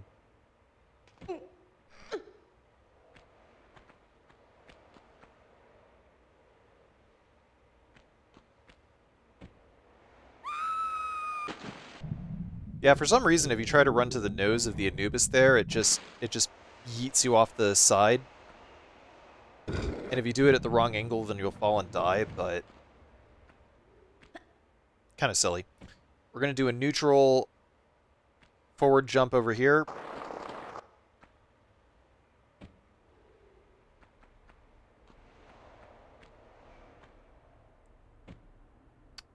Having a little bit of trouble trying to get the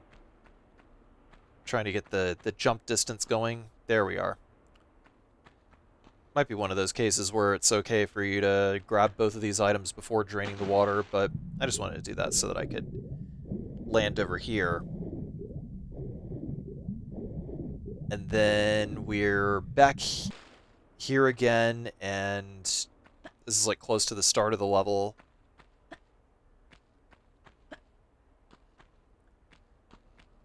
This is another section where it is in our best interests to save scum around it.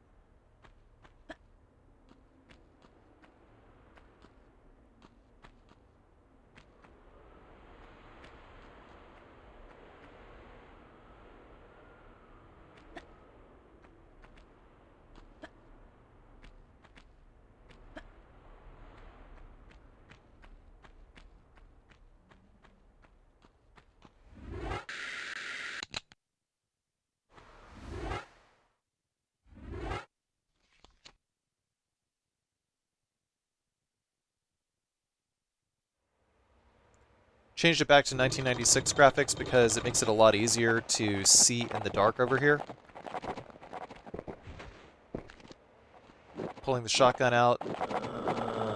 By positioning ourselves exactly over here, what we can do is we can fire and then we can run. As soon as the camera signifies a lock-on, we just move one tile to the right, like one extra tile to the right, and these guys will just like turn around and move away. And we'll do the same thing whenever the next Atlantean pops up. We'll just hit him, then run past the tile that is supposed to be his tether, which is again 2 tiles after the curve. Then when he comes back, we're going to smoke him.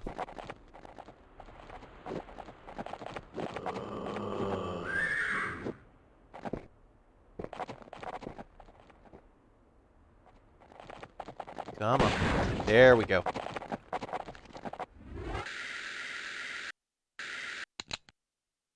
After this, I decided I'm going to go hog wild with the Uzis. I'm going to try to stay behind this guy as much as possible. But these guys actually have less HP than they did before. And I actually found in a later level that it is a very good case to use the shotgun on these guys. Somehow I managed to not get hit. Total freaking Christmas miracle. I almost came very close to getting hit like 4 times. But it actually takes like 5 shotgun shells to kill these guys.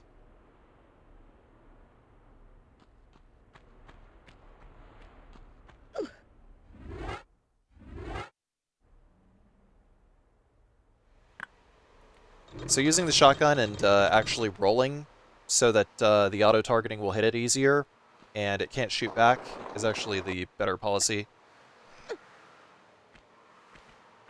I still got a pain in my brain from you. And it's telling me funny ideas now, like to shoot you to hell. So I actually dropped diagonally off of that ledge over there, which passed right over Larson's trigger. So now Larson is just standing right over there, and he's not moving. What I gotta do is I have to run on this tile right here, and then turn, and then run away. I move in an L-shaped motion because Larson will, for some reason, follow me this way. At least in my experience, and now I'm just gonna start shooting, and then just backstep. His AI is exactly the same as it was last time. Just make sure we're on the outside of his cylinder, so to speak.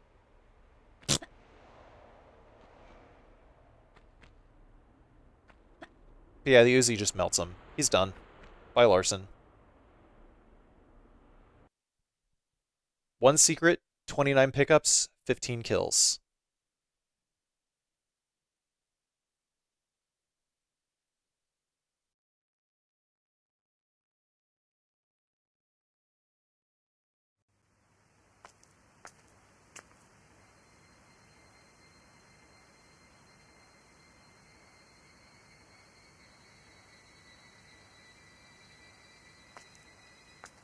You just pulled the tough end of a wishbone. Howdy. Afternoon, Left Larson sucking wind then, eh? if that is the phrase. Well, your little vacation riot's over now. Time to give back what you've hijacked off me. Let's try the lunchbox.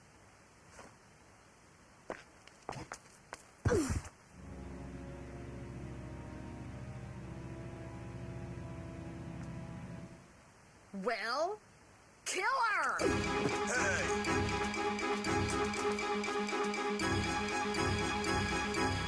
You morons!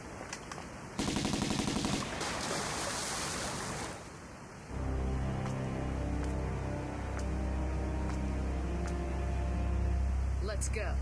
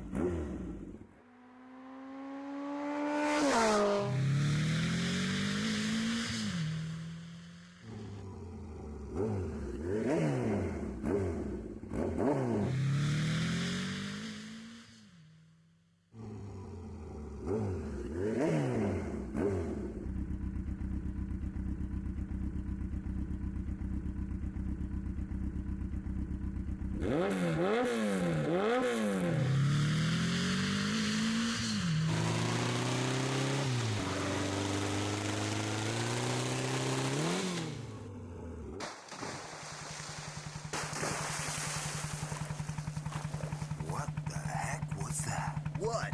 That away. Probably just a fish. That'd be some fish, kid. Man, you have got to learn to chill. I'm going back inside. You coming?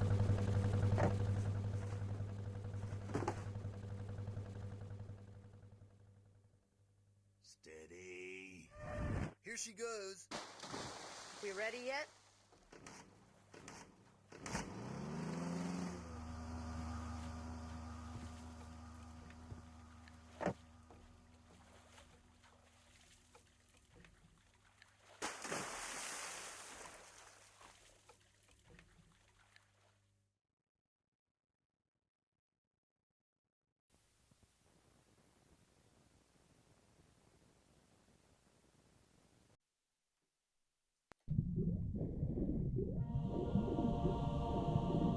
Natla Mines.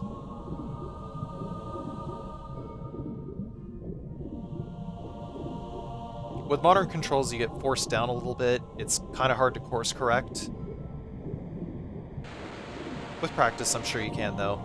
Anyhow, we have to surface in this little area behind this waterfall over here, and then we're going to pull this lever down. Next, we'll jump back into the water. And we'll come out the other side over here. We'll cut to the right, and it'll take us to this first excavation area over here, where we have to pull this block.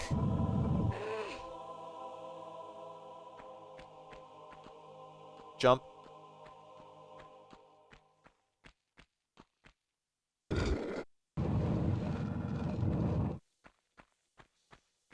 And then jump again.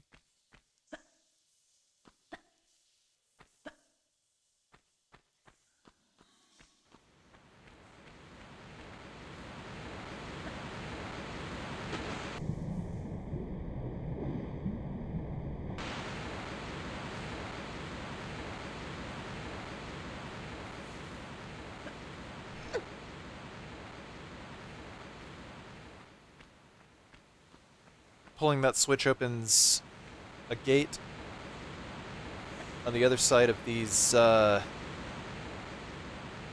pommel horses over here. I actually don't know what they're called. They're just signs. So the camera automatically pans to that container up there. That container up there does contain your pistols. Before we do anything, we need to do that first. As soon as we jump over this hurdle over here, a boulder is going to come down and we have to race the boulder over to this hole. Now we got the first of 3 fuses. And also there's 2 of these guys, and trying to be careful not to walk into that. I didn't remember if it caused any damage or not, but I wasn't willing to find out. And once we're back down here, we can climb up here. The boulder is still there.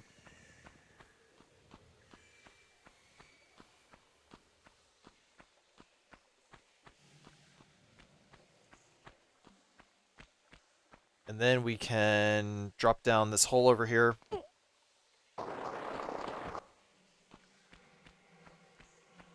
we'll land back over here. Next, we want to pull this crate over here. And then we'll pull it over this way. And then we're going to push it once so that the crate is under the hole that we have to come out of in a little while. That makes it so that we will negate fall damage. We gotta hang, and then we fall. I don't remember if falling 2 whole units causes damage to you or not, but like a 10-meter drop like that, I actually don't remember. Once we pull that switch, the boat travels backwards for some reason. I have no idea why the level works that way, but it is absolutely very, very, very silly. It makes no sense. That boat just moves backwards. Lara knows that the boat moved backwards, and that switch just somehow controls that boat? How?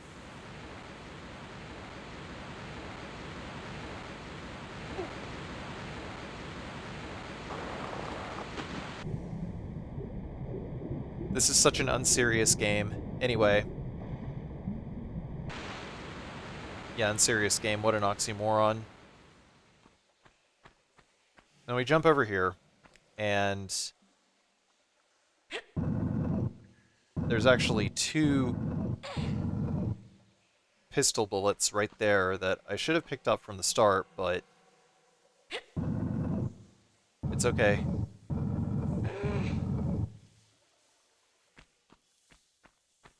We still got him anyway.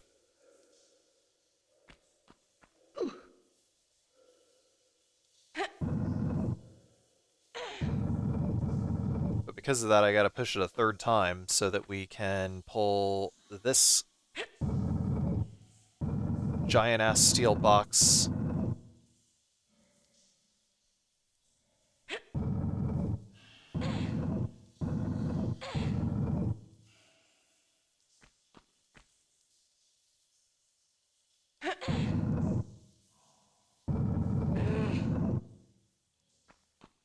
Of course, always keep in mind that pushing is faster than pulling in all contexts. And after we've pulled that, the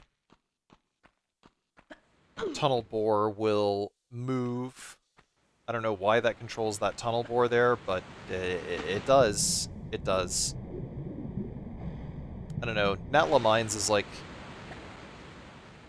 one of the most idiosyncratic levels that I've ever played in a video game. If this were like, I don't know, a ridiculous cartoonish 3D platformer, the likes of like Spyro the Dragon or something like that, then a level design would have made sense like that in one such universe. But you know, this is I don't know. There's the rules of this world are weird.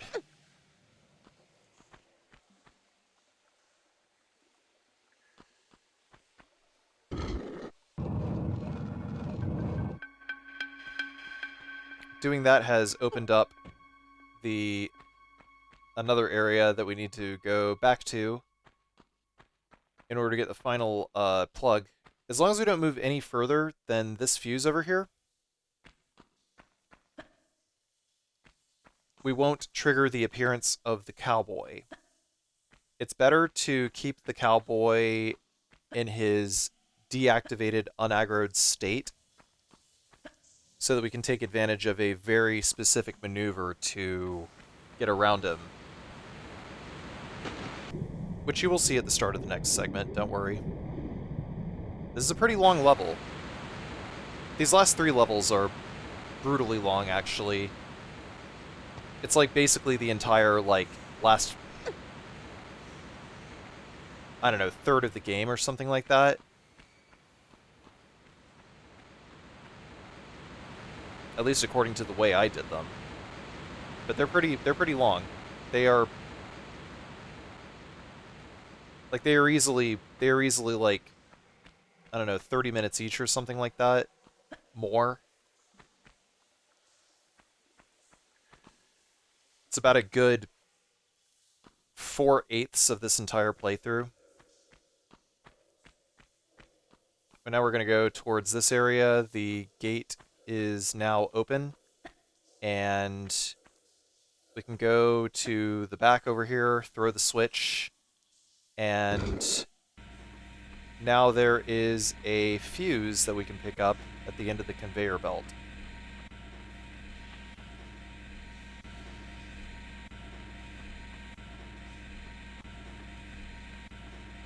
I just moved this way because I forgot whether or not there were any items there.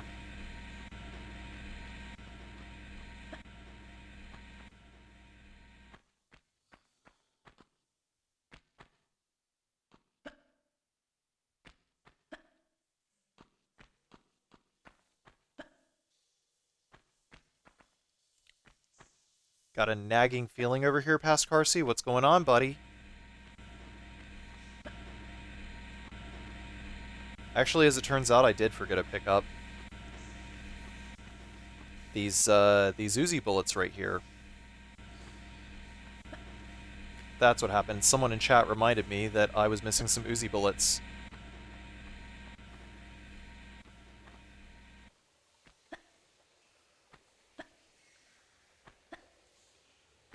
But we're all caught up here, up to this point. We're going to jump up here, and then we're going to put in these 3 fuses.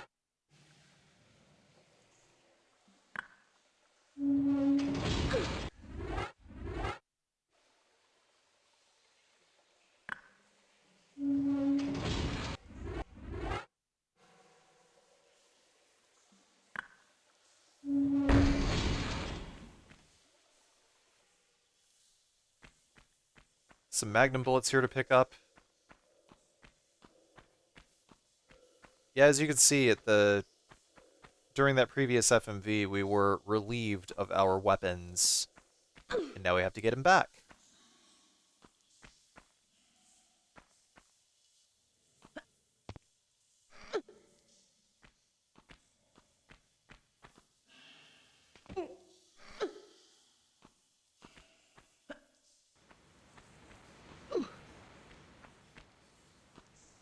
There's a secret over here. This door opens right up, and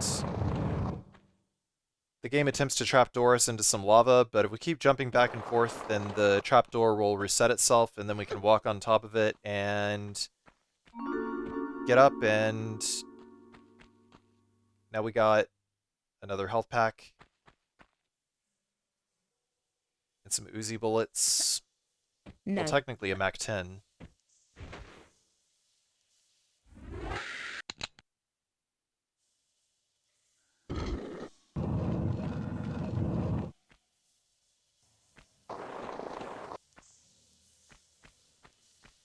By pulling that lever, the trapdoor is sealed shut, so we'll no longer drop into the lava, and we can safely jump out.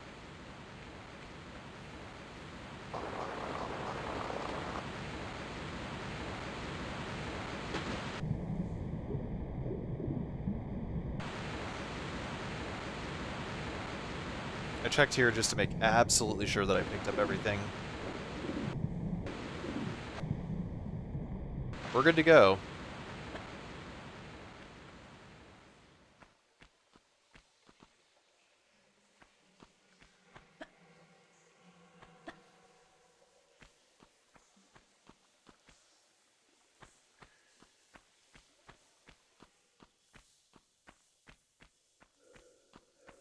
We're going to make our save right here, exactly where we picked up the fuse.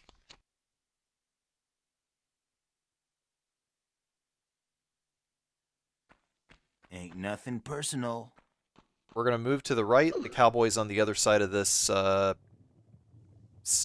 pillar over here. We're just going to slowly inch our way around until we can just drop down on the cliff over here.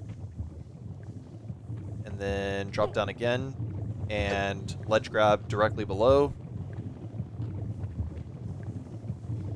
Pick up the med pack, and then we can shimmy.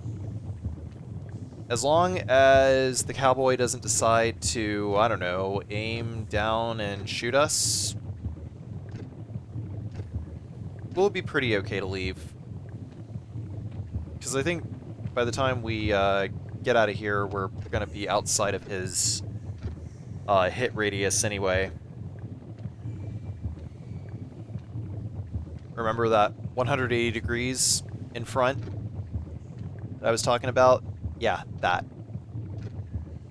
We're going to drop down here, and then we're going to get on the steep slide. Actually, maybe not. We're just going to grab a ledge, and then we're going to drop down onto a ledge directly below. Try to avoid landing on any of this lava. Dude, how does Lara not burn her tits off here?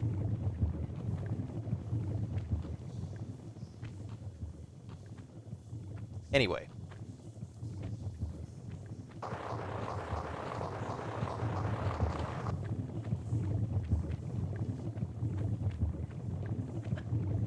We're going to jump, and then jump again.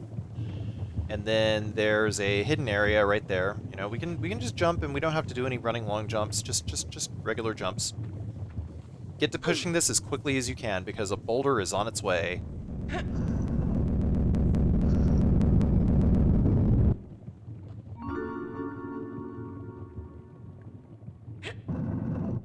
And then we're going to pull this over.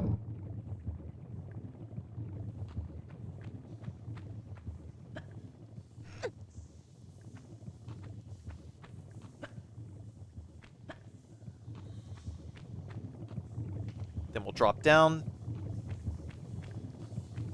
And then there's our shotgun and some Uzi bullets and a large med pack. Now we can just climb back up the way we came. It's a pretty solid secret, if I say so myself.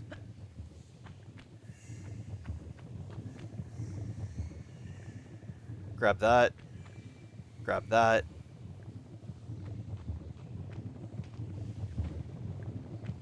Fall. Jump. There's some popcorn coming out of the lava over there. Try not to let the popcorn touch you. The forbidden popcorn. Jumping on that left-hand slope right there is good, because we won't slide down. We're gonna backflip down this so that we slide down backwards. And then we can grab and climb up here. There's a lot of boxes of TNT, but this one right here that is actually blackened is the one that we want to pull and move.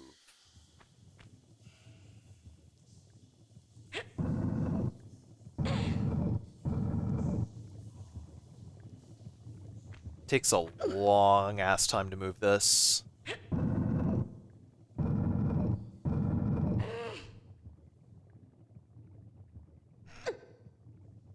I have made the decision. Turn, drop, push.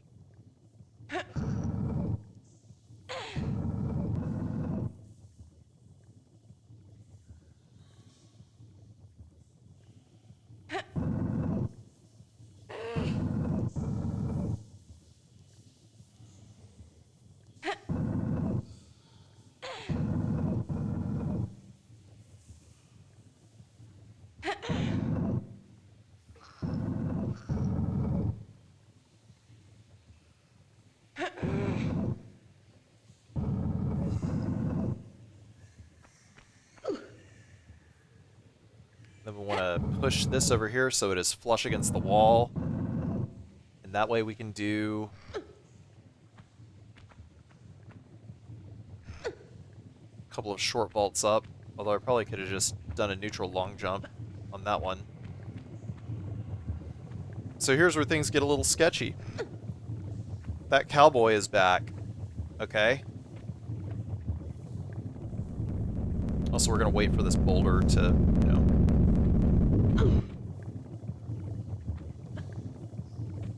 Just quit being a boulder. Just go be a boulder somewhere else. Go play in some lava. So there's the cowboy, and as soon as we get a lock on, we can just backstep, and Laura will stay locked onto him. And remember, Laura's hit scan is much longer range than the hit radius of any of these hit scanner guys. So we can just get away with this.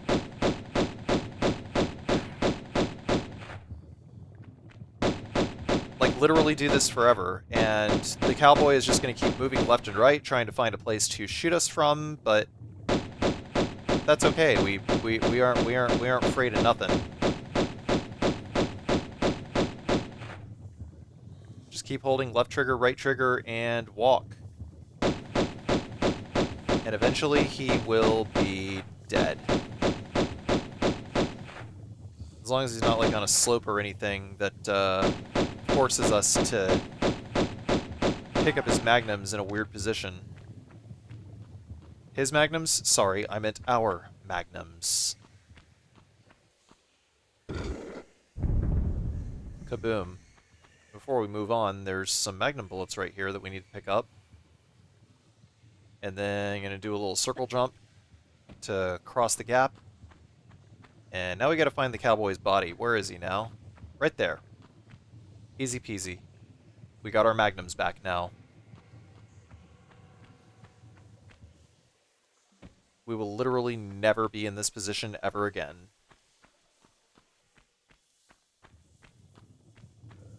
And now we got to do it all again, because there is no safer way to get back to where we were than to go the long way. Grab, fall, grab. Climb up. Grab this and shimmy again.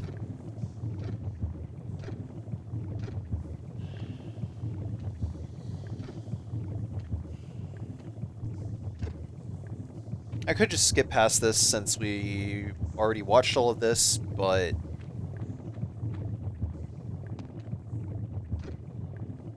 it's whatever.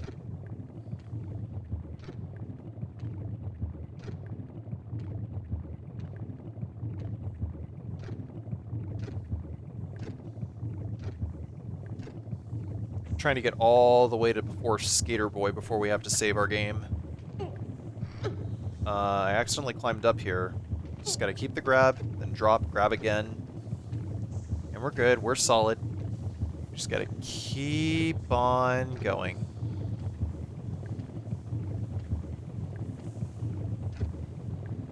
Okay, for real, how does Laura not burn her tits off here?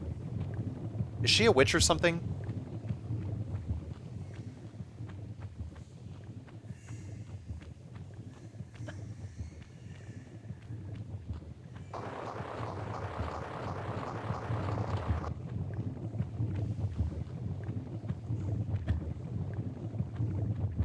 And then jump again. Try to land in the center of the platform, because remember, Laura's jump is predicated by how much momentum you have behind it.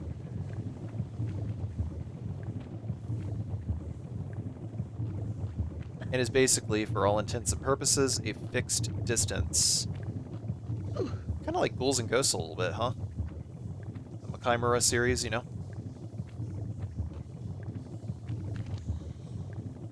Alright, we're gonna do a little backflip so that or actually a backstep is good. Ooh.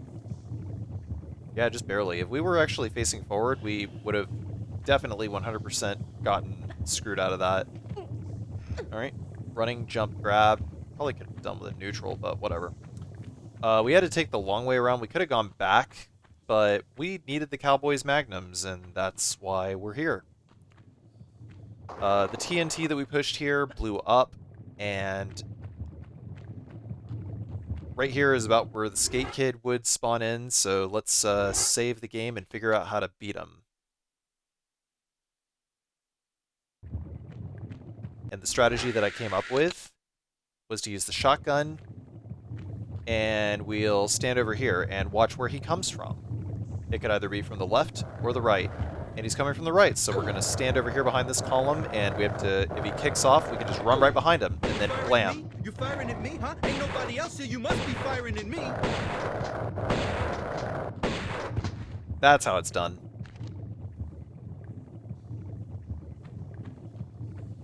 I will show you of another place that can be used to cheese him from really far away. That is actually definitely a lot safer than the shotgun strat. This is actually the riskier, quicker strat. The reason why it's so risky is if the Skate Kid did not kick off there, then he would have aimed his Uzis and he would have hit me. Like, he would be aiming his Uzis. If he's not actively aiming his Uzis and he is actively kicking off on the skateboard, that is your opportunity to get behind him and pump him full of slugs.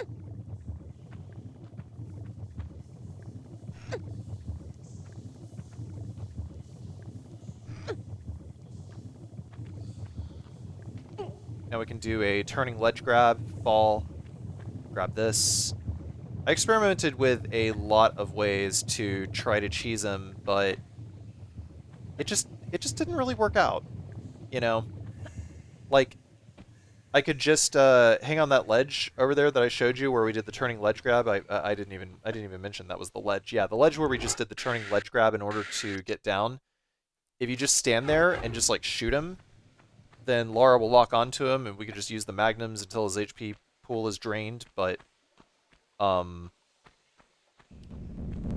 since I decided that, you know, because I'm doing a segmented run anyway, it was just going to be easier to melt his HP with the shotgun. Yeah, those boulders, just run the route that I ran, and the boulders will behave.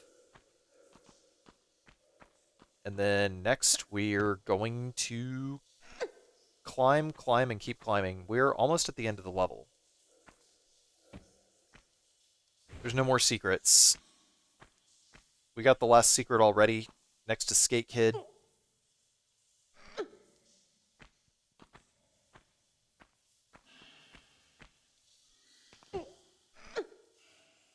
Man, the ancient Atlanteans had like a freaking skate park too. Like, dang, dude. The ancient Atlanteans knew how to freaking party, man.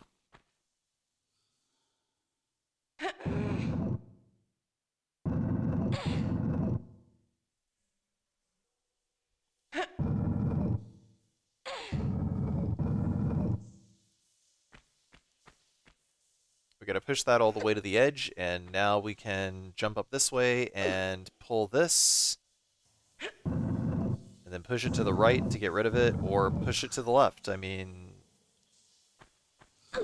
either way is fine.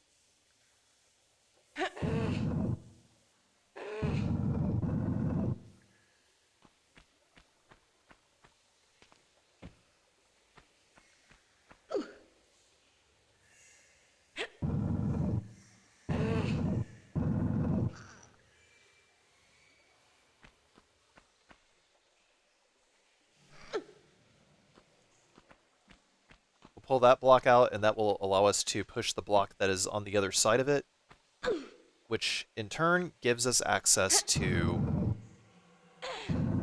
this, which will allow us to pull the switch, which gives us access to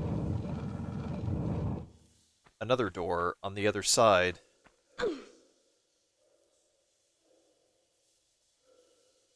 Probably would have been easier for me to push that in another direction, but we already had the range down, so whatever. Whatever.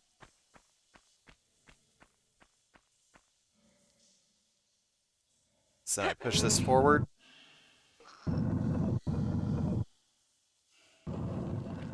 That door opens up.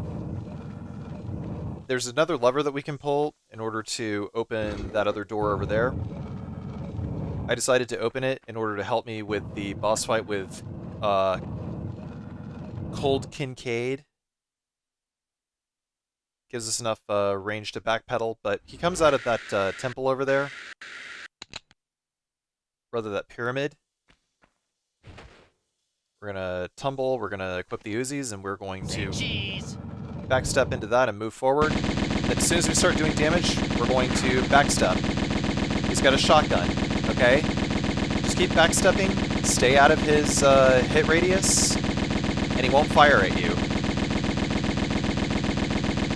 The hit radius is literally when we start doing damage to him. As soon as we lock onto him, that's the optimal range. Keep that range. Keep that range and then some, and he actually will not shoot back. So there. That's done. Cold Kincaid, down. All three bosses here are very easy if you know exactly what you're doing. A little bit of a circle jump here.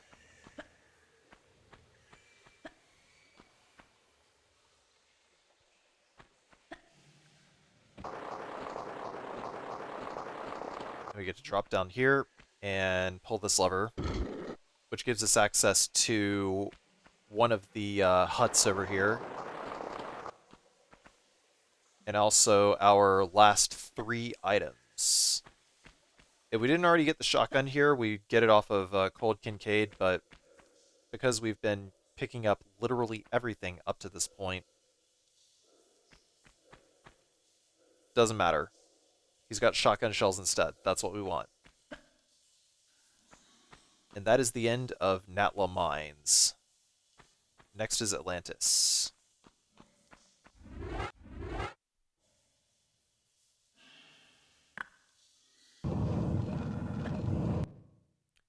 Three secrets, 30 pickups, 3 kills.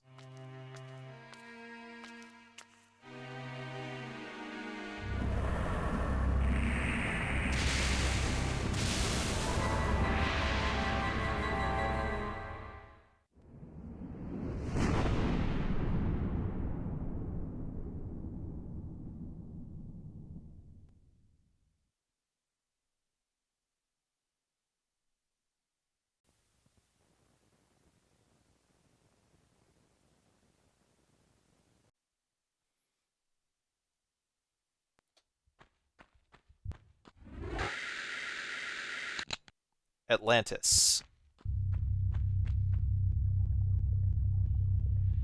there's some Uzi bullets here. We're going to start by moving forward and kind of stay on this left-hand edge over here, and that'll blow that guy up. And this guy's going to come out of this egg over here. We're just going to flip around a couple of times. Get rid of him too. Number 3 comes out of here, and he's actually going to fire off ranged attacks at us, so we want to be flipping side to side. That gets rid of him.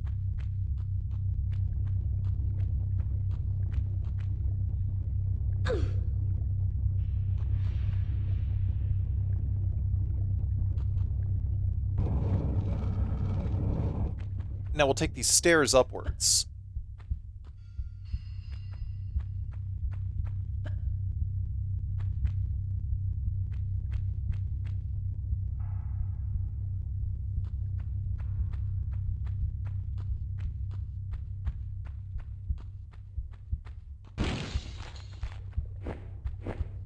Another egg busts open. Winged Atlantean pops out. Man, I don't know what lore reason they use to make these guys explode, but it sure is. Once that Winged Atlantean pops out, if we walk over to this tile now, then this guy will pop out, and eventually he will climb up the stairs, or if we can get a lock on him,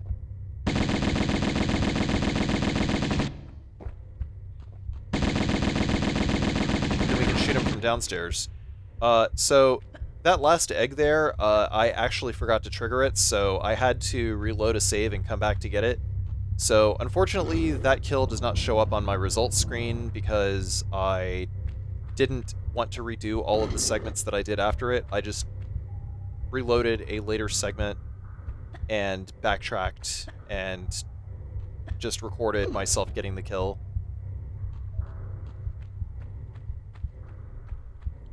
Just so I could keep it as a 100%.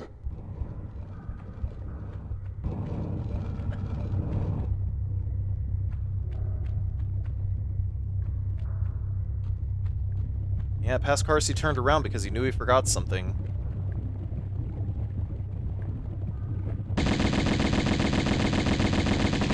Perfect practice makes perfect, and that practice was not perfect. We're going to turn around and wait for this guy to pop out, and fortunately the body parts didn't fly forward and hit me. We have to run this way, and if we try to drop down, we have to drop down in front, because otherwise Laura won't grab the ledge and she'll just burn to death. Because her feet will touch the ground. It's so strange they made it that way. Anyway, 3 pickups right here, and climbing back up.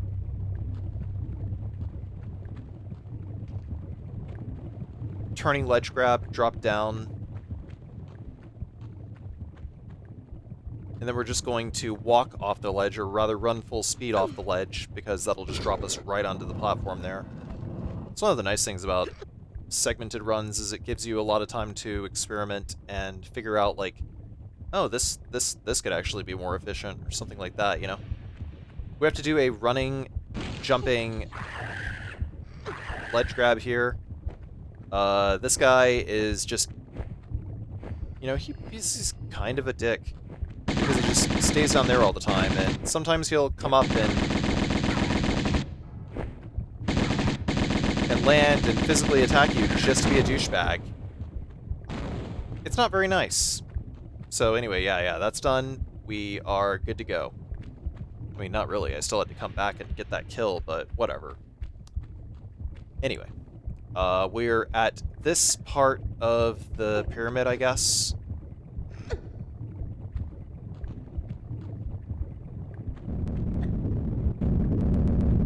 We had to circle jump out of the way in order to get past that boulder, which decided to roll its way around for some reason.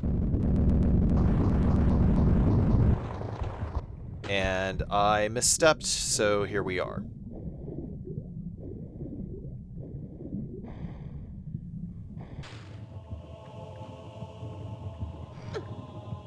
We'll try it again.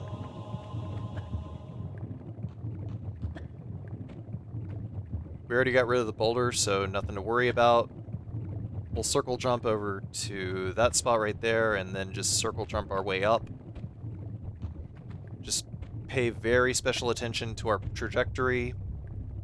And then we can climb up here, and here is secret number 2.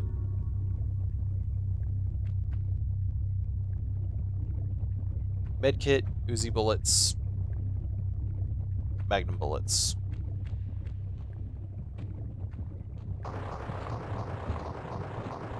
And after we slide down here, we can do a running long jump to... Man, Pascarsi, what the hell are you doing? You don't need to pull that switch. Not yet.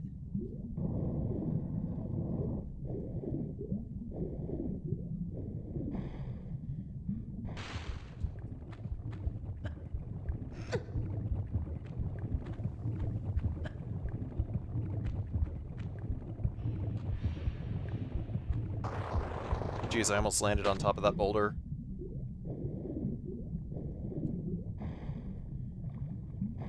Yeah, there were a lot of flub-ups in this part right here. I honestly really wish that I'd restarted this segment.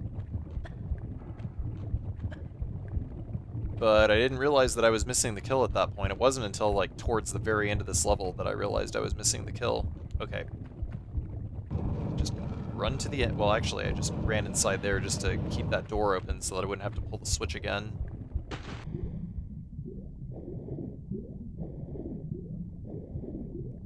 I think maybe at this point I was running on very little sleep, and that's why I kept messing it up.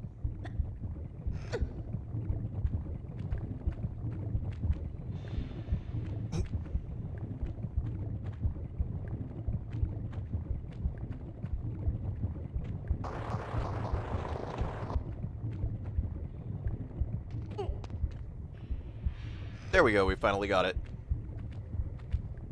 Sorry, I had to cough.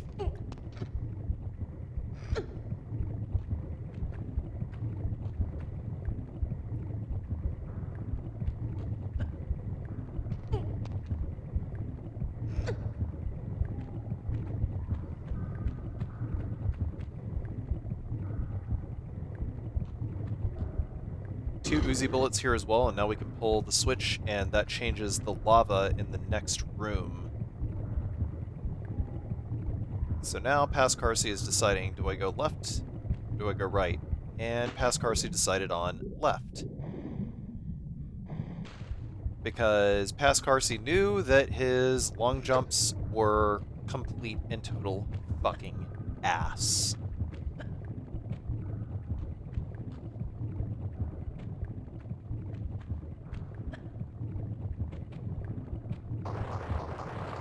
And for some reason I zipped into the ceiling. Tomb Raider physics are awesome. We had to do a very harrowing. I was trying to think of a word that started with S that was synonymous with harrowing, but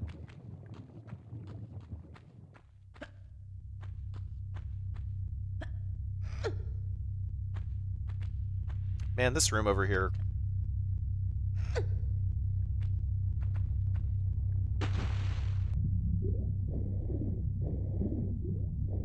It looks like cancer. It looks like sentient cancer.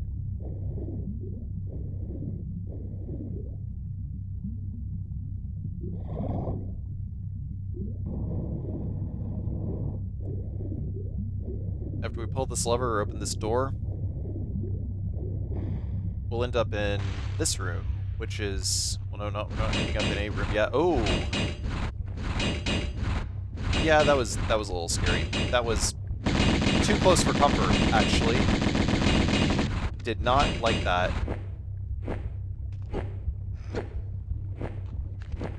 I think that's meant to scare you into jumping over the cliff and killing you. I think that was the end game. Anyhow.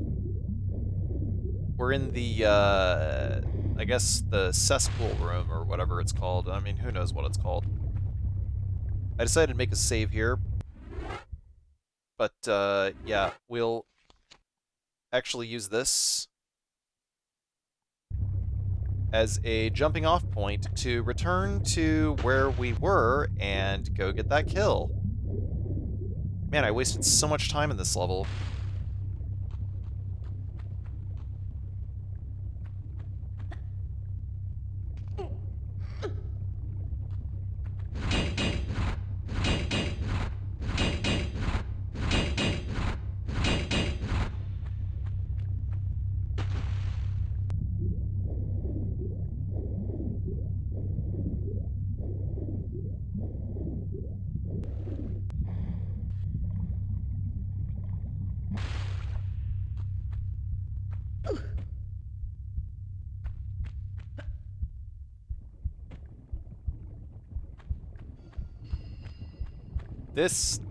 This room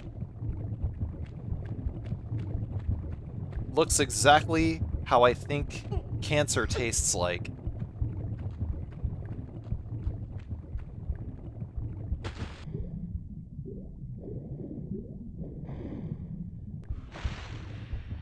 I think I just threw up in my mouth a little.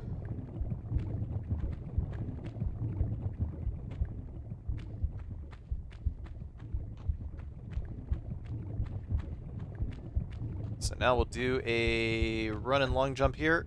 Grab. Climb. It's a good thing there's nothing down there that I need.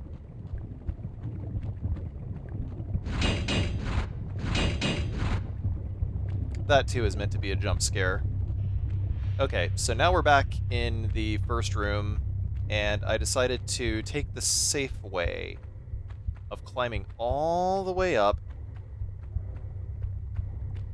and walking on whatever tile is going to make this guy bust out, which is this one. And it's this winged butthole right here, and, you know,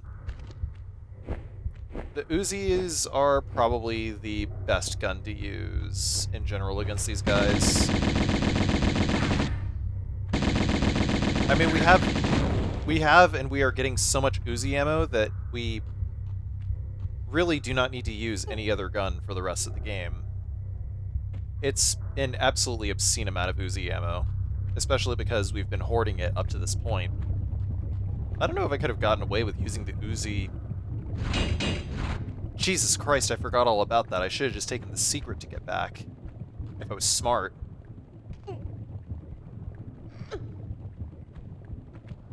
Well, I didn't get hit. That's all that counts.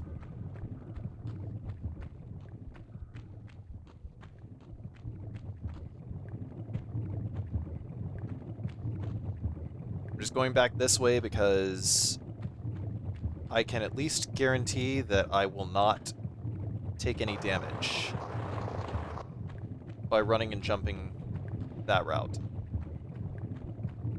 But we still have to do a running long jump grab in order to get to this side. There's like way too many of those, and they are super precise, and you're going to die a lot.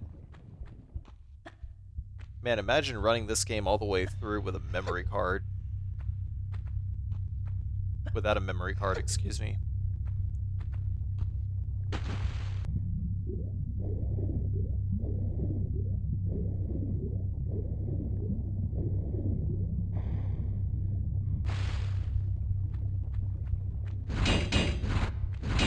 Nice try, video game.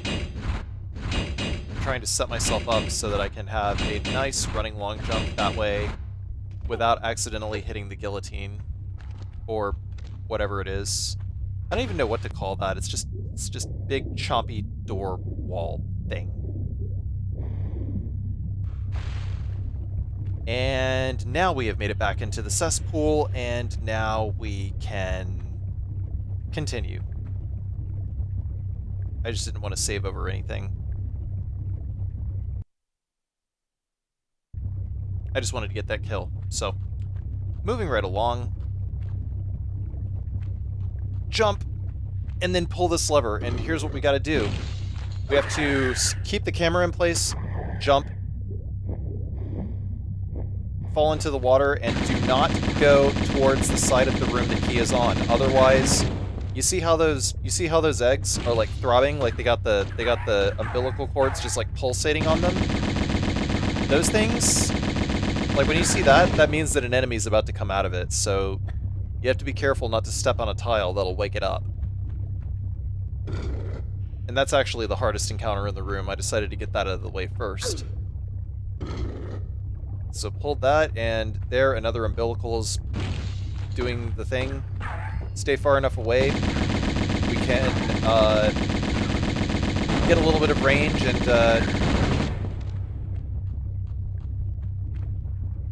yeah, whatever, man. That guy's just toast. The Uzi is pretty good. The Uzis, Mac-10s, are pretty good. Could I actually move towards Quadrant?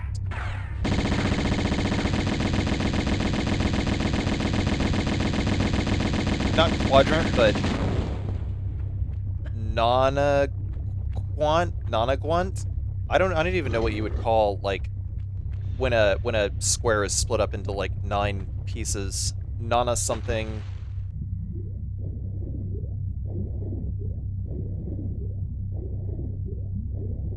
Whatever.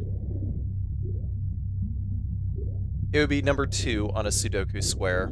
There you go. Now we've got the med pack that we missed earlier in the water. We can climb up into this area right here.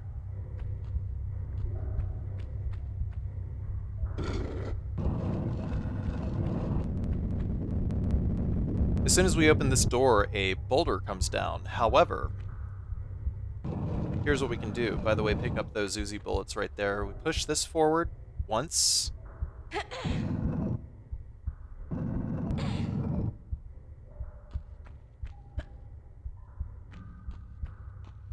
Dude, I gotta say, that block is fucking ripped, man. Look at that, 10-pack abs. How do you even do that?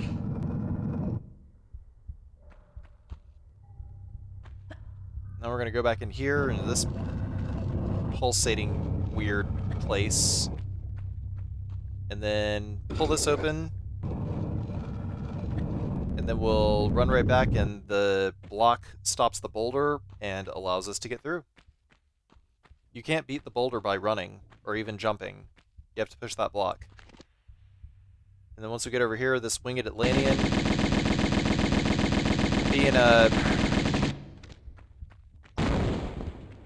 being a gargoyle or some shit. I don't know, dude.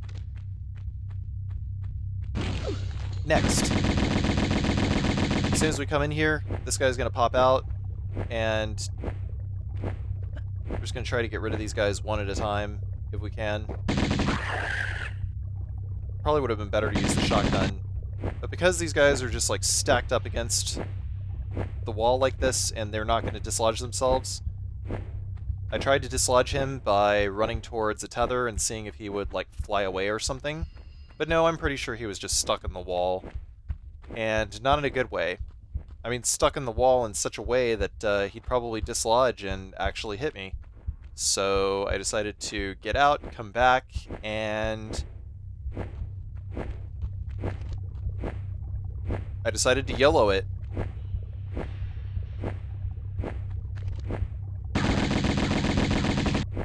Thought I was gonna hit him, but no. Just trying to get something going, you know, like, oh, can I lock onto him properly? Is he gonna blow up? But no, I'm not locking onto him. Instead, he's just glitched in through the wall. So I decided to go to the far right, jump over this guy. That was kind of wild. And then we're over here, and pulled out the Uzis.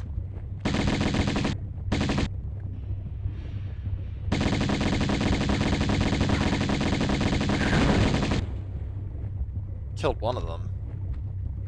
But yeah, that guy is like absolutely stuck in there. Fortunately, Laura is able to auto-aim and hit the one that got stuck in the wall, so there. Done and done. We got 3 items to pick up here. And then we can proceed to this area, which is deceptively a platforming nightmare.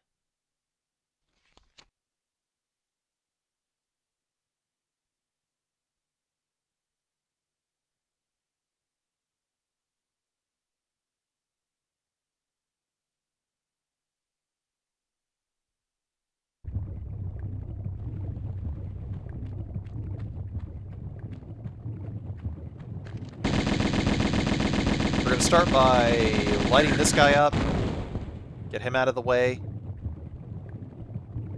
and then next, we're going to jump over to this direction and try to jump over there, and by doing that, that activates that guy, and we can pull our guns out and just shoot him from over here. Generally, we're doing pretty good. Except Laura's having trouble auto-aiming, so we're going to go back down to this lower side and shoot him again. And now he's getting too close to comfort. Too close for comfort, so we're just gonna reposition ourselves until he just goes to a point where we can drain his HP from far away. There, he's done. That was kind of obnoxious. Yeah, the general rule is just try to get yourself in such a way where the enemy will not attack.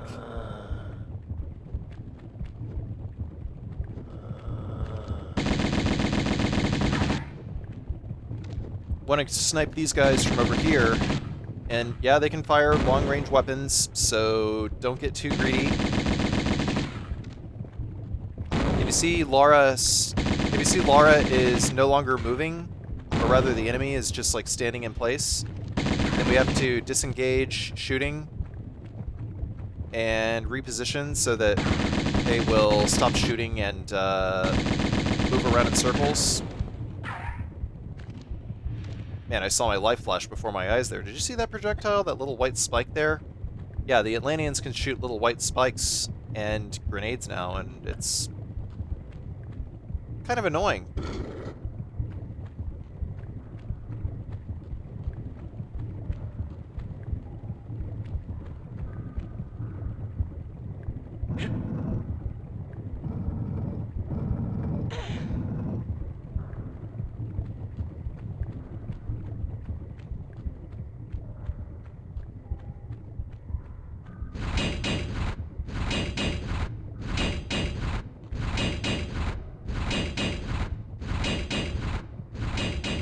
Narrowly avoided that, and now we can just jump right up.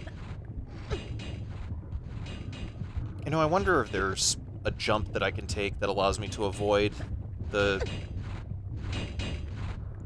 door tooth wall thing. I don't know, Iron Maiden. What even do you call that? What even do you call that? I don't even know what you call that. The spiked doors? The Munch doors? Oh, the hell with it. I'm just gonna call them Munch doors. As soon as we turn around and move away and we stop hearing flapping, that's when we can pop back out and try to shoot him again. Having trouble getting a lock on. Now that that's done, he's dead. Can run, jump forward. Now this is a bit of a tricky jumping situation here. We'll make it work.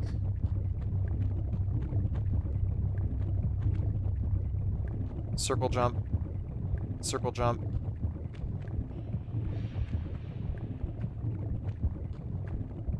Neutral forward jump.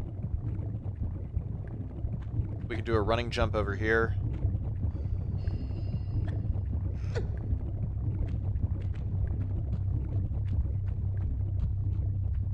Pull this lever, changes the positions of the blocks over here. So now we have to find a decent way to get across, and neutral forward jump is the way for that. We do a long jump over here and just land, don't go for the grab. Another long jump over here, and then a third long jump to get in. And I was really nervous about this part.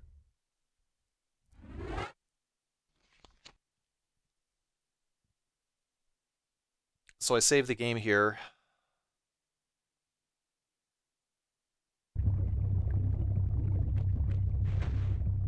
And here's what I came up with. I rolled forward, it activates all three of the Atlantean soldiers, and all I gotta do here is just stay in this corner and fire back.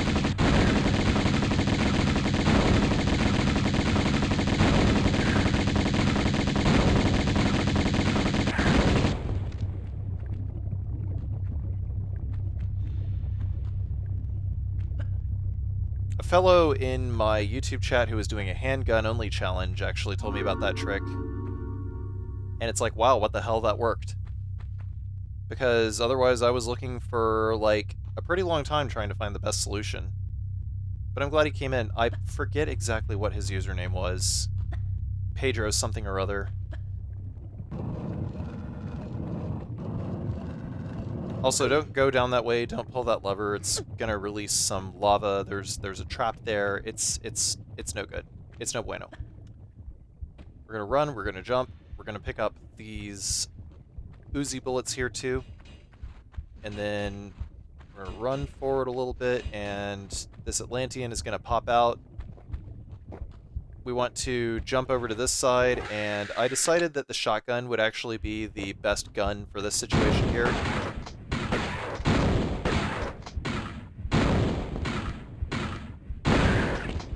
For some reason, Laura put the gun away. I couldn't figure out why. Either way, he didn't hit me. More Uzi bullets here. Yeah, it's like 50 Uzi bullets a pop. Okay, now we're going to stay in this corner here and just do a little vault up here, and then the boulder comes down, and then the Munch wall will stop moving.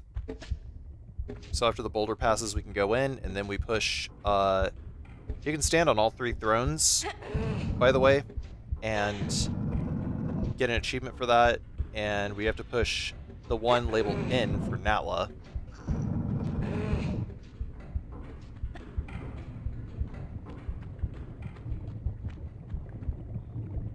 Hold A and hold right while you're pulling this lever so that Laura will automatically buffer a jump. And then we drop down, turn ledge grab, and then we can drop on the highest part of that sliding slope. That way we take no damage coming in there.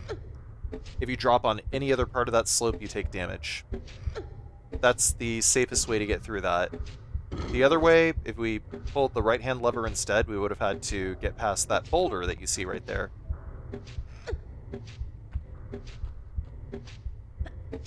Which I guarantee you is significantly more difficult platforming to get around.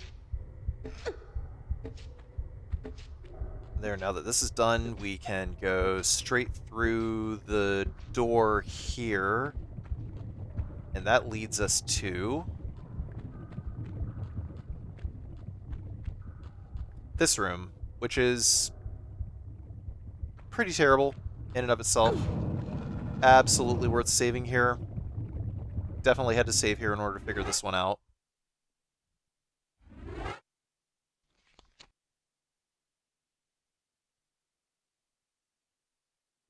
As you know, whenever I play runs like this, I always try to look for the most consistent path possible, and this is what I found. So hug the right-hand wall, and then jump as he's spawning in order to get behind him. And if he puts his legs up and, does a little whinny, you can run past, press circle to flip, and then just lay a shot into him. He's got about, 6 shotgun shells before he dies. It takes a little bit of practice to be able to kill them that way, but it's pretty good. So here, the only way that I found to get rid of the winged Atlantean was to spawn him in. If you stand in front of the lever here without pulling the lever, then you can get the winged Atlantean out of its shell. But then after you pull the lever, that last Atlantean will pop in. We have to jump, we have to hit this slope over here, and that will allow us to get up here and just be able to blam the fuck out of these guys. But Carsey, what about the Atlantean in the last room? I'll show you. Give me a second. The doppelganger is completely harmless to us, so we can just pull out our guns and try to score a lock on here. And we did.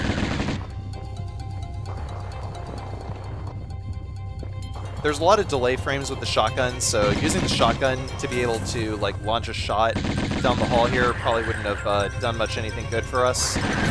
So did the next best thing. It's better to get rid of the winged Atlantean first, because otherwise it would have done some it would have done some fuck shit. Remember how that other winged Atlantean got stuck on the wall before? Yeah. Yeah, exactly. I forgot to pull the lever over there. Gotta go back and do that. Basically, the doppelganger is going to exactly mirror our movements in this room, which is like a complete mirror opposite. One room, like one side of the room to the other side of the room, complete mirror opposite, made of flesh. I actually like the concept of this room, it's pretty cool. But after we pull the lever, we have to run our way back over to this side and stand over where the lava pit would be. And that kills the doppelganger and opens the door for us.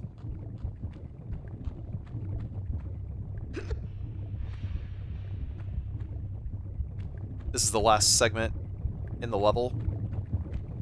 Very close to the end of the level.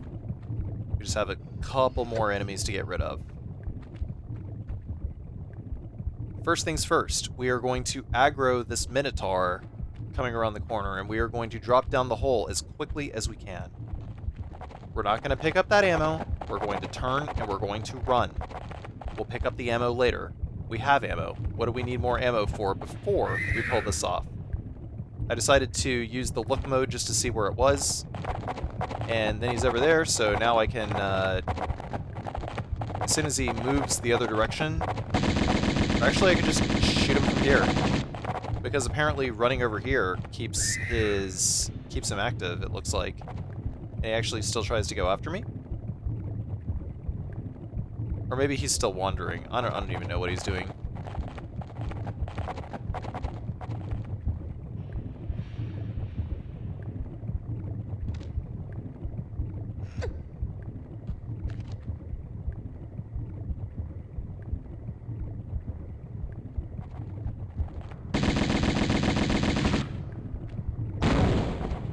Yeah, see, that was too close for comfort. Basically, as soon as he comes around the corner, you have to backstep off the cliff before he gets off a shot. Like, as soon as you see him stop moving, backstep, get off. We can't use the shotgun from this distance because it would be way, way, way too weak. So this is the next best thing that we can do.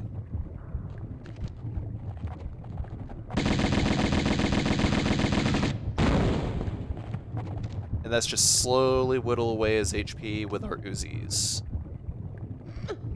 But it's okay. We have all the time in the world. We ain't speedrunning.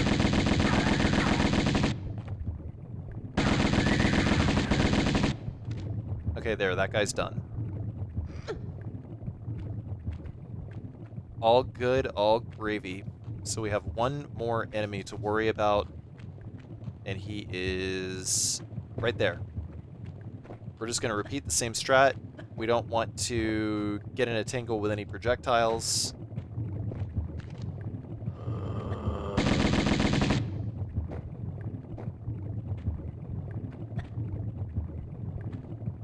He ran away. We can't climb the ladder without putting the guns away. Or sorry, climb the ledge without putting our guns away. And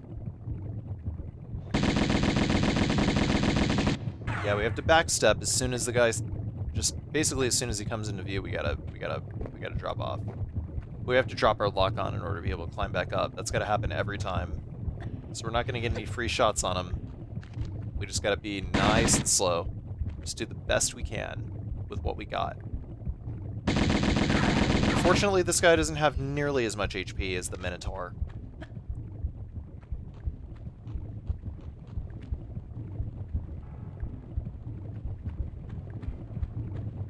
So we pick that up. Those Uzi bullets.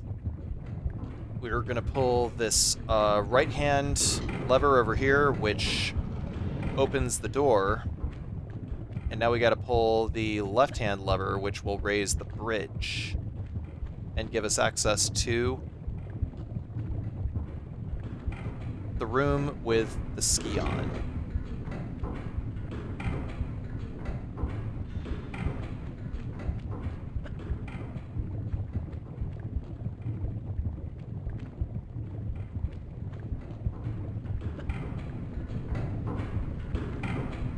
One final pickup here. got everything. Cool.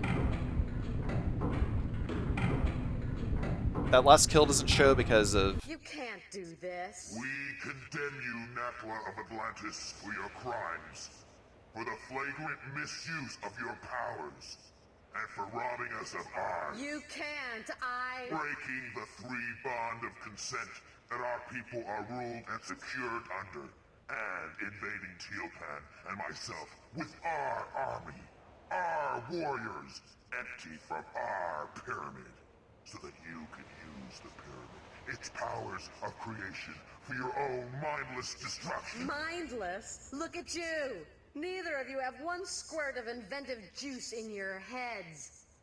Wasters. Let's just do it.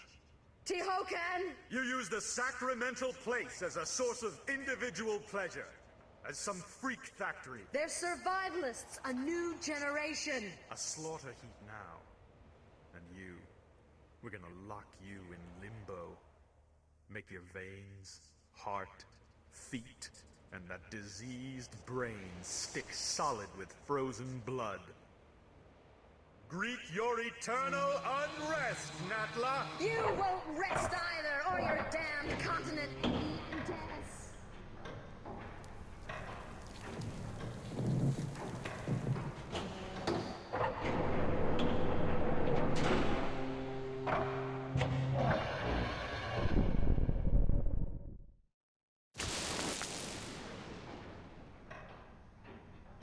Back again. And you? For a grand reopening, I assume. Evolution's in a rut, natural selection at an all-time low. Shipping out fresh meat will incite territorial rages again. Will strengthen and advance us. Even create new breeds. Kind of evolution on steroids, then. A kick in the pants. Those runts Qualopec and Tihocan had no idea. The cataclysm of Atlantis struck a race of languoring wimps. Plummeted them to the very basics of survival again. It shouldn't happen like that. Or like this. Hatching commences in 15 seconds. Too late for abortions now. Not without the heart of the operation. No! 10. 5. 4. 3. 2. 1.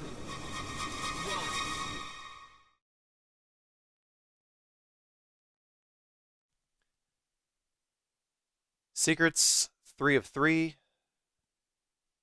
Pickups, 51 of 51. Kills, 31. That should be 32 kills. But because I rolled back a segment and I didn't want to replay the other segments to catch it back up, it's going to say 31. But it's okay. But that should be 32 kills.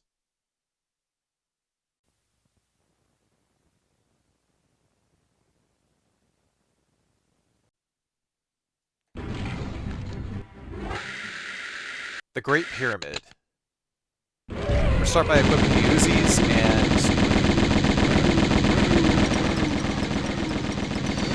just shoot this guy to death. That's really the only way.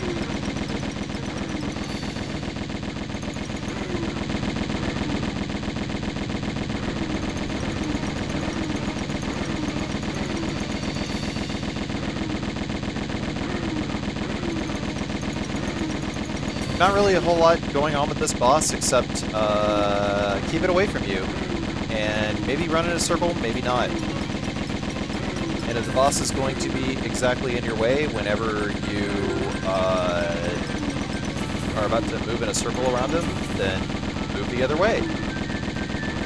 Try to get some space going. It's kind of difficult to tell how much faster one gun is or another. I don't know if like the Magnum would be faster or if the SMGs are going to be faster, but either way.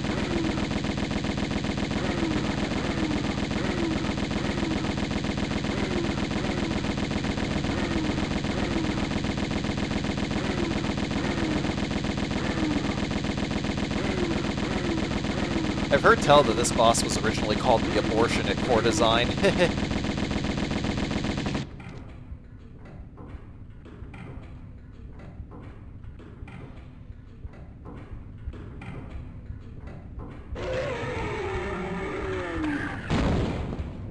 Obviously, try not to get hit by any body parts.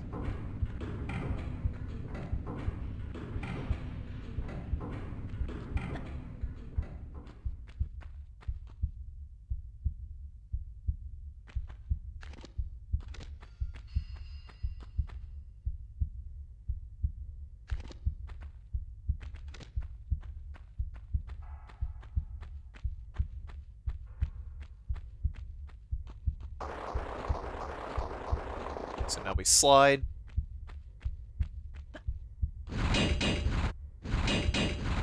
We push this.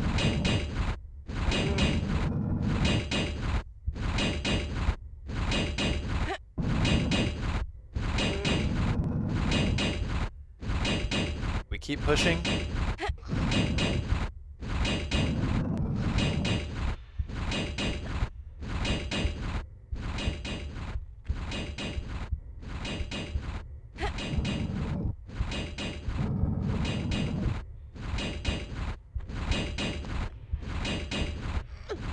Climb up here and do a circle jump. We gotta do a running jump as soon as the Munch Munch door retracts. Weird timing there, but because of the falling floor, we only have one chance to do it.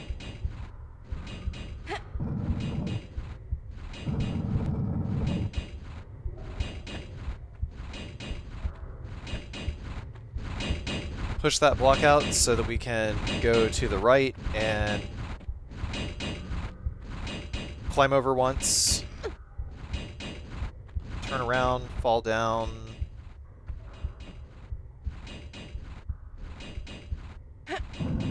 Push it a few times.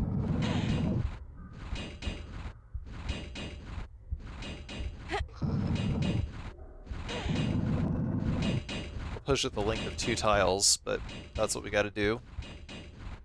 Then we'll go up and around to the right, and then pull the lever. Opens this door over here.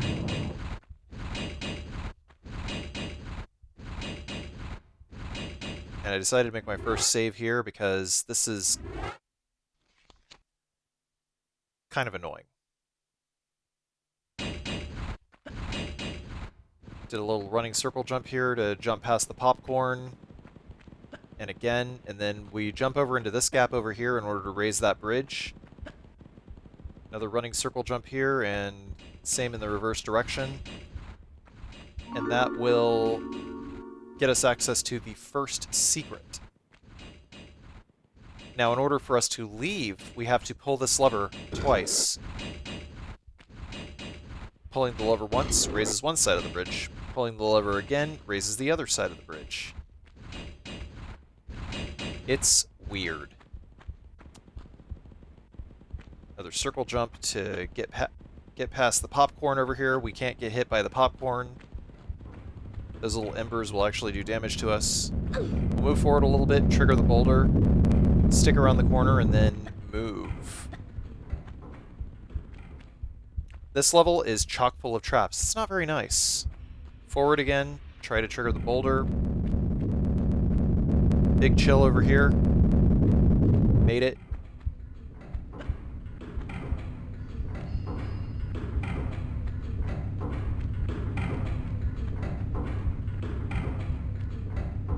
Now over here is a glitch that requires the use of tank controls. So we're going to go into options, change the tank controls, and then we're going to roll and then walk backwards, and that zips us down. If we try to do it without any glitches, then we'll take damage here.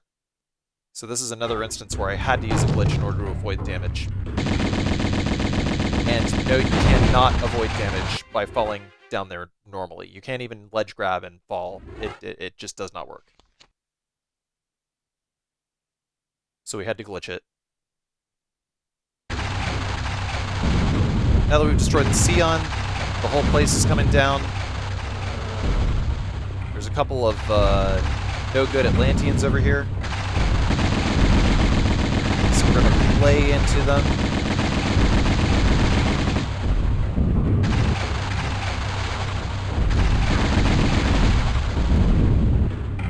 Try not to to get hit by any stray projectiles. If you see a projectile, just run. Just run and try not to get hit. Oh, yeah, like that. By walking one tile off the bridge, we spawn a third Atlantean. We have to get into the door of the Scion room as quickly as we can. Because otherwise we might get hit by a stray bullet. Because this guy likes to shoot thorns at us. And there, he's done. Easy peasy. Now, this next room over here, there is literally no way to avoid the arrows, so I have to use a glitch that involves some save scumming. Watch this. As soon as the arrow hits the wall, here's what we're going to do. Well, first I decided to save here anyway, you know, just to kind of get the ball rolling. That's a load. And then we're going to wait for the clang, the spark, and then move right, and then we save.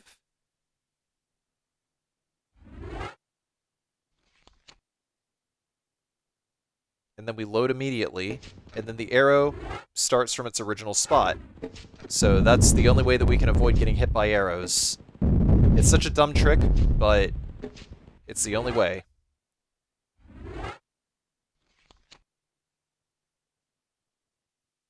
Save, and we reload again, and narrowly made it past that arrow.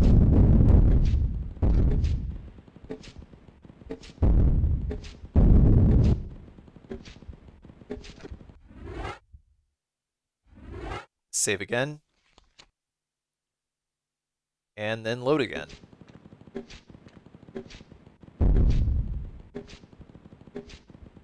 Because it resets the timing of the arrows. It allows you to get right around it. I wish I didn't have to do that trick in order to avoid the damage here. But because Lara moves at a fixed distance whenever she shimmies, it actually makes it literally impossible to dodge all those arrows. Like, seriously not possible. Literally cannot do it. And if you can do it, well, I'm sure that myself and the Tomb Raider speedrun community would like to know.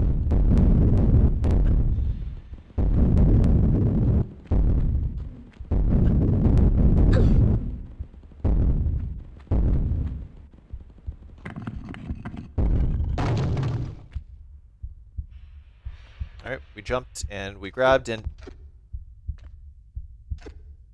Man, how is Lara not burning her tits off again? God damn. Her whole chest should be freaking roast beef by now.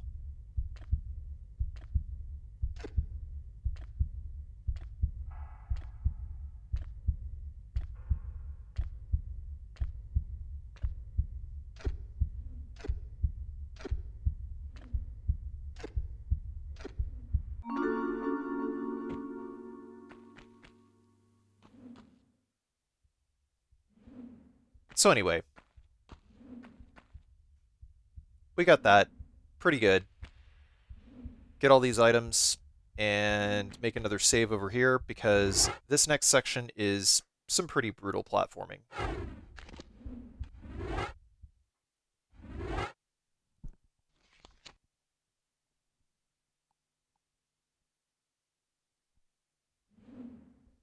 We have to do a little bit of a circle jump in order to hit the edge over here and slide backwards and then backflip off. If we try to slide forwards, then that's going to make us go too fast for it to be safe. Now we got to go past that pendulum over here and then move over here, and then there's another boulder, so we got to jump past behind the boulder and grab this med pack in order to proceed.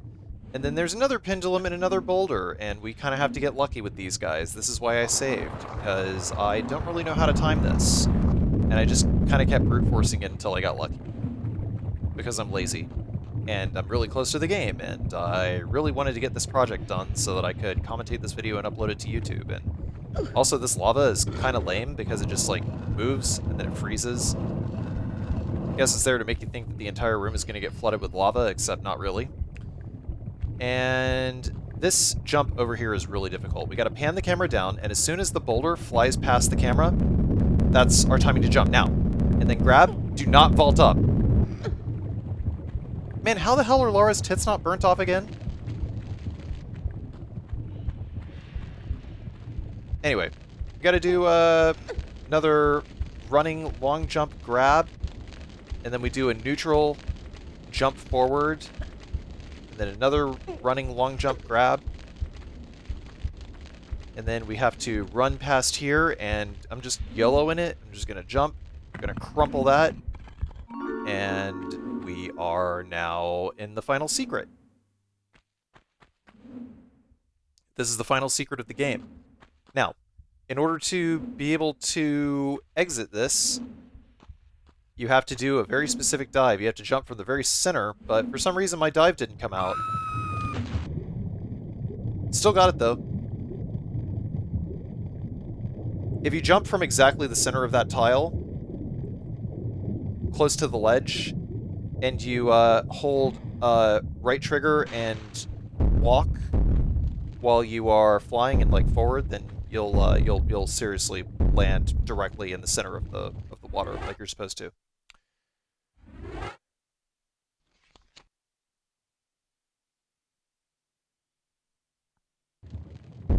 Now for the final boss of the game. So here's the trick.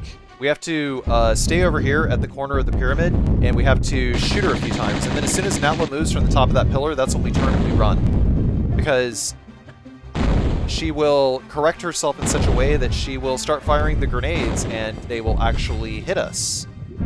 So now what we do is we jump into the water, we swim, and then we turn around and we swim back. That basically cheeses her AI so that she goes back to her tether. And then once we come back out here, she'll start firing again. But she's doing it from her little throne up there, you know, her little perch up there. And after we shoot, she's going to move again. And if she moves to the right, then you need to run immediately because she can hit you from any angle if she moves right. Got mad lucky there, but we have to jump into the water and keep going back this way so that she'll go back to her perch. And basically just keep doing this over and over again where we can.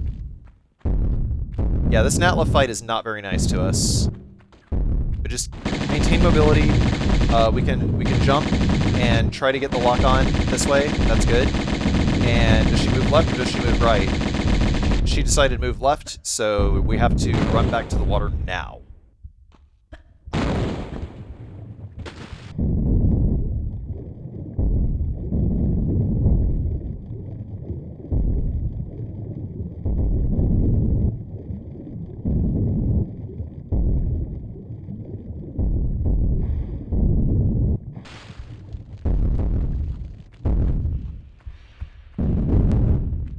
Once again, yeah, you can see she keeps firing grenades at the wall. This is such a lame boss. It really is.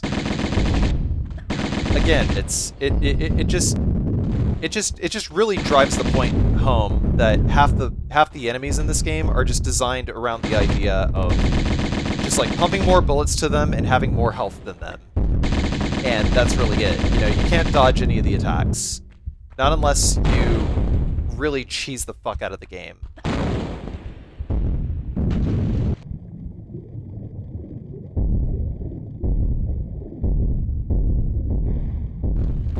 This game is rough, man. It is really rough. When I say rough, I'm saying just like literally the code and the game design is held together with popsicle sticks and glue. I would say the platforming is probably like the one thing that they actually really thought out. But the rest of it, nah.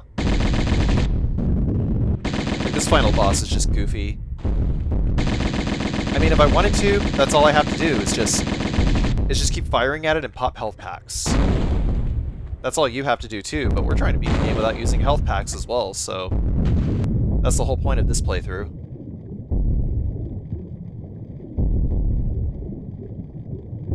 But I wanted to take this a step further. I wanted to beat this game without taking any damage. Because I'm Carsey and that's what I do.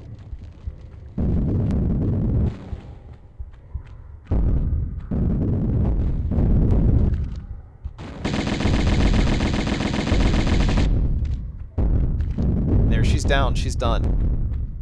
I decided to make a save in the middle of this because I hadn't actually practiced the second part of the fight, and I was really impatient. I just wanted the game to be done.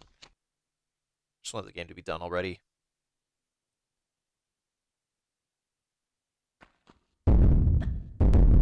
So we're going to jump over here. This is a good spot to be doing some side flips.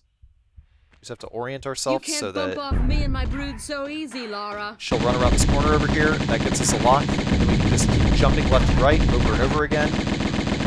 And she won't actually make it any closer to us, but if she does, we can just backflip. If you deliver the killing shot with the Magnum, you get the achievement, by the way. But there, she's done. Now we're just going to get these last few pickups, and then there's just one little bit of platforming left.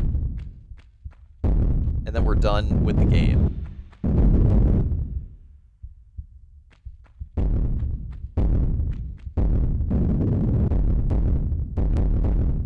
I think maybe at some point I might do the Unfinished Business DLC. You know, just like those master levels for Tomb Raider or whatever. I think they might be kind of fun.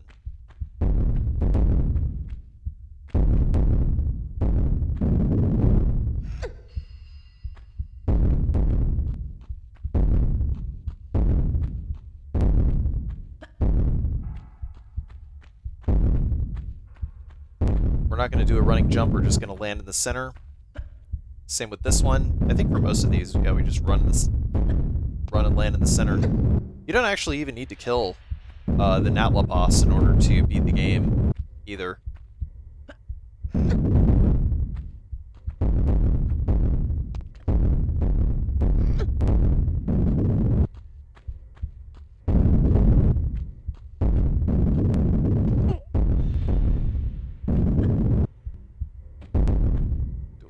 Jump here.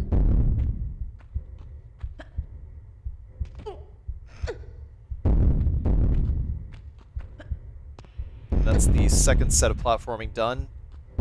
Once we get up past this ramp over here, we only have one more long jump to hit. It's a doozy. But yeah, Natla can literally hit you from anywhere in this room if she wants to. If she's still alive. Yep. And going for it.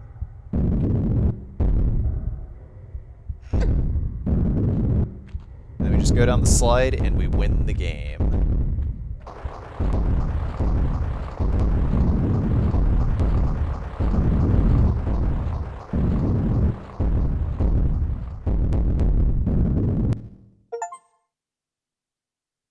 There it is. 3 secrets, 31 pickups, 6 kills.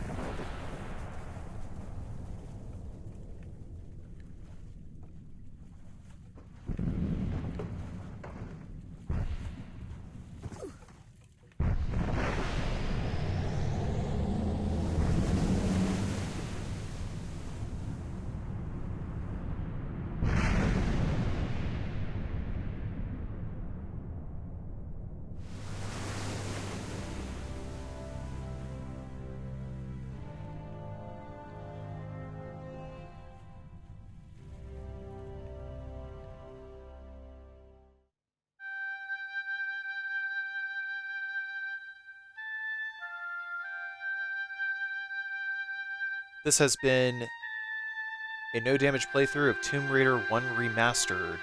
This was the PC version of the game, but you can replicate these strats on any version of Tomb Raider Remastered, it doesn't matter.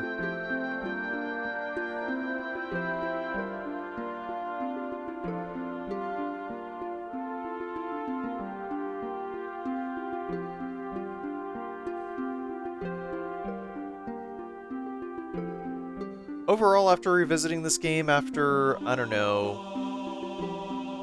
I guess it's been about 30, 28, 29 years, maybe? Yeah. I didn't really play this game for like 29 years. And I never beat it.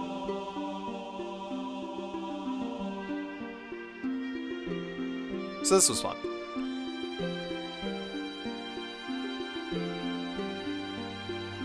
I guess I'd give it about 7 out of 10. Why not?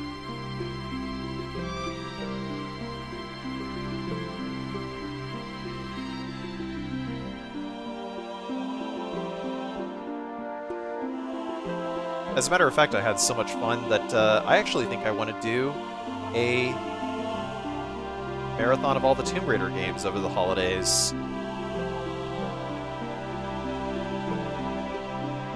By the time this video releases, it will be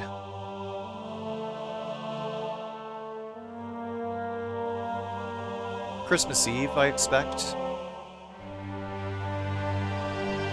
Trying to get it done and out the door by then. Christmas Eve on the east coast of the United States. Currently, I am about 14 hours ahead of that. But I'll release a video with more information.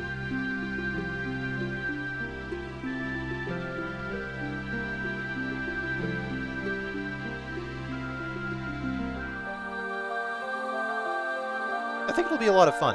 You know, just play through the entire Tomb Raider series, because why not? Just live stream the whole thing. But if you enjoyed this video, please be sure to check out all of my other no damage videos. Various other games. I've been sort of thinking that I might go back to Dead Rising very soon. Dead Rising 2 might not be a no damage run, but yeah, whatever. Figure it out.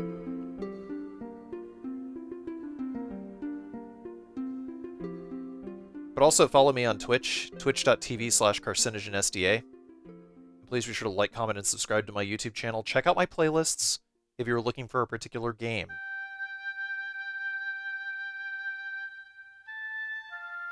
But yeah, the Twitch stream, that's where I make all this stuff happen.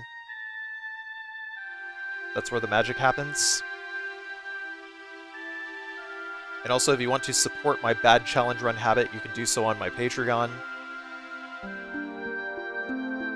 You get all of my individual segment commentaries hot off the press. I didn't actually get it done this time because I was in such a rush to actually get a video out the door, because I haven't uploaded a video since my Metal Gear Solid video, which was like 4 months ago. You know, been doing the whole moving to Japan thing.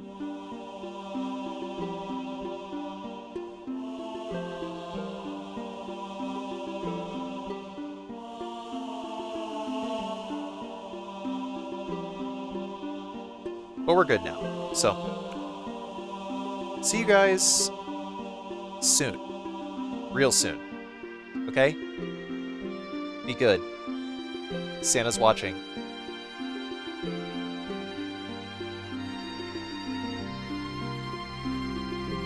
Speaking of watching, thank you for doing so.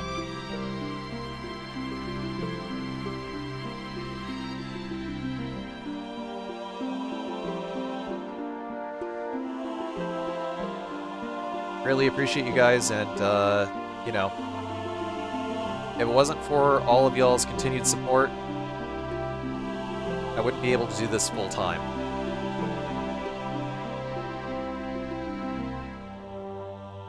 So I greatly appreciate that. It means the world to me. Thank you.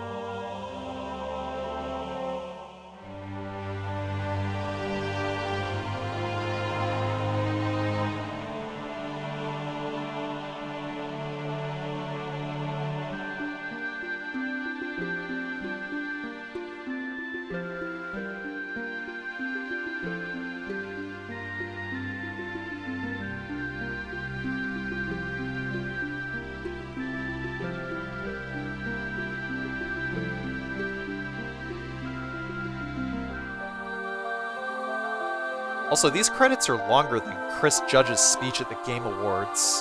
What the hell, man?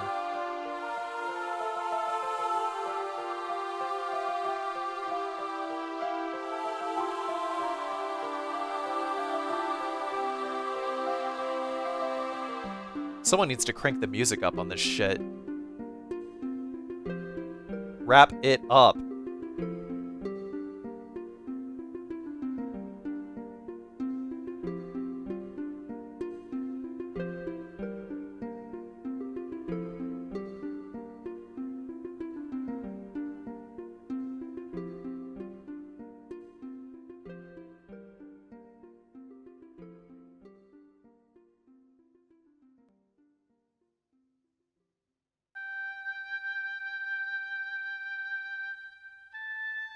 Okay, now we're getting into the Tomb Raider 2 credits. This is just Tomb Raider 1. Okay, man? I'm just gonna cut the credits here, and we're just gonna go into the blooper reel, okay? Cool. Later. Oh, whoops, I forgot. There was a results screen here. This goes here. So, yeah, the pickups, it says 356 out of 357 because I reloaded a segment to go get that last pickup during Stage 4 at the start of the game, because I skipped a pickup for the longest time until I actually figured out how to get the one for Larson. And then there's 294 kills, that should be 295 because of that one kill in Atlantis in Stage 14. That one winged Atlantean that I recorded the special segment for just to go back and kill. Yeah, that one. So I didn't proc the achievement for that, but if you actually follow my instructions, you can follow along and you do it yourself. Okay, cool. Later. Blooper time.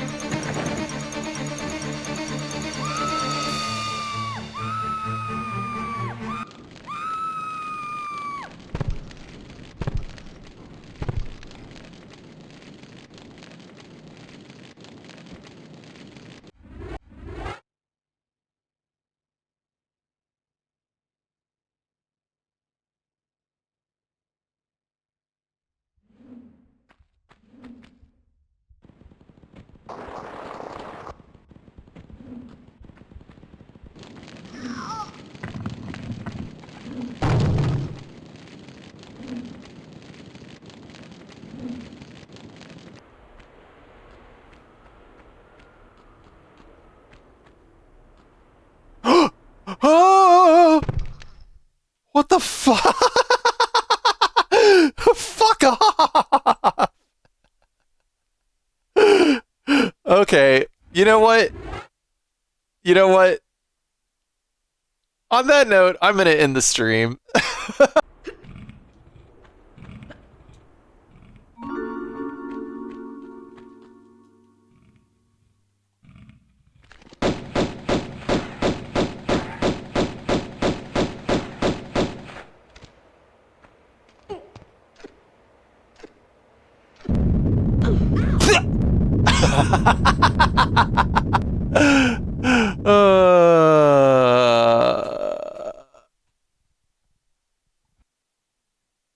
Anyone who can't stand cats is a non-human? No, I think it's very human to not stand cats. Some people have... Oh, Jesus Christ. Ow, ow, not so hard, Poos. Jesus Christ. Not so hard, bro. Mwah.